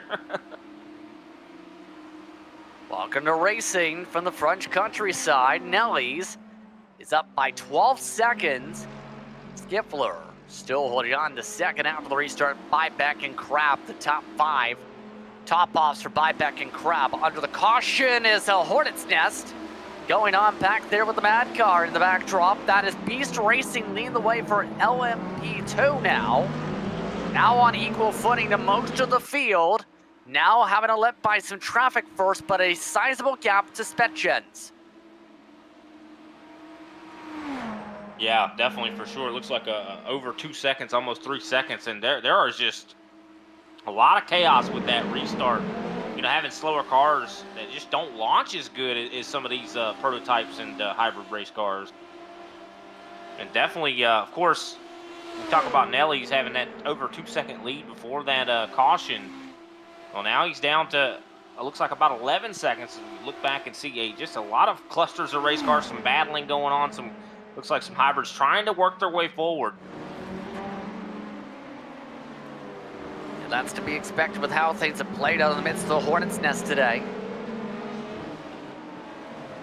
See just how difficult, again, this traffic is. Now everyone bunched up on top of each other. These restarts expect to be wild entering the day. You can see why with the speed differential. Here's a look at Phoenix. That's Andrew Lewis now behind the wheel of the 65. Looking to make up some ground again. They've dropped back to 18th on track, 9th in the class.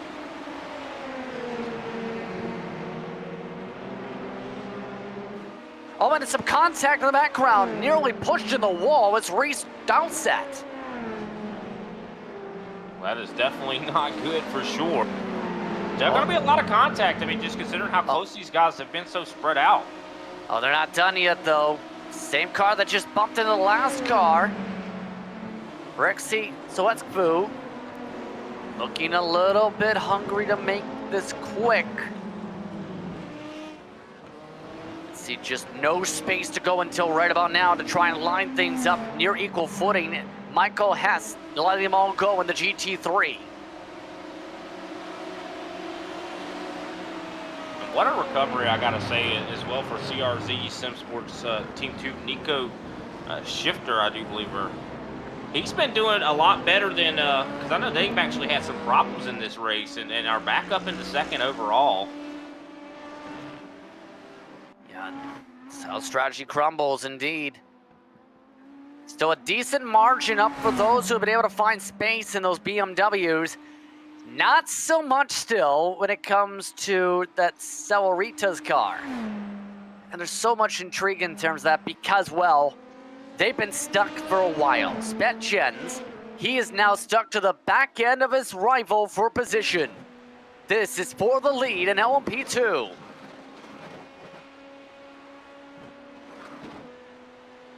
Yeah, definitely trying to battle it out. I was also watching a battle as well for, I do believe, 5th. ZRL Racing Black. Oh, here it goes.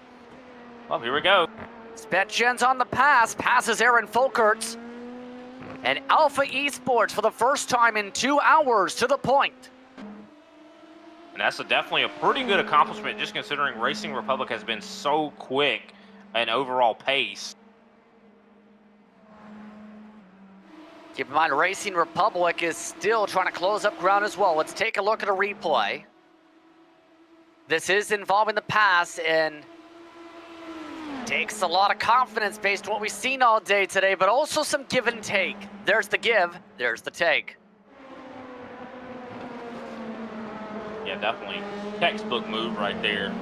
Perfectly executed, and like you said, you know, a little bit of give as well. Saw that he was trying to make a pass and just was respectful about it. Hopefully they remember that later. This is a 24-hour race, so you're going to remember when someone gives you that whenever they're trying to get by you as well.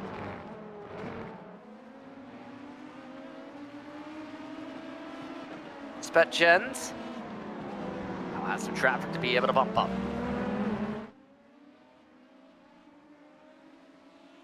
A lot of traffic and stuff going on right now.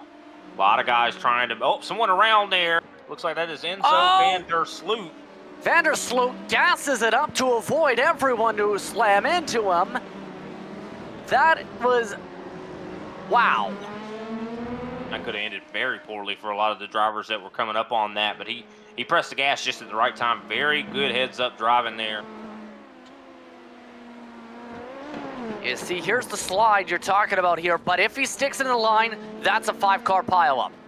This is why he realizes, oh boy, I gotta gas, and go. That was Sequential who just avoided slamming into him. Yeah, I mean, if he had hit the gas a split second later, they would have all piled into, and that would have been probably the worst wreck we've seen all day long. So Vandersloot losing tons of ground as a result of that currently. The 32 scored 13th in class.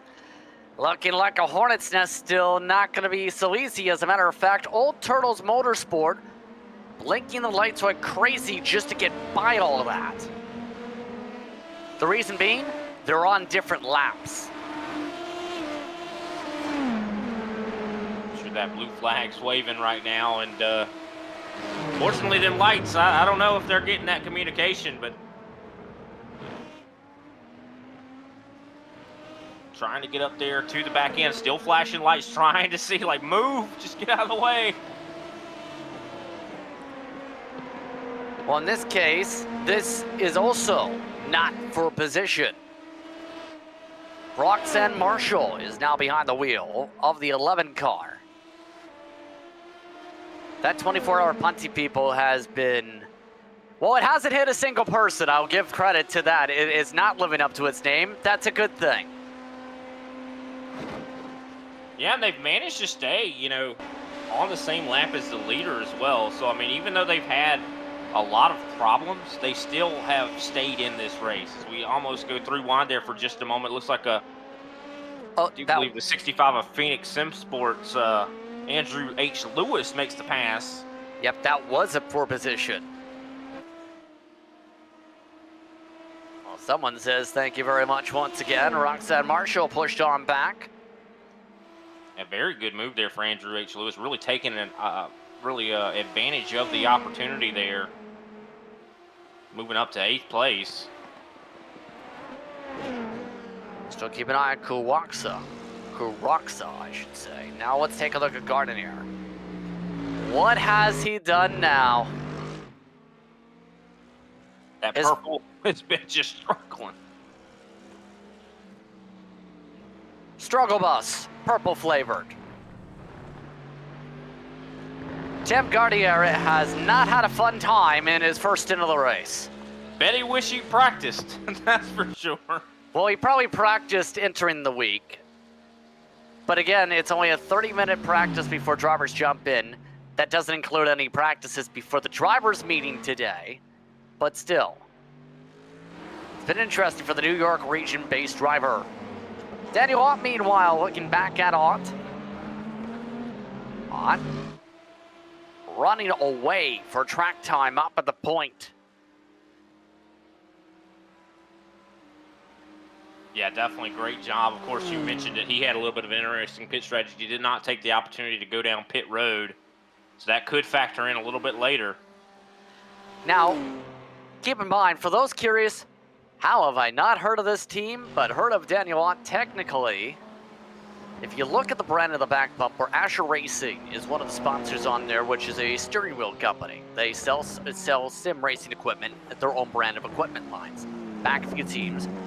And it leads to the powered by Track Time. Track Time Motorsport. Powering that car. Definitely seems like they've given him some really great equipment. That's for sure. And it seems like it's giving him some speed. I mean, track time is very important as well. And it seems like Daniel Ott is not lacking in that department in the slightest. He has over 4 seconds now back to Tom Poggi. Frenchman still in second spot.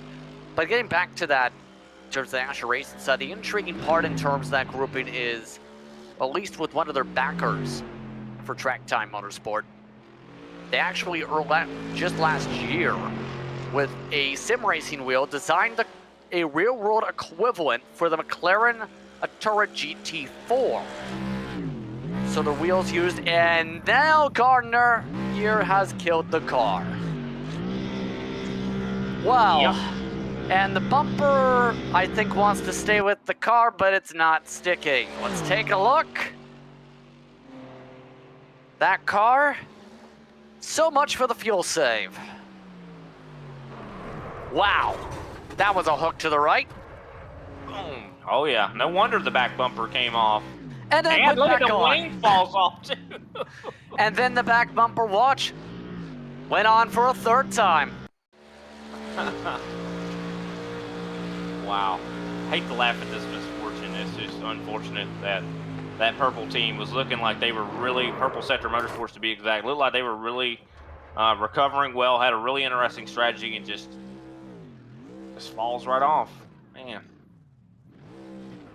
Also want to mention, I believe Thomas Lower, I was just noticing, has received a black flag, I think, recently. Yes, indeed. That is indeed a black flag awarded by Race Control to Alemania and Esports Tivoli, who have already came in to serve their penalty.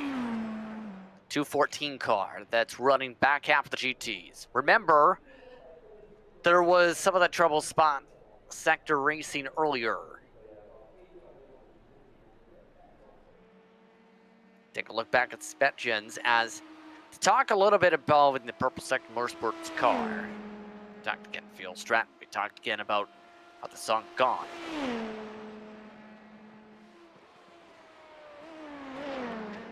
Fuel save is so critical in terms of being able to play things out, be able to time things up, be able to think about that windowing, in terms of being able to be in position. In that regard, it's so difficult to be able to save the gas, but also be able to survive, to be able to execute the strategy. We've seen so many drivers kind of become the antithesis of that.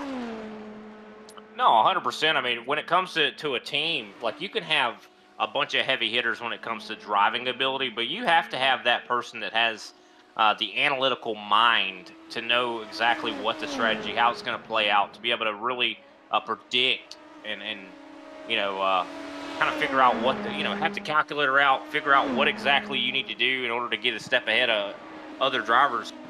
Looks like one of the LMDH drivers, I think, just had an issue. I'm trying to figure out who that is. Oh, don't tell me it's Olympus. 2 mandatory repair crashes today. And it is Olympus. Nordenhoff, this time, at least it wasn't in the wall. Yeah. Took a little quick trip through the sand there, but fortunately didn't hit the wall. What happened to Dalset, though? Already a bit of contact with some of the traffic getting through, and then this drift. Luckily for him, nobody was coming, or they were, but it was properly timed. Otherwise, that could have definitely been a hairy situation, to say the least. So we have problems for Jordy Spetgens. I think this is scheduled. Yes, it's 11 laps in. Remember, he was amongst those who did not pit. Same for Patrick Surwatch. Same for Miguel Romanowski. So those drivers in for their scheduled service, about 4 laps the offset between them and everybody who topped off under yellow. See, that's kind of what I was referring to. I mean, I think those guys should have taken that opportunity. They're going to pay that price now. As we make our way forward throughout the day and quickly approach the 1 hour to go mark for our coverage, once again, I'd like to remind everyone the charity supported by this event today, by the Majors 24 for 2023, is Doctors Without Borders. They were selected as the extra qualified charity for this event for anyone who wanted to make an extra qualifying attempt. In the pre-qualification, determine what split drivers can go into and race in today.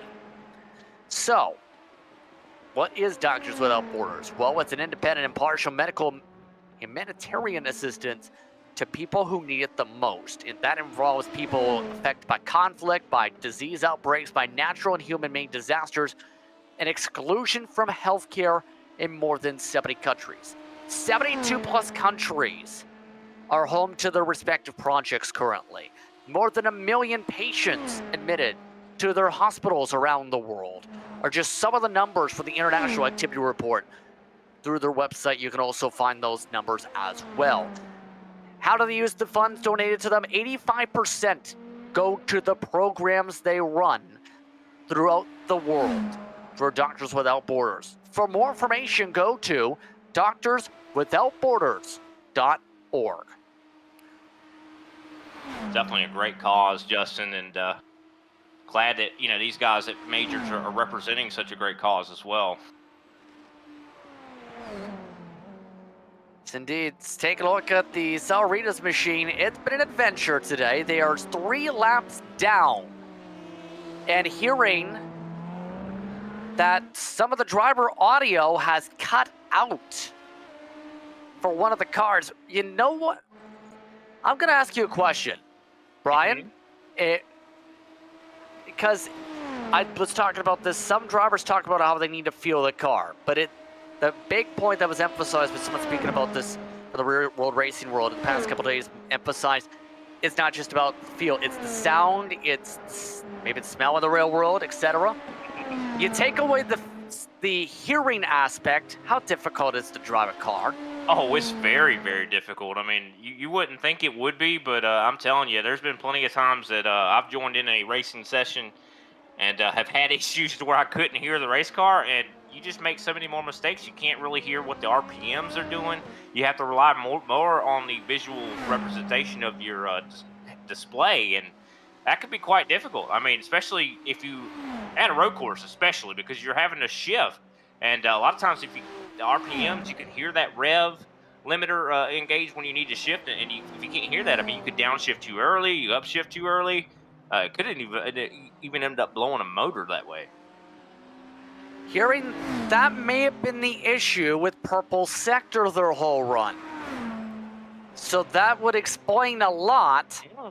They are trying to fix the car and bring it out in the next 23 minutes, but that's the report from Carsees on why there were so many crashes for their one driver in 45 minutes.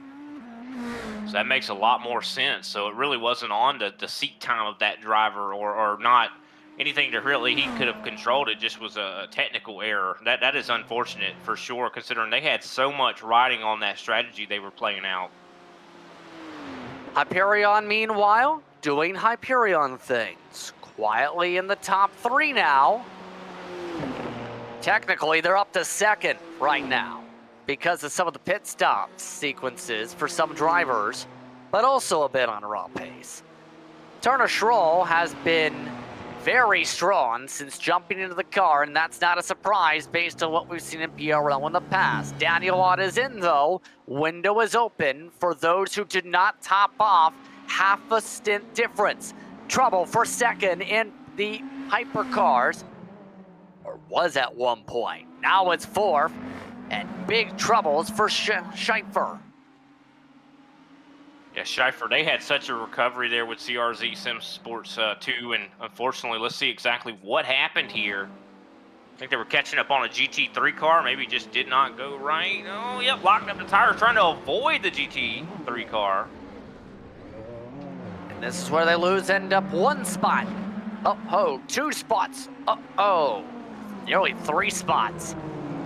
And now they have to fight for 2nd on the podium because they're all close together because of that. Yeah, and they're about to enter the window. Right, yeah, luckily for them, they are still right there behind 3rd and 2nd there. A little bit of a lockup there for someone. I think really that was the Mad Sim Racing machine of Miles Crabb. Able to still hold on to it despite the tire lockup. That's not going to be helpful for the tires, though. No, not at all. They're encountering a lot of GT3 traffic, and it's really upsetting these cars when they're trying to avoid them. Buyback now up to 2nd, 20 seconds back of the race leader. Remember, they were on the top-off strategy. Buyback and Crab were. Schaefer was not, and more traffic breaks up the battle. That is Nishiken K. Meragawa trying to let them go. Finally does after 1 or 2 seconds lost. I'll tell you what I'm really impressed with, though, is the leader of the LMP2 crowd here, Aaron Folkerts, of course, replacing another driver that was in that seat before. They really are showing short run pace. I know that they haven't really showed a whole lot of short run pace this race. Have had a little bit more of a different pit strategy, but they are quite a ways out in front of Racing Republic, who is taking over 2nd. Still keep it on Aaron Folkerts, who's still holding on to the LMP2 lead. 6 seconds now, the gap. Racing Republic, though, they're up to second with clean track, and now it's time to watch how the clock fares out. Remember, last time they got clean space, they ran forward and fast. Now it's the chance to take the lead back on equal footing. They have a long journey to go before they're able to do that, though. I mean, they have about 6.3 seconds to work that out. So and of course, Aaron Folkerts is not running bad laps right now. He was only about a little over a tenth, maybe close to a tenth and a half, slower than that Racing Republic driver of Oliver Svarka.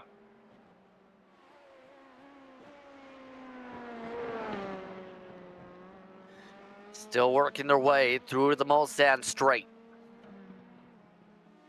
Isn't this interesting, though, Justin? Looking back at the GT3 drivers here, Evolve's back to the lead. I think this is from the pit cycle. It is. Remember, Evolve did top off under caution and fix some of the damage, believe. So for weigh-in, for now, going to be up at the front. The bigger question is going to be with HTS Racing if they can close up 2 seconds to battle for the net advantage on the strategy. Yeah, and of course, we mentioned the damage they had to repair. Had significant front end damage. Really just put that front end right in the wall. So it looks like they have fixed most of it. Of course, lap time wise, they are being beat out, I do believe, by Kinetic Racing Velocity right now, who is back in third place, but I do believe they're over 3 seconds back.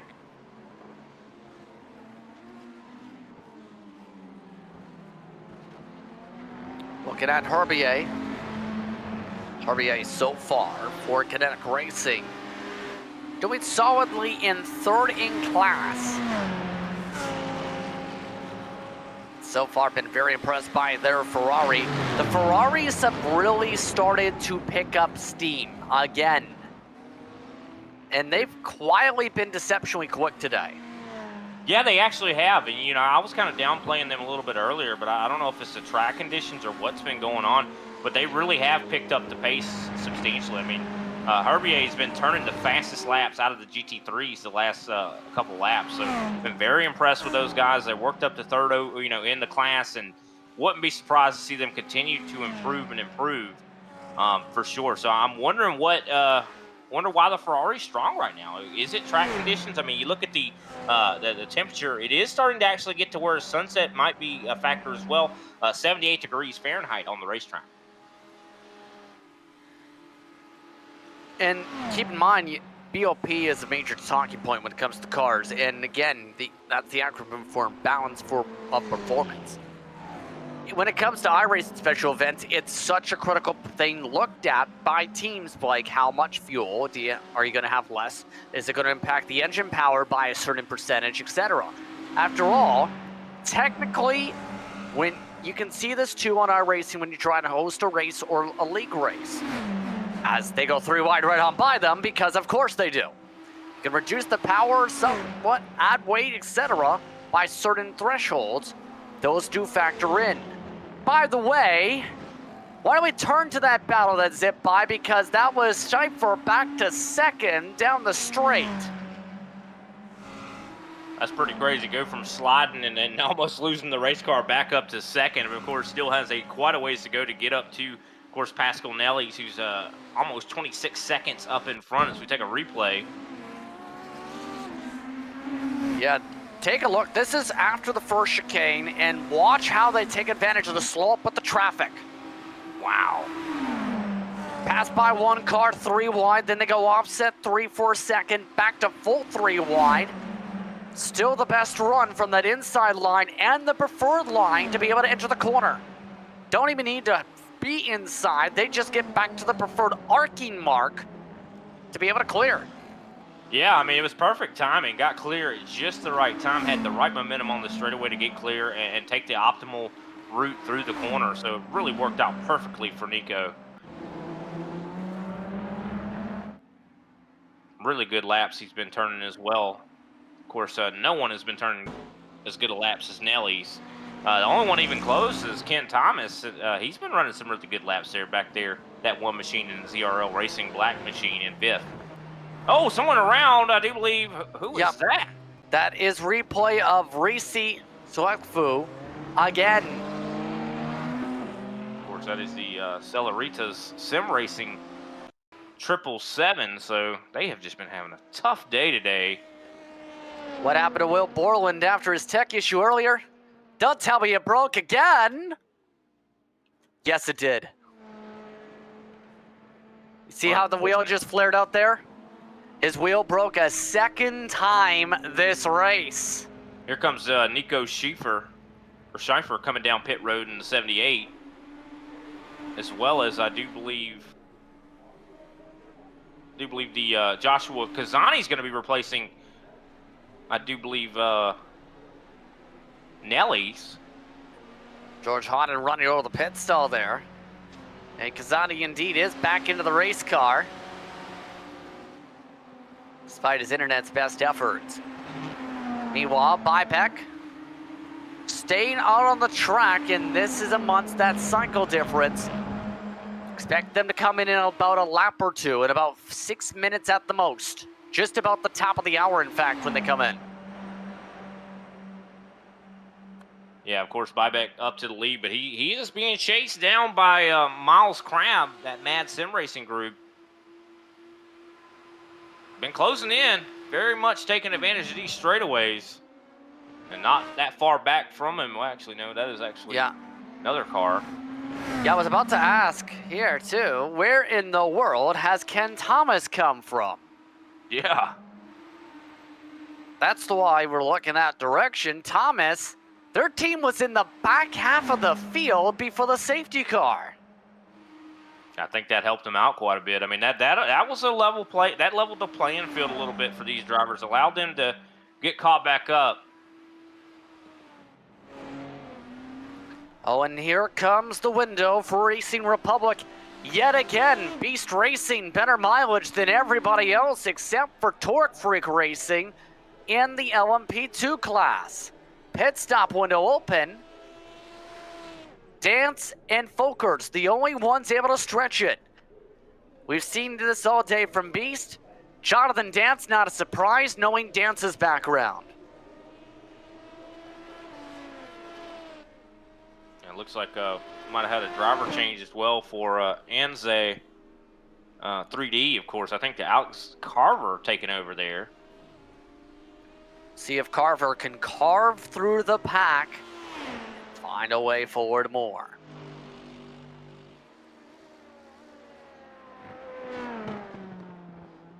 Still looking at your current class leader.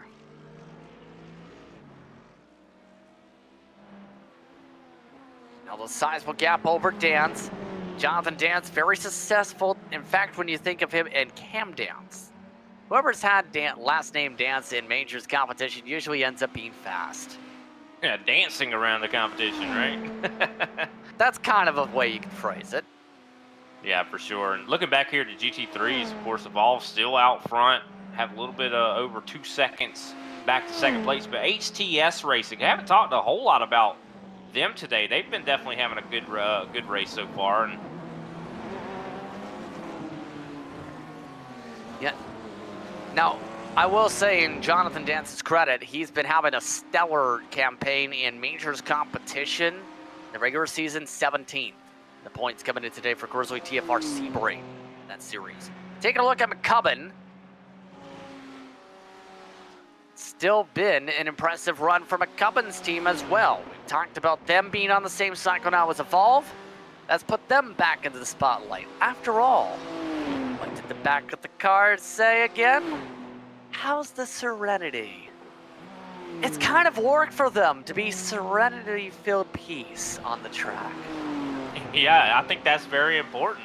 I mean, you can't let yourself get shaken in a race like this, and I think that's really helped them find success. As actually we see a pit stop here, I do believe, possibly Evolve heading down pit road? That was Maniti. No, I'm sorry. But you know who's about to break that Serenity up? Vincent LaHerbier just ate 10 car lengths in 3 corners. Yeah, last time by, I think he was a second and a half faster than McCubbin there. So very quick, and he is right on the back bumper here. And yes, they're on near identical cycles. Both of them topped off during the caution.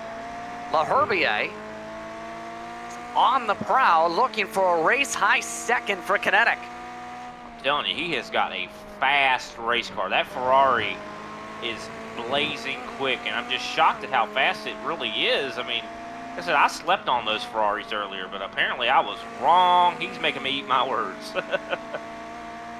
Here he goes to the inside. Of course, he's got. He's going to get split to the middle here. You lose the spot, and not only that, HGS will lose a lot more. A protest from Fendi Racing Apes has just been processed. A 30-second stop and hold for Chase McCubbin's car. Oh, no. Just confirmed, just awarded to their team principal. McCubbin from third will have to come in and serve a 30-second stop. That is going to be a race killer right there. Of course, still a long, long way to go to recover from that. But, I mean, to go from third to having to come down pit road, going to lose a lot of spots as a result of that. So McCubbin trying to fall into the trap for the time being. 6 minutes away from the top of the hour. There it is on the time penalty card.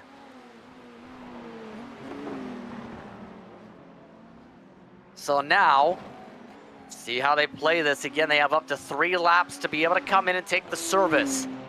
Beast Racing, by the way, in LMP2's just completed their service schedule. They are third on the cycle.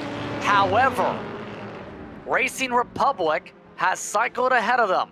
Not only that, Torque Freak Racing apparently has had an issue where they've had a 48-second stop. Instead, they did have rear diffuser damage to the back wing, and that has an effect on speed. Yeah, that it does also, has an effect on speed through the corners, that's for sure. And we were just talking about Jonathan Dance. Definitely unfortunate for sure. Going to put him all the way back, I do believe, into 9th place in the LMP2 class. For now is the key word. Pit stop party time for the rest of the hypers. Crab, Thomas, all line to stern into the lane. Kanzi expected to cycle back up to the lead. He's already approaching the Ford chicanes.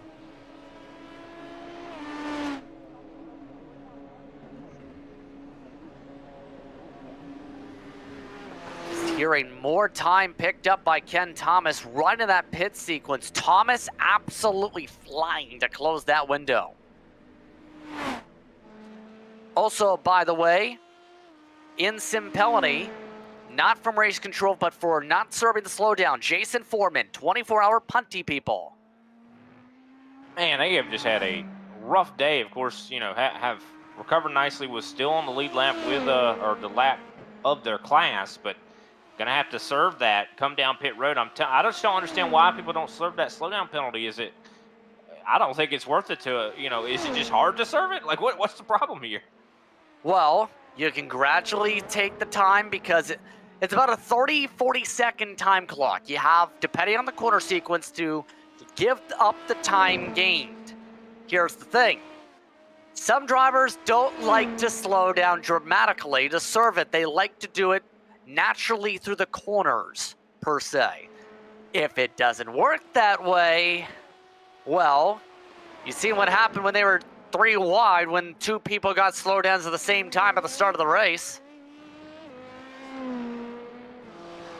Yeah, I guess they're trying to be risk versus reward, but apparently the cost is definitely high. So I don't know, definitely I understand trying to maximize in order to not have to slow down quite as much, but the penalty for that is just very steep. Breezing through towards the top of the hour here. Let's take the time to run down how things are faring out as we approach 5 hours in mark here on Grid Vision. Currently, for those just tuning in right now, just completing service for the LMDH pit window. Joshua Kanze in the lead for Team Racing Black. They have been dominating all day at the top of the board. Northside Racing's yellow car is in second. Mad Sim Racing third. Then you have CRZ Sim Sport followed by CXL Racing Black in fifth. Shawshank Racing in sixth. Then the rest of the drivers in that class are laps down. CRZ Sim Sport, SLR Esports, and TSR Racing. Salaritas Racing in 10th position. Meanwhile, LMDH Alpha Esports dominates the way in that respective class. Right now, they are up by about 10 seconds over Racing Republic, albeit different pit cycles. You see on the left side of your screen. Beast Racing completed service, one lap further on their strategy compared to Racing Republic. They're third. NZ 3D Racing's Alex Carver in fourth. Old Turtles up 18 overall spots in fifth. Sixth is Sequential. Seventh spot right now in track is Phoenix Simsport. DS Racing eighth. Torque Freak Racing with Jonathan Dance after repairs back in ninth confirmed. And 10th, the Belt to cycle to Speed Designs Motorsport. Then GT3. Evolve Sim Sports about to have to come in soon with the next lap and a half. Connect Racing Velocity about 2.5 laps from their pit cycle after a top up under caution. HGS Racing to serve a black flag. Forge NRG, followed by Team Nishikan K, followed by Track Time Motorsport all the way back in 6th, but they are on the scheduled cycle for them. Also on their cycle, No Limit Sim Racing, Torque Sim Sport, Hyperion, and Shower Esport Black are all amongst the top 10 on the circuit. Still about 90 seconds till the top of the hour. Let's take a look at a quick replay. This involves Miguel Romanowski.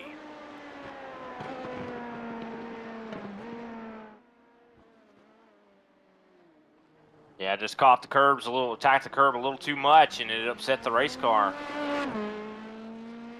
Went off the racetrack into the sand a little bit.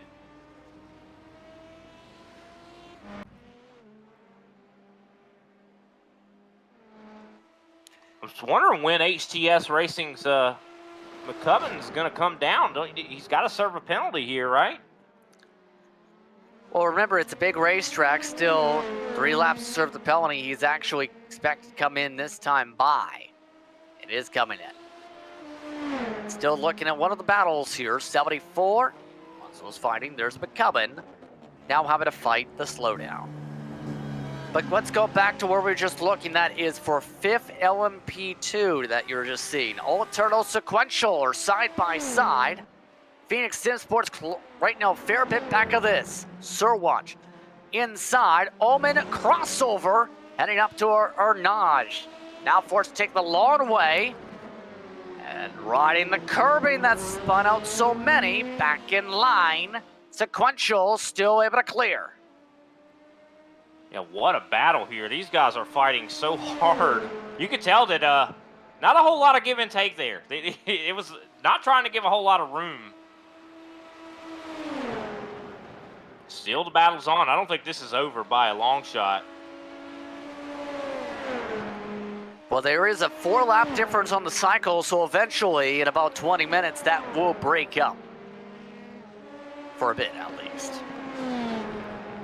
But since we've just passed the top of the hour, we're down to our final hour of first half coverage for Majors 24 for Grid Vision this year.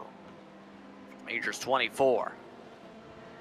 Take a quick step aside. When we come back, the final hour coverage before we hand things over to the radio portion of the broadcast. For the next 12 hours, you're watching Grid Vision from the French countryside.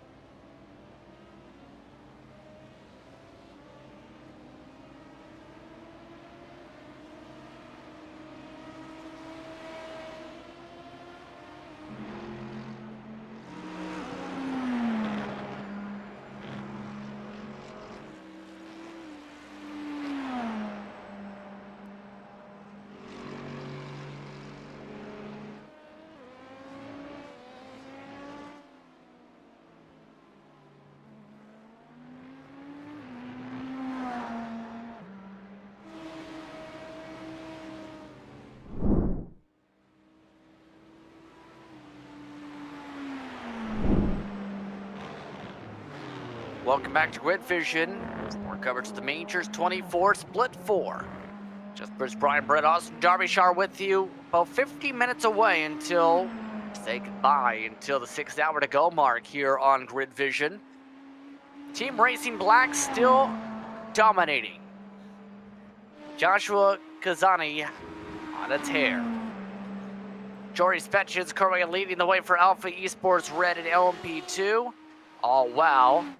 Right now, here's an interesting factoid. It's Team Michigan K who leads in GT3, albeit they need to pit soon. That would eventually hand the lead back to Track Time Motorsport, who eventually needs to pit, who would hand off the lead to a different driver, Kinetic Racing Velocity.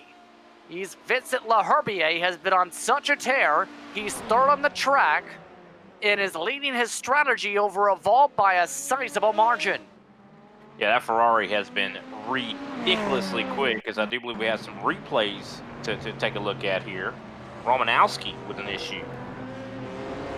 After seeing traffic in front, how about 3 wide with it?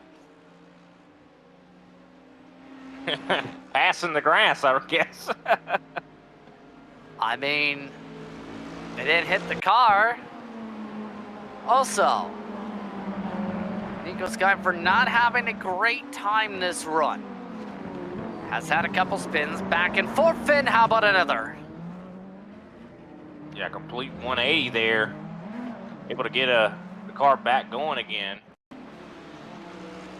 And then Garnier, who's already been able to fix the car, had sound issues earlier, leading to several crashes. How about another? Right in front of some prototypes.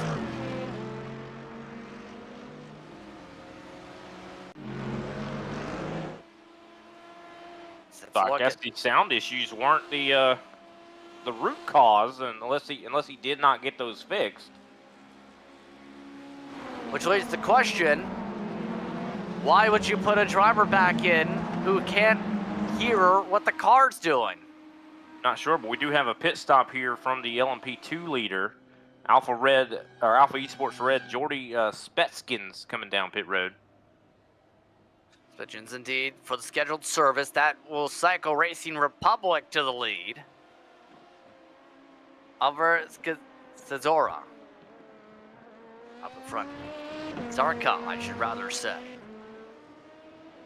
Aaron Folkerts has settled in half, in fact fully, a straightaway behind this car. Really good pace though from Aaron Folkerts. He's been running just a little bit quicker than Racing Republic, which is kind of interesting. Usually that Racing Republic's car has been faster than the Beast Racing car. Also, Alex Carver, we talked about the driver change there. They're running really quick laps right now, up to third in the LMP2 class. Meanwhile, standing by, we've talked a lot about Saurita's sim racing. Their car is still running in the 10th position in their class. Team representatives now joining us here in the broadcast booth. It is Kyle Dunford who joins us. Well, Saurita's machine, hey indeed, has had a wild time so far. How's it been for you from your perspective with a car that's been up and down the grid and now 3 laps down? Well, it's certainly been an action-packed race. We had a pretty unfortunate start. Will, who is going to be our starting driver, he ran into some technical difficulties, so we put Reese in the car, and he did not have force feedback on his steering wheel for the entire first stint that he did, and somehow he did not crash. But we got all that sorted out, and then we were making a lot of time up, some really good pace out of everybody, and then unfortunately had a little brush with the wall. We got 10 minutes of repairs there, put us 3 laps down, but we're going to stay in it. There's still 18 hours left in this race. There's still a whole lot that can happen. We're no stranger to endurance racing, so we're just going to keep motoring along. So in turn, how has it been trying to make sure this car is staying up to snuff, but also making sure the damage doesn't accumulate? After all, We've seen a lot of cars have to take a lot of lengthy repairs today in your class. Yeah, I was pretty shocked at the beginning of the race. I think the high temperatures were playing a pretty big role into it. We found we were cooking the tires, and it was super scary in the Porsche curves, especially entering it. We'd feel the rears would kind of slide out, and it was more just trying to hang on for dear life than trying to set down a fast lap. And I think now it's kind of cooling down. It's getting close to golden hour now. We can really start putting more pace into it and being a little less afraid of just temperature-caused accidents out here. So tell us a little bit about this organization. Not too much known entering today in terms of the broadcast side of things, in terms of higher top tier, or rather top split action, I should rather phrase. Tell us about Cellaritas. Yeah, we just started a couple of years ago. We're just 3 people who met online. We wanted to do some endurance racing. I was pretty new to iRacing, same with the other 2 guys that I first started with, and then another guy. So we're pretty new to the whole scene, but yeah, we've definitely been, I think, making a bit of a mark. We've had a really successful run on all the special events this year. We got a 2nd place at Daytona. We got a 1st place in the LMDH there. Might not be top split, but usually around 2nd or 3rd split is where our LMDH team has been hanging out. And then our GT3 teams, we have a few of those. They're usually around 3rd, 4th, 5th split. So we're moving up. It was one of the fun things about this team is that none of us were super high I rating or anything when we started.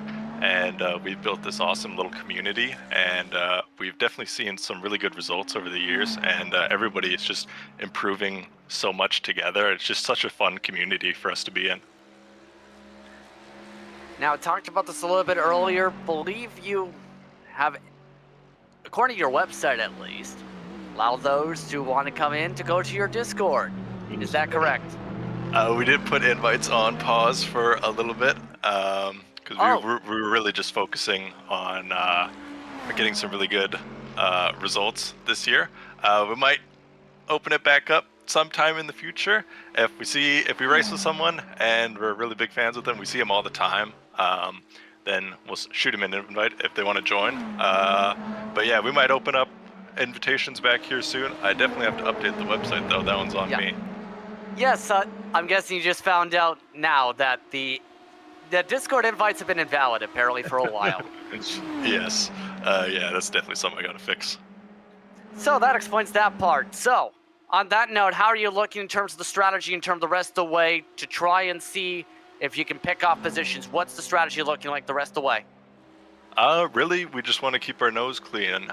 This race, we weren't coming into it to be super competitive, really. Like, of course, we want to always try, but half the team is primarily GT3 drivers who just wanted to try out the LMDH for a little bit, and the other half is some of our best LMDH drivers. So, yeah, there's a bit of a pace difference here in some of our drivers. And we've reached the point where we're kind of putting our GT3 guys in. That includes myself. So basically, we just have to survive and then hope for some chaos up front. And then at the end of the race, we'll put our super fast guys back in, and hopefully we'll be able to make a mark there. Well, thank you so much for the time, Kyle. Awesome. Thank you guys so much. Again, that is Cellaritas Sim Racing. Not done for taking the time to speak with us, all while the GT3s battle it out. No Limit Sim Racing, Kinetic Racing Velocity, starting to fight tooth and nail. This is for 2nd on the racetrack of the class. Yeah, we've seen, of course, Herbier has been so quick. I mean, through these corners, has been turning really, really great laps. But Poggy has been incredibly quick as well. So this has been kind of a neck-and-neck battle. But it looks like Poggy right now has that position secured. Of course, track time is out to, I do believe, over 11 seconds right now. Of course, Daniel Ott driving that race car. Yep, Poggy trying to hold forward. So 3 different manufacturers now in the top 3. BMW, Mercedes-AMG, Ferrari. Don't look now. You know who's also come up into the conversation? Torque Sim Sport. I'm not surprised for what we've seen over the years from this team, especially in Ivor competition. They've done this a lot. Now they're in the conversation to run as high as second in this class today. Yeah, they're not that far back from Herbier, for sure. They're right there, about a second back. And of course, they have the benefit of some drafts of some LMDH cars. So we'll have to wait and see how this kind of works out. I mean, of course, I think the traffic is kind of holding up that GT3 a little bit. Not holding them up really, but more like just having to take an awkward line to let them go. Yeah, it's going to be, well, it was looking great for at least the next couple laps. Now it's going to be at least 2 or 3 to get to the back bumpers, those battling ahead. Keep in mind, No Limit Sim Racing, an organization that's also Munster's looking to establish itself quickly. Munster's already bringing in several sponsors that battling in there, including custom t-shirts, including custom liveries, including having connections with a young entrepreneur named Joe DeVelting, I should say, as well, in that second place car in class.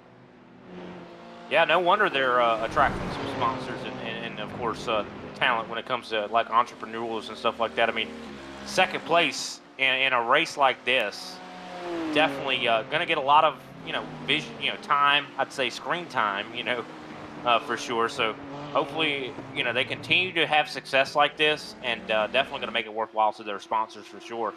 Believe it or not, the team has technically been around since 2013. Meanwhile, traffic jam time. North side, going a little slicky slide. Skyfer again has closed up the gap to this battle. Here's how they swapped.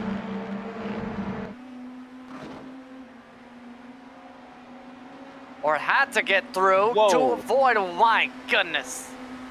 That was definitely very close. These guys, I'll tell you, they have lightning fast reflexes to be able to handle things like that at such high rates of speed.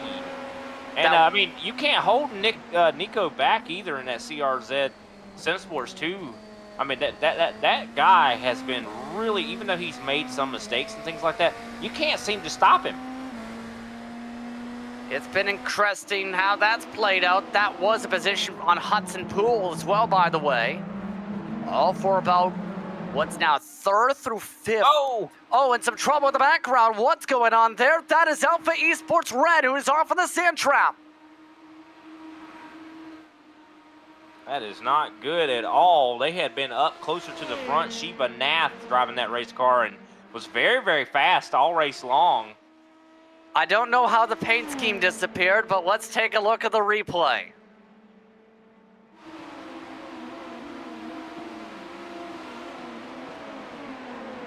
Been logging a lot of seat time, Sheba Nath has. So I think it just might have been a momentary lapse of judgment, but luckily was able to keep the car out of the tire barriers.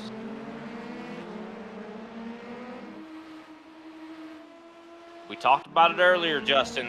The longer and longer these people stay in these driver seats, the more and more likely they are to make mistakes. And that is right what just happened there. So now, as the reason it's white is, we're trying to see where the paint scheme went. Apparently, the paint scheme disappeared for him and him only. Look into that. He is from Switzerland, by the way, originally from Greece, from Athens, in fact. Wow, well, that's really interesting. Interesting name, Sheba. I like that. But from Athens, wow. Always so much history there in Greece. But living in Switzerland as we zip forward here. Look up at second. At Sim Racing, 49 seconds back. That battle I still don't think is even over as far as for second, because even though Matt's got a 4-second buffer, eventually with what we've seen with those cars, it's like a yo-yo effect. Eventually the yo-yo string has to be replaced and then you try the yo-yo away again. Let's take a look at a replay meanwhile. Remember Hudson Poole? We just mentioned that name in the battle for those other cars. Well, he was in the battle, and then that happened to the sand. Bye-bye. Yeah, luckily he didn't hit anything. That was kind of an odd one right there. It looked like just a car all of a sudden just lost grip. It looked like he really locked it up under braking. I think he just kind of drove past the limit of the tire there.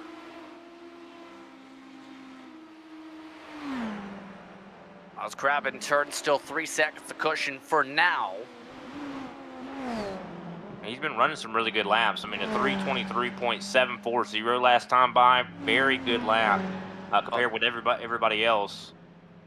Pit stop time for no limits. That's a bit of a cycle difference. Keep in mind, by about 8 laps it appears between them and Kinetic. So Kinetic to second. Torque Sim Sports staying out for another lap.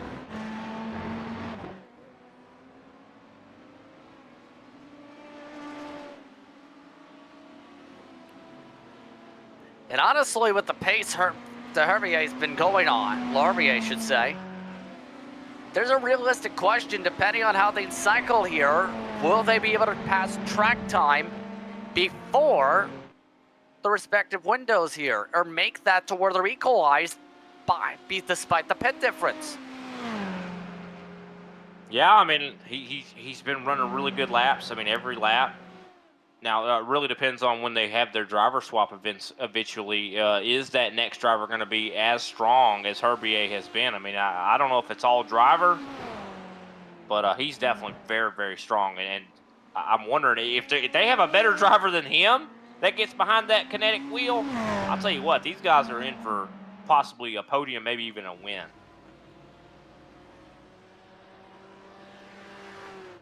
Gazemi now into the lane once more. This like the last time we see some of the LMDH's pit before the top of the hour. Gazemi 11 laps still on the cycle. Crab still though having another 2 laps estimated before that grouping has to pit. That grouping though, with all that traffic is gone. Third buffer is gone. North side is coming in. No, north side faking to get an arc. Aiden Folkert's amongst those peeling in. Meanwhile, here come the LMP2s. Bybeck is in the sand. Oh no, and he had done such a great job catching back up to Crab. That's just to the left of all the pit cycles. See, they fake into the entry, get the better arc. Some drivers have done that today. But right here is where it goes wrong. Yeah, they've done that a lot today, and he just overextended, went wide on the exit of the chicane. Didn't cost him too much. I mean, he's still a little bit, like about 2 seconds back from Crab. Lot of busy pit road right now. Oh, someone misses their box. That's the first time I don't think we've seen much of that tonight. Well, that's a little bit too far. Way too far. TSR Racing is that car. They have not found their pit stall yet. They could get disqualified if they continue to back this up like this. Oh my goodness. I think they. Yeah. Oh my goodness, they backed up too far, and it just put them about 3 stalls forward. So I don't know what the world was that. Wow, Radecki Gazgoris, well, just had a more of a time.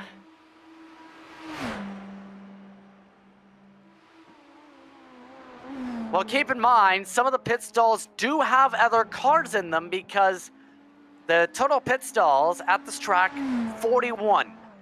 There are 53 teams, so 10 drivers have to share pit stalls. 11, actually. Yeah, I've been noticing that too. Whenever they go for pit stops, you can see that GT3 cars share, I do believe, some of the pit stalls with the LMDHs.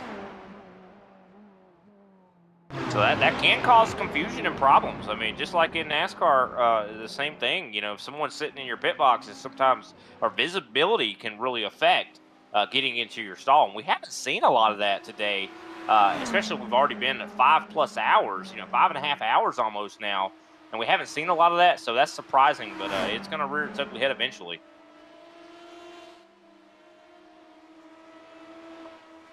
Take a look at Feemster.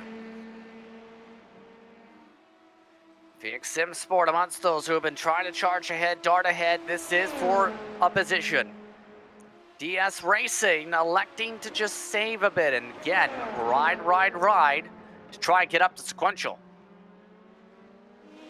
Yeah, what a name, Phoenix Sim Sport. I'll tell you, they're going to need to be like a Phoenix here in this race. I mean, sitting in 8th, not looking too bad, Kyle Feemster, but, you know, hopefully he can make something happen here, get up there to sequential. Of course, sequential has been pretty quick as well, but looking at, yeah, looks like he's got the draft, so maybe he can make something happen here with this draft, catching up quite quickly.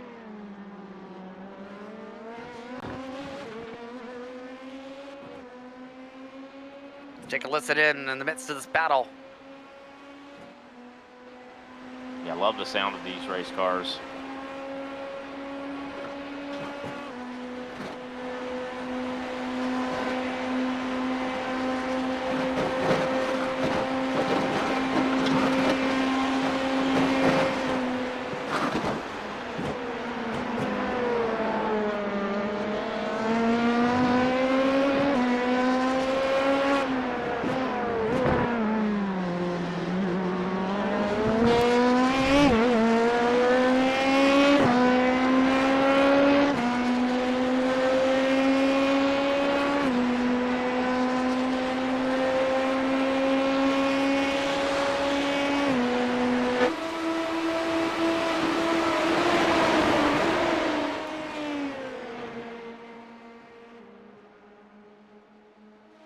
And you can just hear those speeds, but also just how that draft can be critical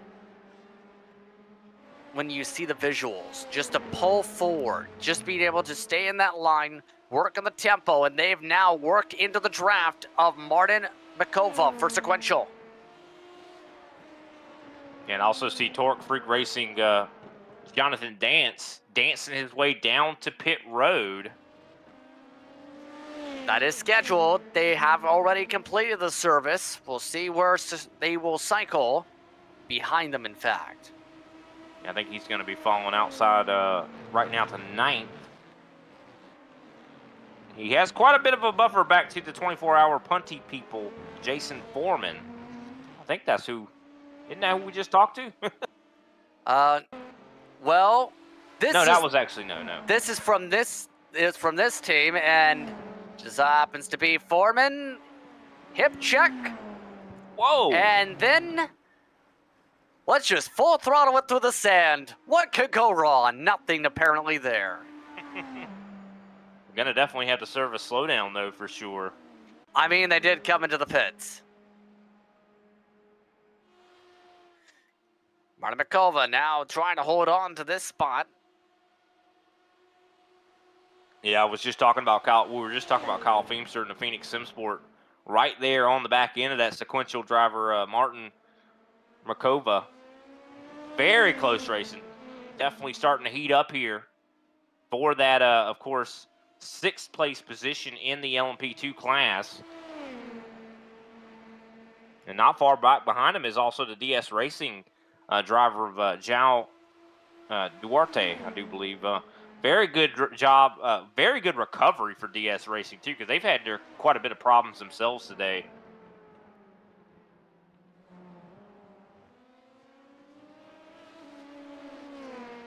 Feemster looking for the setup. Let's look at Folkerts, who's trying to set things forward still.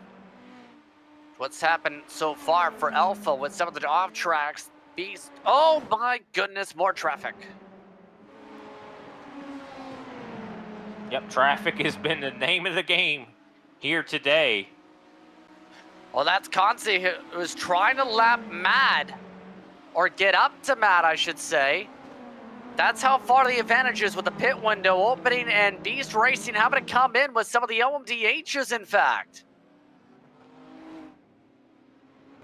That's interesting to know, because I was noticing that Beast Racing's Aaron Volkert was a lap ahead of the rest of the LMP2s, but it looks like he is back on that lap now.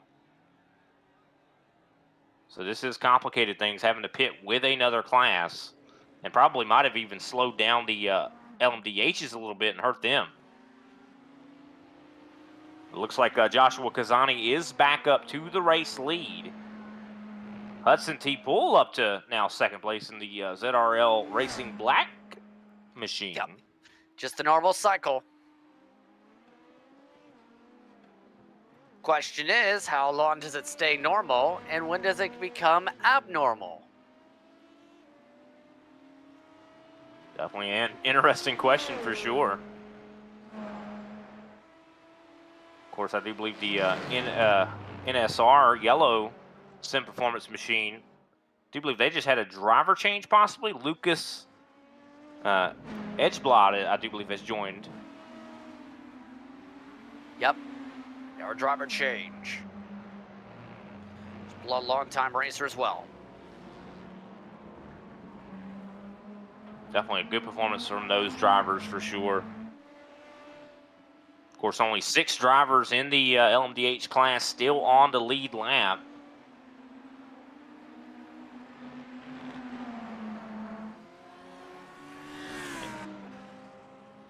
Interesting to note, of course, the Alpha Esports red Shiva Nath machine there is in the lead for the LMP2s. Which is interesting to note, even though that driver went off the racetrack a little bit earlier. Yeah, but that's what the pit cycling, although that might be a near slowdown. Speaking of slow ups, Jason Foreman. And this is a good example of the first driver having a pit mistake today. It is a very difficult entry. This is why. Was not slowed down enough to make that turn. Very difficult pit road for sure. I mean, it's almost like another section of a road course. I mean, you have to, and it's a lot more narrow than the actual racetrack as well. Meanwhile, in Will Borland's case, somebody changed Will Borland out of the car. That's his third steering wheel failure of the race. He must have a cat that keeps unplugging his wheel or something. He is still in the car, by the way. I know his teammates have got to be frustrated. I know he's got to be just really frustrated himself.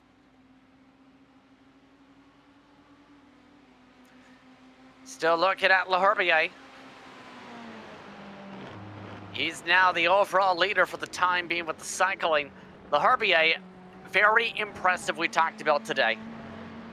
Oh yeah, it's just been so fast, so fast. I mean, I'll say it again. Oh no, Dennis Bybeck, I do believe, dropped a packet loss. Was he in the car?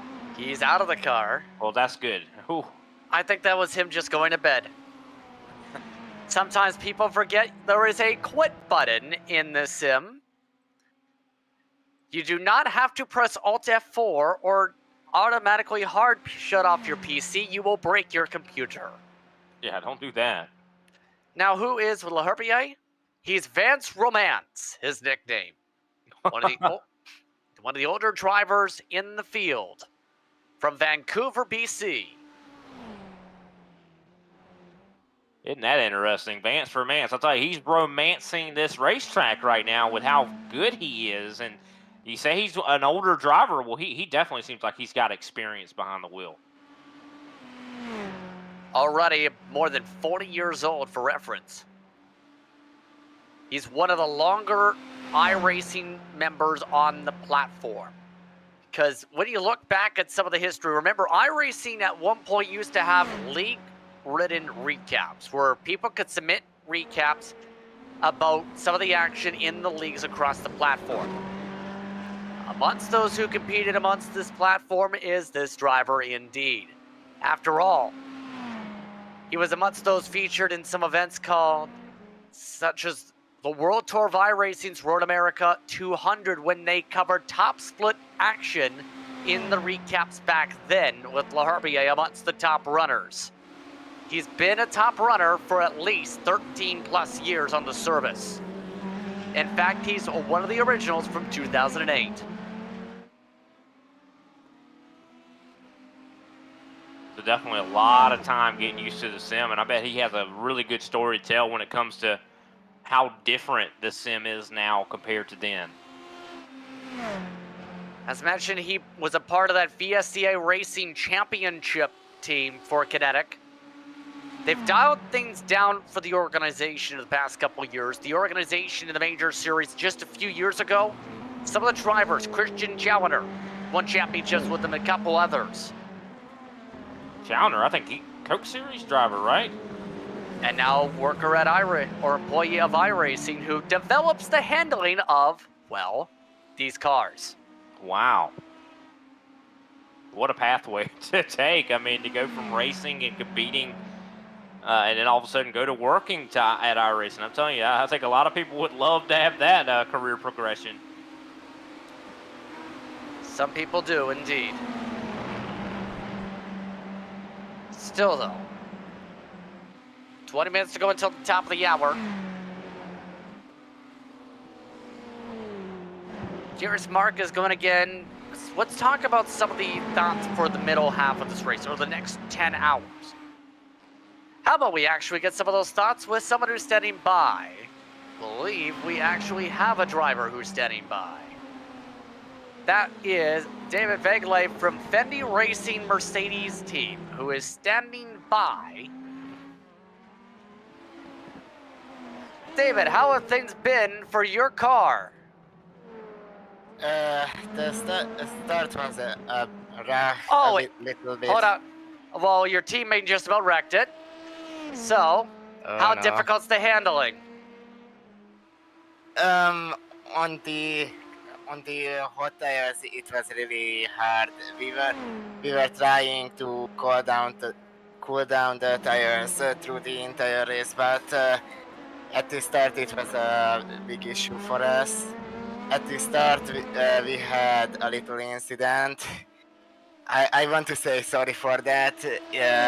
We saw the green flag and there was a big pile-up. So we had a little crash. We had 7 minutes of optional damage and we were already 2 laps down. After that, everything was about climbing back and trying to play something with the safety car. Right now, still running, as well as you can right now, 25th overall on the racetrack. Still, technically in the hunt for some spots, although being essentially on your own lap in your class. What's it been trying to adjust with this race car, make sure you keep up with the racetrack, especially with how hot it was earlier to now how freezing cold it is now? Our setup was already planned to do better on colder temps, so I hope we now can do better with this setup. And yes, we are trying still to do something. Yeah. So, I'm curious on this part. Why did you decide to turn your Delara into a Mercedes with the power of a sticker? So there was the 1999 Mercedes car, the Le Mans Mercedes car, and it was the one that had the flip by Mark Webber. And we were just thinking about that. We already had that team name, that Fendi Racing Mercedes, and we thought it would be funny just to have this car as a livery. And it looked cool. So, basically, if you managed to flip the car over, it'd be checking that box. Am I correct? Yeah. So essentially, what's now the focal point or the focus of your team right now, 15th in class? What's the strategy looking like the rest of the way? The strategy probably just keeping it clean, keeping it out of the pits, and waiting for the others to make mistakes, and maybe doing something with the fuel just to make up some places. Well, thank you very much for the time, David. Thank you. David Begley coming over from Fendi Racing Mercedes team. Give credit to them. They are still running indeed. Inside 15th. Yeah, something to be said about that, not giving up, as I do believe we have a replay here for us. Oh, and this is involving Skiffler again. He seems to always have trouble, but seems to recover somehow. Same area he had an issue with before. Oh, and it gets worse. We might have to another one queued. Guess who's no longer on the track? This car, second lap of their stint, Lucas Ekblad, out. Oh! Wow. That was a lick and a half right there. Smashed the metal guardrails there. Has to take a tow. The tire was barely hanging on, just tethered by, it looks like a cord. As we take a look on the inside here of Lucas. Driving out of Scandinavia, just, wow, so sudden too. Wow. Tried to pull it back, just couldn't get it to grip back. I mean, that was just no time to even react to that. More troubles just now for Alex Carver.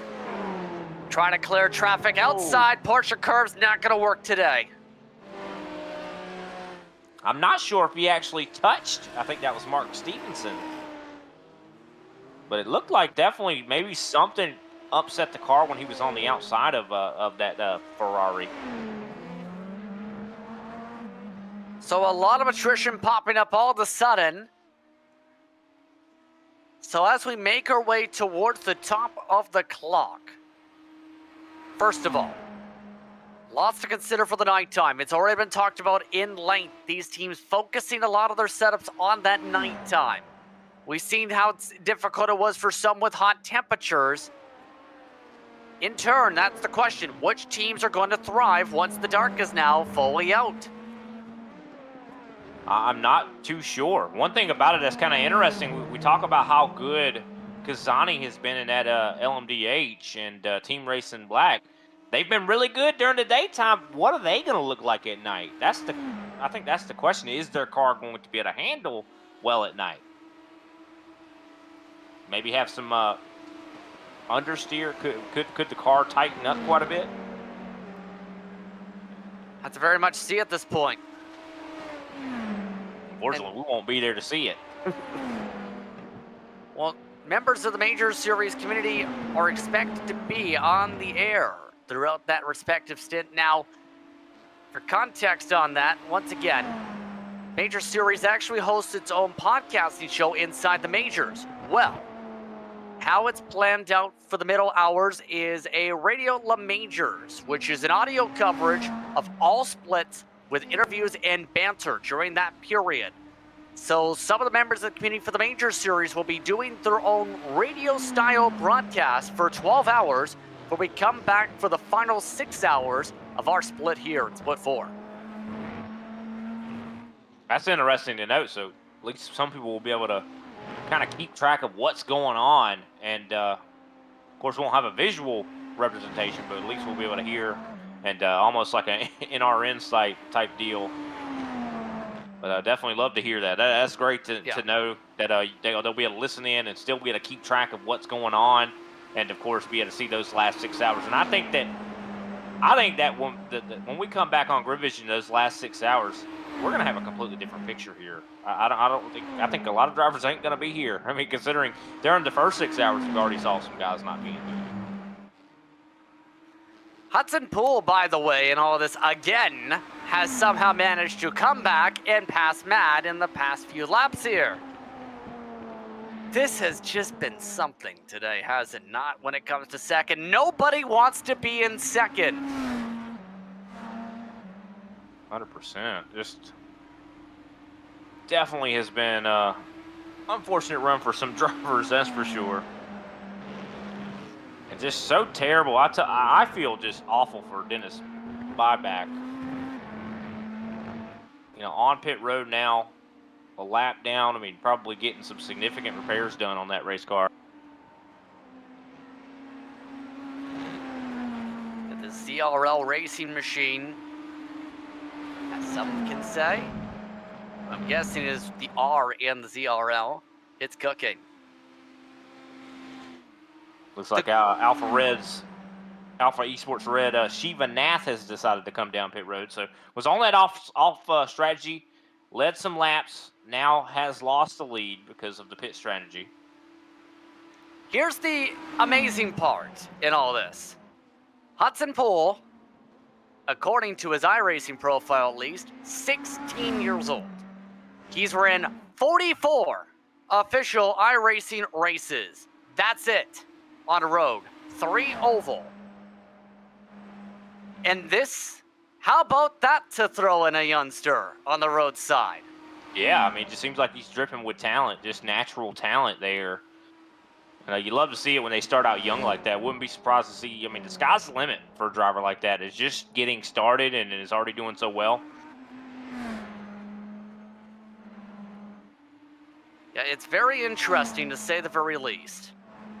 I mean, running lap times that are about a little under a second off of Kazani, which is saying something. I mean, lap times that he's turning it are really, really competitive. So I expect that when this major series race here, at this racetrack in France comes back, I expect that we might even see that Hudson T. Poole in victory, or possibly even a podium at the end of this race.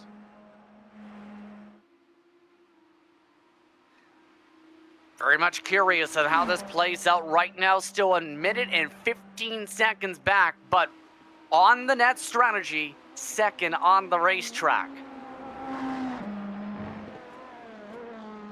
Also of note, in this time, Speed Designs Motorsports with their LMP2. Looking at the LMP2 leader, one of their leaders should say, Racing Republic now atop of the board since Alpha has had things cycle back with the stops.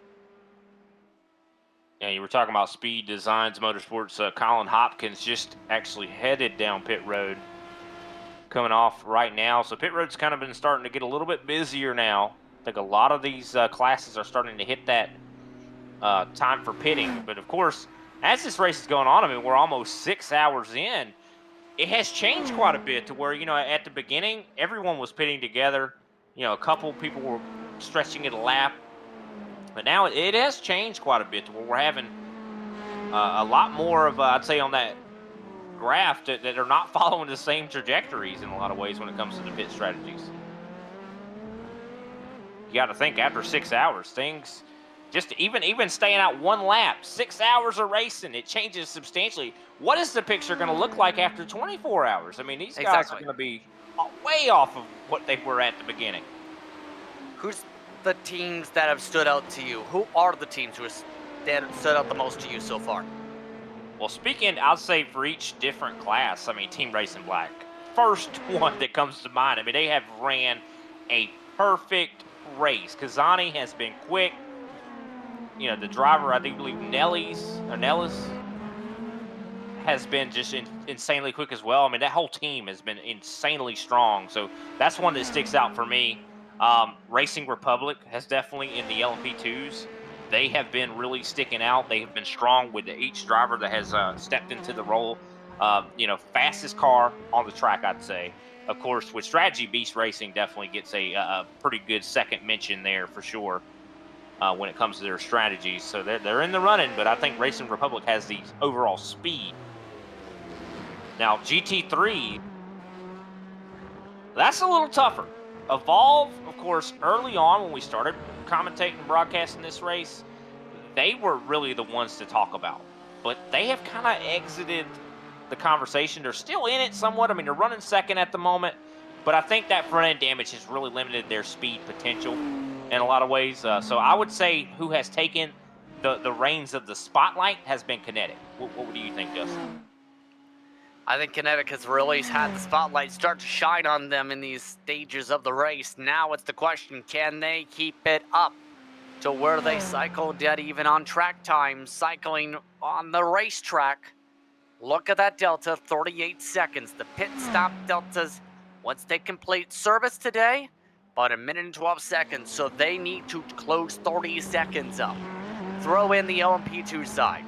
We've talk so much about a lot of these teams. I'm very curious about one of those charging up as of late. We haven't talked about Old Turtles Motorsport too much, but they are closing up the pace and fast. Thomas Omen is coming for Old Turtles. They're a favorite in the second and third split action from over the years. I know some of our fellow competitors who are completed split 3 and from the Radion side of the broadcast crews love this team name because there are 2 or 3 different turtle teams in their splits usually. But this car's been quick. And it has. And then you throw in the OMDHs. Very curious on what Mad Sim Racing can do the rest of the way with how that car has been fluctuating back and forth all day. Yeah, they definitely have been doing great. I want to go back to Old Turtles. What a name that is. I do like that a lot.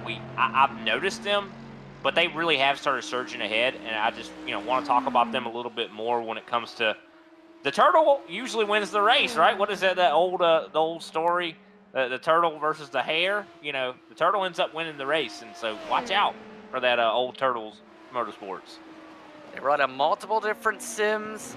They've been trying to learn how to stream. They started about a month ago. That's why I say that. Around since 2020. Team that just simply looks to have fun. And with that, 5 minutes for the top of the hour, Brian. Who amongst those do you think, or are you keeping an eye on to see if they can recover in the second half of the race? That's a tough one. I mean, that's a tough one for sure. Of course, we talked to Celerita's Sim Racing. I hope they can recover. They've stayed in it. They're 3 laps off of the, of course, the leader.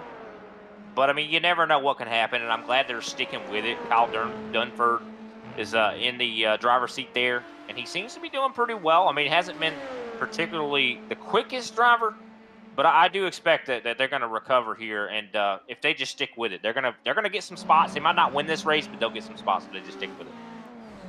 And of course, looking at the LMP2s, I mean, I got to talk about Alpha Esports Red. I mean, they have had many problems in this race, but they've been really, really quick. Shiva Nath, I know that they have other drivers that are going to be jumping in the car as well, but they've have had a lot of speed, and they led some laps, so they've been off the strategy a little bit. I would watch them to recover to maybe get up into the top 5 again or on the podium.